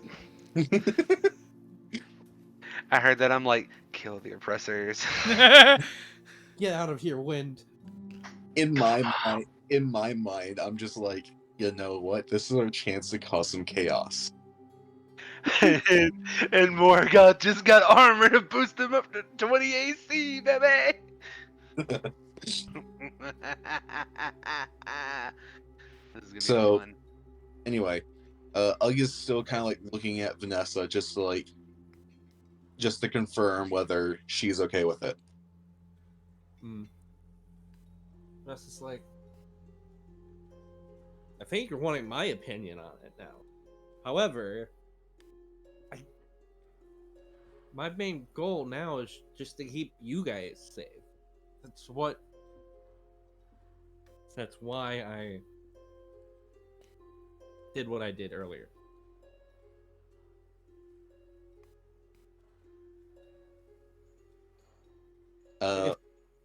Ugg looks out the door to see where the rest of the party is. Yeah, see if he can see them or not. They're like halfway across this huge pit. Oh. So sitting in the cart. Gotcha. If everyone's okay with it, I'll be okay with it, okay? I don't want us to go risking our lives, but if everybody wants to do it, then I'll do it too. Ugg goes and kind of like holds up like a finger, just kind of like wait a second, and then kind of like quickly goes like flies over to the rest of the party. Once he gets to the rest of the party, it's he kind of like points down to the pit and then like flaps his wings. I'm sorry. What? You want to What's fly into the happening, pit? Ugg shakes his head no, and then he points to himself and then points down there and then flaps his wings. All right. Are there more of your people down there? What'd you say? Are there more of your people down there? Ugg like violently shakes his head. So What? No, nods. Sorry, I meant nods. Oh. Wow, Morgoth, you are really good at charades. And then Ugg just kind of like gives the thumbs up. Yes, then, well, I mean, and then goes to give like Morgoth a high five. I didn't know Morgoth you could gladly speak accepts very the high vague five. charades. I'm more intelligent than you think, Marquise. Then Well, I go I to know give you're Ugg intelligent. the high five. but- I just kind of thought for a minute. I actually did take a look down there earlier, and I saw that there was like a couple of eDIOCRACY. No. I was like, yes. No. And They are in the oh, they're like deep in down the in cave, yeah. there. Okay. You saw some other races down there. Gotcha. My apologies. Yeah. Then, Yeah. and I then kind of assume that there's something going on down there. I'm like, Yeah. alright, cool. Yeah, I'm like, they're gonna get a bunch of people then from the kind of neighbor. just motions to like follow him, and then flies over to the other, or back over to the shop. Alright, everyone, load up in the cart. I'm gonna go pull it over to that shop. I will walk over there. It's fine. I just need to move this cart over there. Yes, of course, of course. You do so, friend. Oh, Riley, were you going to get on the cart, or you're already on the cart, are you not? Oh, yeah. Yeah, he's just sitting in the back. All right. Well, enjoy the ride. It's going to be. He's sitting in the back like it's a pickup truck. So don't worry. I'll take it nice and slow so you don't fall off. Ring! I thought you said it's gonna be nice and slow. This is nice and slow. It's not 70 yet. Exactly. haven't broke the stick yet. It's not slow enough. He hasn't. I'm only 15 over the speed limit. He hasn't traveled back in time yet. Don't worry. Me going to work every morning. It's like this isn't fast yet. If it was fast yet, we'd be breaking the sound barrier. We'd be breaking the time barrier by now. 88 Anyway, miles per hour, baby. Yeah! By the way, Morgoth goes and pulls the cart up to the shop. After or when Ugg sees that he's like gone to the shop, Ugg kind of like motions for like Morgoth to like come on in. And he does. Staff in hand, new armor looking flies, I don't know what. You say that, but it's almost like a poop bronze. I'll figure out a way to paint it later. Yeah, so you walk in, you end up getting led to the back, and is Rilo coming too? Sure. Oh, okay. So you end up heading to the back, and you just see this other eDIOCRACY has already. He pulled out a table. He pulled out a table, and he's got like this map of the village just sitting on the table with like multiple daggers just placed in it, like some kind of type of war plans. Yo, this man was getting ready. Morgoth walks in and he sees this and just like, oh, I'm already impressed by this. So I heard there was chaos involved. Right. And it's ironic because I'm not even close to being chaotic right now. It's very, very like spendy. Yep, and I got like my great sword on my back and my new staff hanging there. Yeah, also, is there like a thing I need to put in my inventory for the staff, or a staff? Cool looking staff. Just a can staff. Can I just call it void staff or something? I mean, you Planning on can. using... Right, It's cool. not going to change the fact that it's a staff. I'm just not going to change the fact that it's just a normal staff. So I'm casting a void ball in the middle of it, so that's all the only reason I'm calling it that. okay, cool. Okay, cool. I'll just do that then. It's a staff. Staff. Staff. Staff. Staff. Staff. Anyways. Okay. Yep. So you'll walk in and you just see him, and he goes, Welcome. I assume you're all friends. Of the other eDIOCRACY? Yes. Yeah. Like, 2 thumbs up. I see. Welcome. Um. So has he told you anything? He doesn't. It doesn't seem he talks much. Yes, I think I've gotten the basic gist of it. Okay. So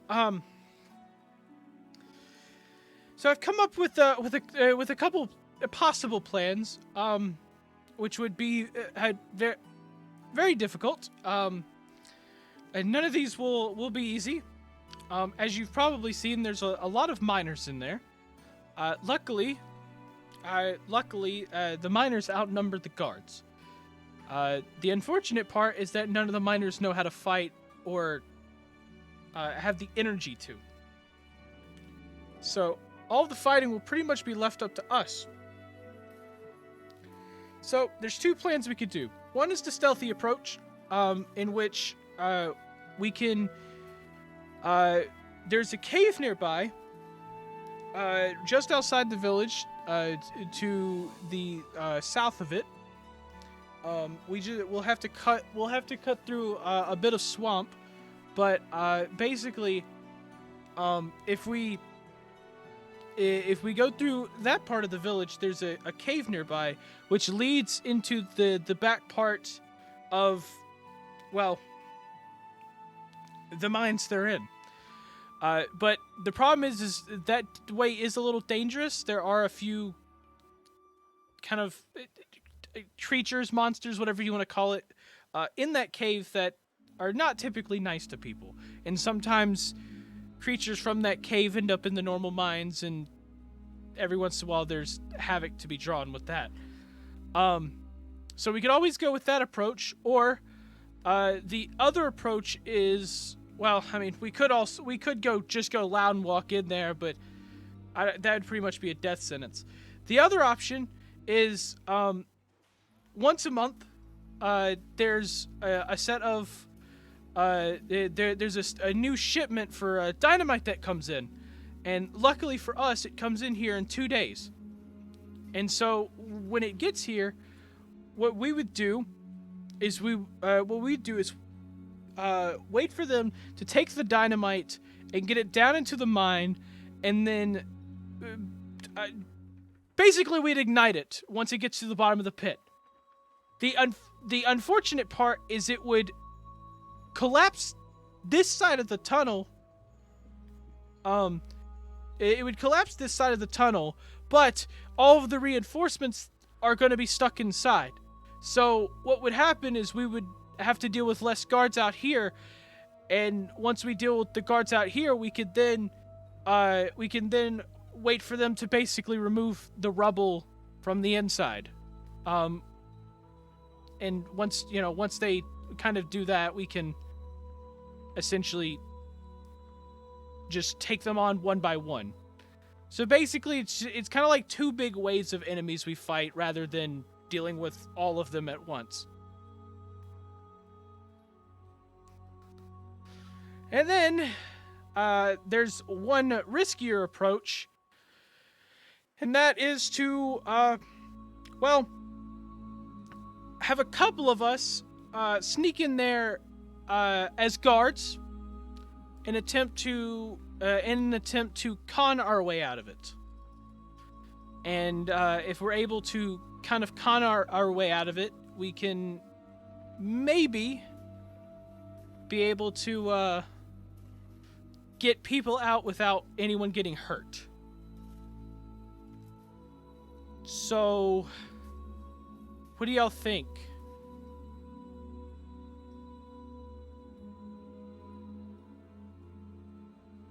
The third one was the one with the explosion, correct? No. No. Which one was the one with the explosion? The second one. I thought that was the third. I thought that was like 4 of them. Yeah. No. there was 3 main plans. The first one is the sneaky approach, the second one's the loud approach, and the third one is the con approach. Come on, man. I literally took a book out of GTA missions. So the loud approach is the explosion one, Big and boom then boom. I look over to Ugg because this seems like the mission he wanted to pursue the most, and I want to get his opinion. Go, Ugg, which one do you think we should choose? Hmm.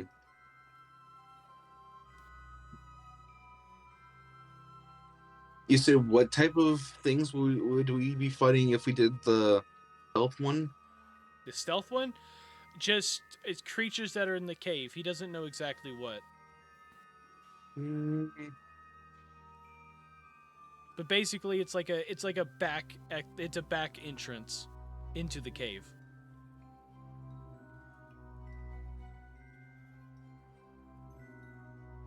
Ugg is like. I'm trying to think which one would be best.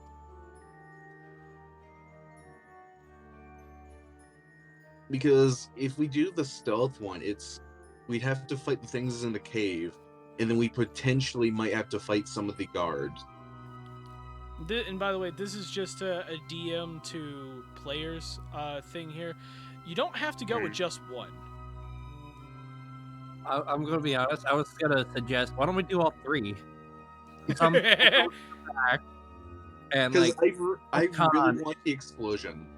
What? He wants the explosion. I also very much want the explosion. I think what we do, the strat here is get people to pretend to in be character. guards. In character. Fucking Alex not gonna like. Yep. No. I want to. No, you gotta do it. You gotta do it in character. I think it'd be great for you to try to explain it in character. I'm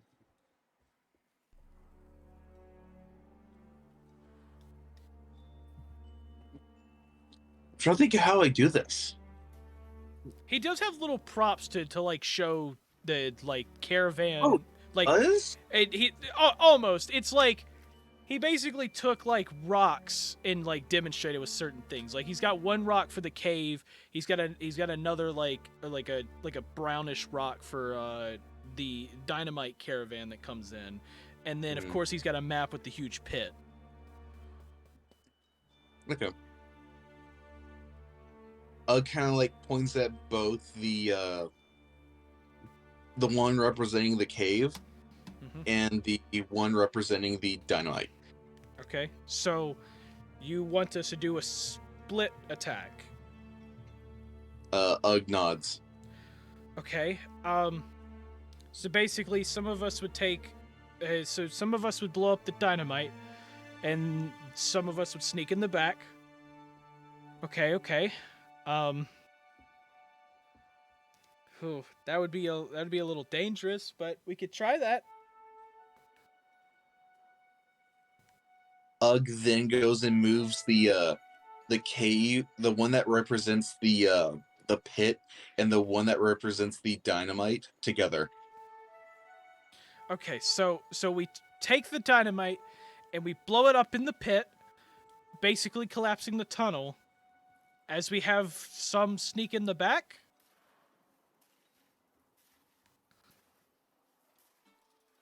Okay.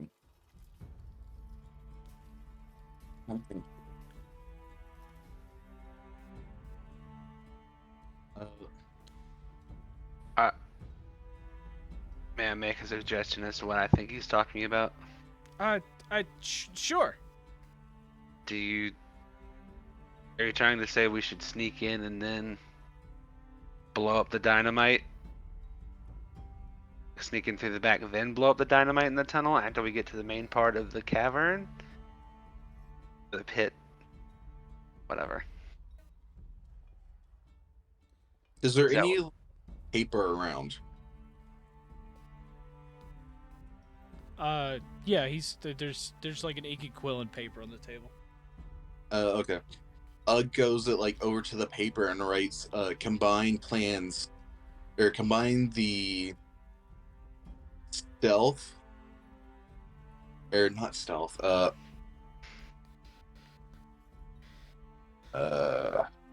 Quiet approach. I'm drawing a blank here. You're talking about the cave one, right? No, I'm thinking of the disguise. The con man approach. Okay. Yeah. Ah, I see. Okay, so you want to combine that and the explosion? Yes, that's Ugg basically writes that down on the paper. Okay. Okay, so what I'm hearing is you want us to pretend you want a couple of us to pretend to be guards to take over we basically hijack the caravan early, pretend to be guards bringing it in and lead it to the pit. Sneak in with our disguises and try to get people out and then blow up the TNT. Kind of like gives like one thumb up, and then writes "while" on the paper, and then after he finishes writing "while" on the paper, he points to the cave. While we get people, I see now. I see. So what we need to do is have. Okay, so what we could do is have us disguise to we need to go south a little bit southeast from the village a little bit and catch the caravan early and hijack it. We then dress up as the guards, drive it in and get into the actual cave itself. Still nodding his head. Yeah. So once we get inside, we then blow up the dynamite once we're inside, take out the guards that are around inside, and sneak everyone out through the back. Ugg is giving 2 thumbs up and nodding his head. Okay. Does everybody else agree with this plan? Yeah. Yeah. Yes. Okay. Well, in order to get everyone out safely through the back, we might have to split up. Because like I said, there's a few monsters back there.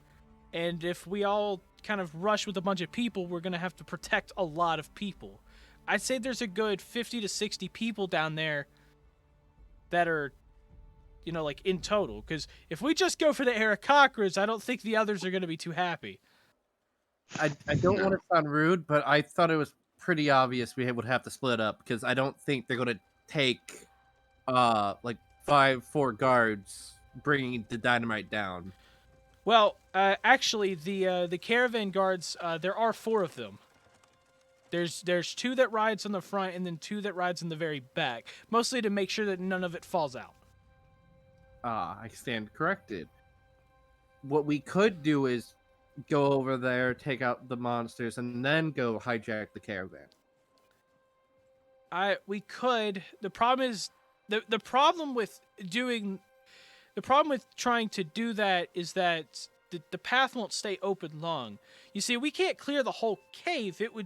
We could just clear a path for a short time. If we tried to clear the entire cave, we'd probably spend a good month or 2 trying to do that. Okay. And while I'm okay with that in some regard, I don't like the idea of, if we have the capability of getting people out safely in a quickly manner, I'd rather just do that. So when should we clear out the pathway then? We should probably clear out the pathway about the same time that about the same time the explosion happens. All right. So, because it's a decent way from the main cavern to the back exit where all the monsters are, but it's a decent ways to walk through there. So starting to clear it out as people are moving might be a lot better of a plan. So who would be in charge, Vanessa, like looking at the rest of the group? So who would be in charge of clearing out the cave then? I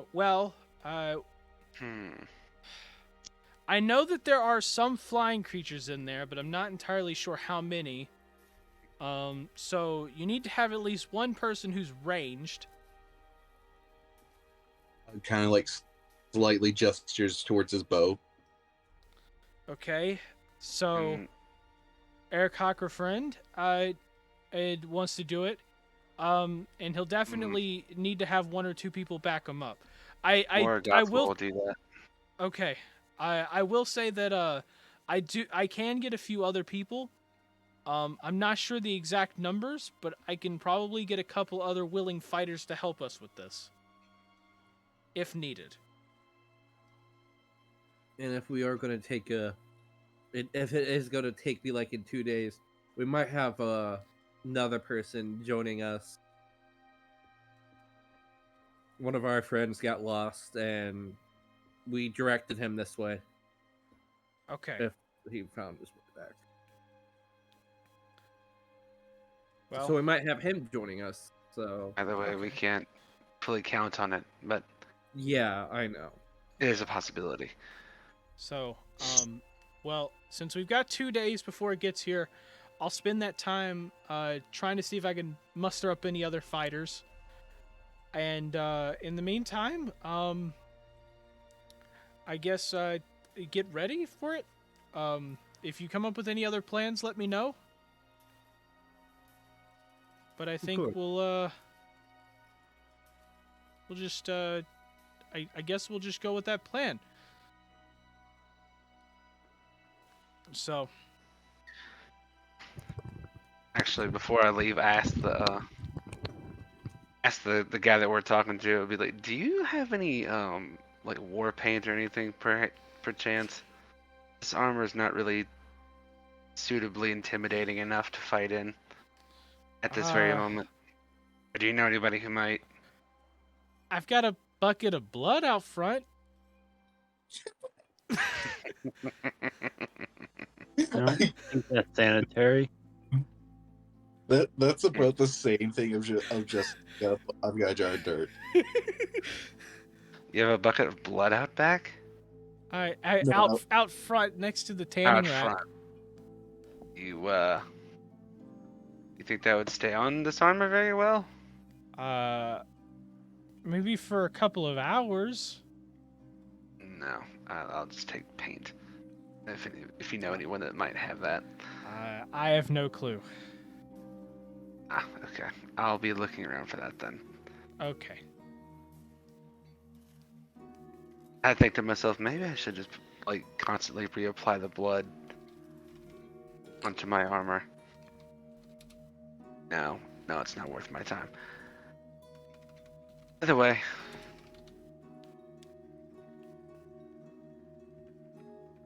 And then Morgoth, I guess, goes back to the group.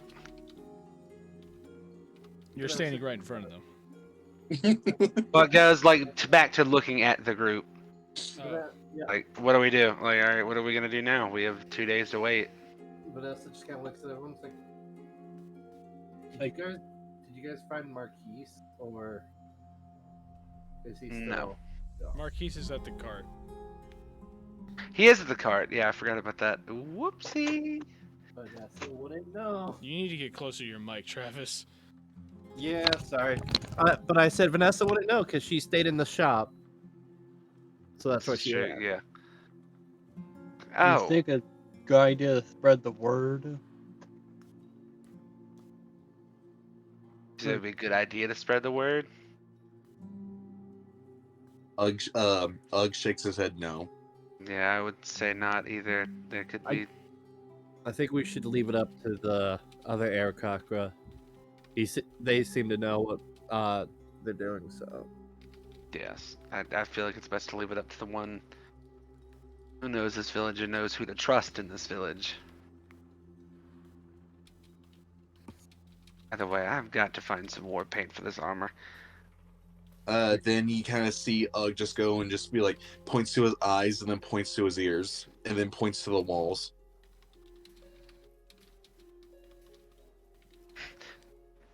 They're in the wall. Wait, what?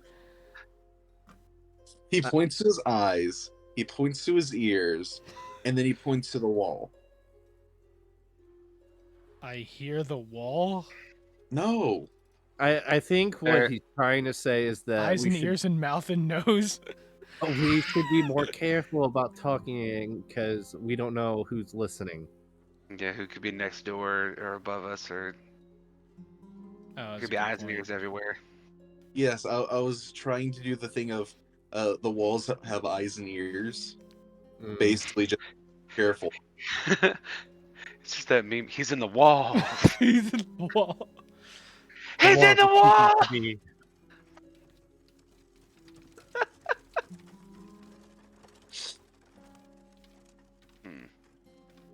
So I ask as like a casual, like, change of subject.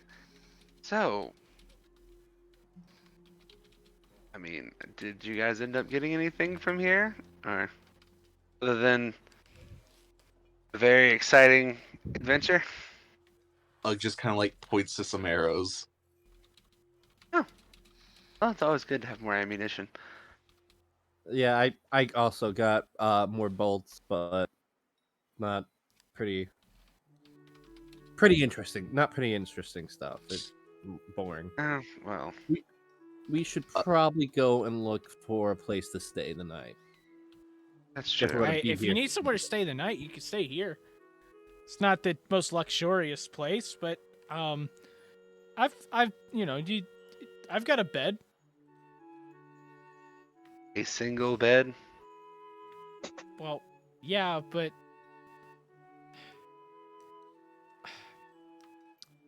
it's probably it's probably the best place you got. The only other place I could think of in this village that you could go is the public sleeping area, which is a bunch of bed rolls. It's behind my shop. So Yeah, I'd rather take the single bed. Yeah. Yeah, it's if you walk back into the front area, you'll see another door to your left. That'll lead you that'll lead you into the other room, my bedroom, I guess you could call it. I don't know. It's about as big as the shop itself, but okay. Yeah, so Just kind of like bows. Of course, and he bows back to you, and he goes, "I see you've got you've got some of the golden feathers. Were you by chance someone of high rank?"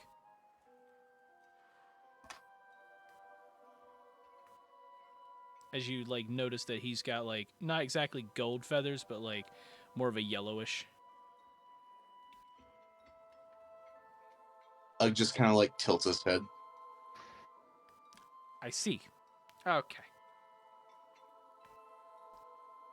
Well, y'all have a good night's sleep. I will see you all in the morning, I guess. Yes, we'll see you in the morning then. Mm-hmm. In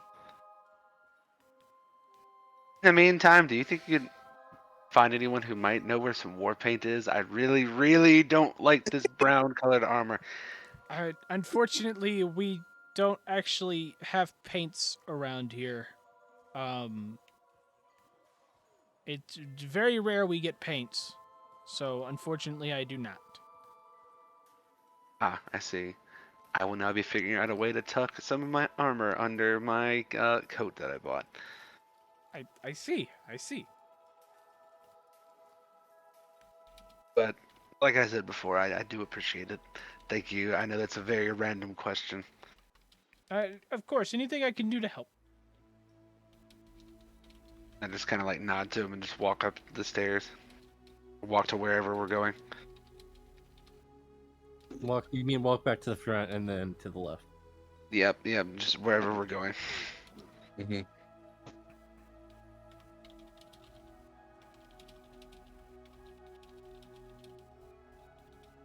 Is no one going to tell Marquise? Says the wind. Oh. Yes. I Actually, yeah. Morgoth realizes like last second. Oh wait, Marquise is still sitting out the card. Yeah, I can't like remember if you guys actually said it in character that Marquise was in the cart. Because No, didn't Marquise walk? Yeah, Marquise walked to the shop. Yeah, but he walked, but he's not in there, so you assume he's probably walked to the cart. Okay. Right, well then Morgoth goes outside. Mm-hmm. So you walk outside and you see him kind of like leaning against the cart, sipping like a nice cup of tea, and and he sees you walking out. It's like, oh, hello. I hope you had a great conversation in there. Yes, it was less of a conversation and more of drawing out. Never mind. I'll tell you when you come inside. But yes, it was a very interesting conversation indeed that I will have to enlighten you about later. Why were you just standing there? Like, why didn't you come in with the rest of us? Well, by the way things sounded, it sounded like there was at least a plan of some sort that might get very violent. Yes. And you I'm may not not have to exactly. participate. We may need your help, but you may not have to participate in this violence. And we can try our best to make sure you don't, but Of course. we may need all the help that we can get. So here, if you'll... When we get inside, do you mind telling me how much you heard of the conversation? Just so I can enlighten you on the rest. I didn't hear anything inside. I just remember. I just remember our eDIOCRACY friend kind of coming back to explain stuff. Well then, I'll enlighten you on what's going to happen. So. Okay. Well, I guess I will be glad to hear the entire thing, especially if it's one less thing to, especially if it's one plan to help keep you out of trouble. Yes, I do need to stay out of trouble, don't I?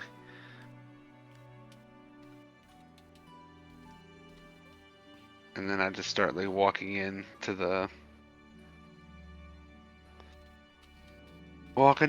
shop again. Yep.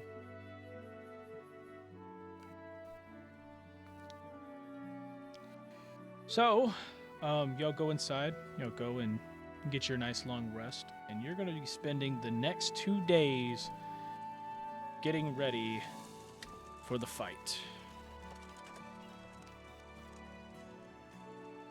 And that is where we are going to end this episode of eDIOCRACY. It's definitely building up to something exciting. Yes, it is.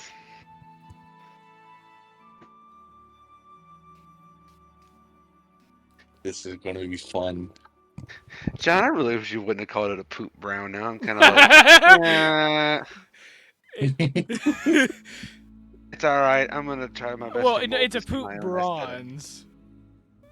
Still, It's just I don't a dark bronze, you know, like. Yes. It's not technically poop bronze, but it's dark. It's a dark bronze. It's a dark brown bronze. Okay. Yeah, it's really like dark orange, like a dingy dark orange kind of thing. Yeah, I'm probably gonna end up like trying to find some paint for it at some point, but we'll see.